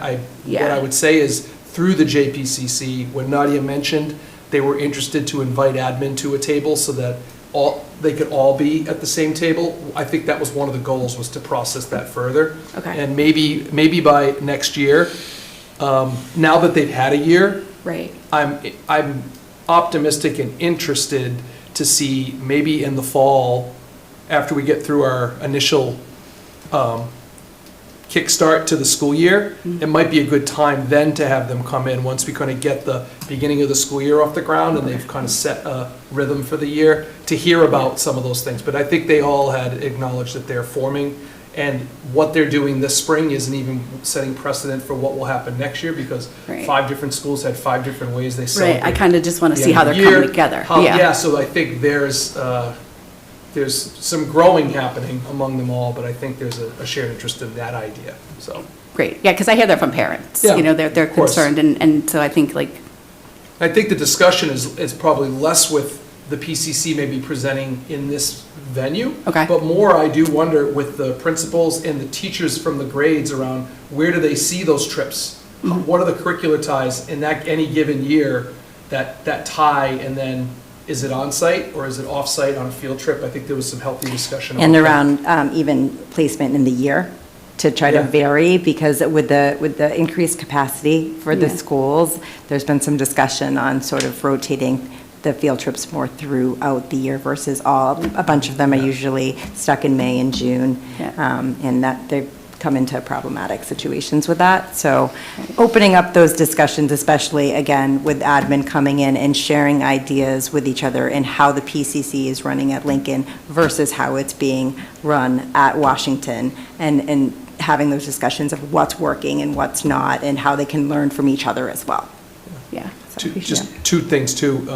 What we're noticing is because of all of the trips that were culminating at the end of the year, we're having a real hard time with nurse coverage. You've seen the Yeah. postings. Yeah. If we can't cover the school, we can't cover a trip, because we have to cover the school as the priority. Yeah. So there's been a lot of outreach, and some families have volunteered who are RNs to help, and that's completely acceptable. So we've been pushing that out. That's one example. The other thing is the size of the classes. Yeah. If you think about it, we had elementary schools that only had 2 classes of 2nd grade.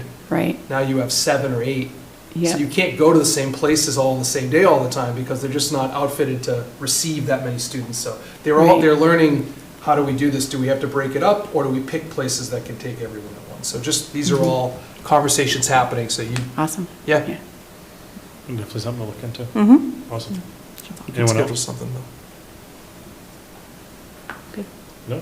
Just I want to say today's meeting was fantastic. I think the conversation between town council and school committee, we had a lot of discussion about how we take forward and all those things. So I really enjoyed that, and I hope we'll do that more often, so that we'll you know, at least we'll set something for next year or next committee to be here. Thank you. Absolutely, thank you. And we'll tell Colin coffee next time. You got it. Awesome. All right. So now moving into citizens' comments. Are there any citizens in the audience still, in person or online, who would like to comment on an item that falls within the committee's purview? We've only got one person here. Anyone online? If so, just raise your hand.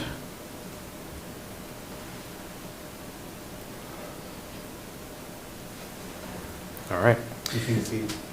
Yeah, missing Steve, that's for sure. Okay, so seeing none, new business? New business, May 26th is our next meeting. We will be recognizing our retirees for this year, as we do every year in that meeting. We also have our Seal of Biliteracy students we're going to be inviting to come to be recognized. And finally, I will present on my goals for the year to you. Fantastic. All right, now moving into the vote that everyone wanted for the evening. Is there a motion to adjourn the open meeting? Motion to adjourn the open meeting. Do I have a second? Second. All the, non-debatable, all those in favor signify by saying aye. Aye. Opposed? Motion carries.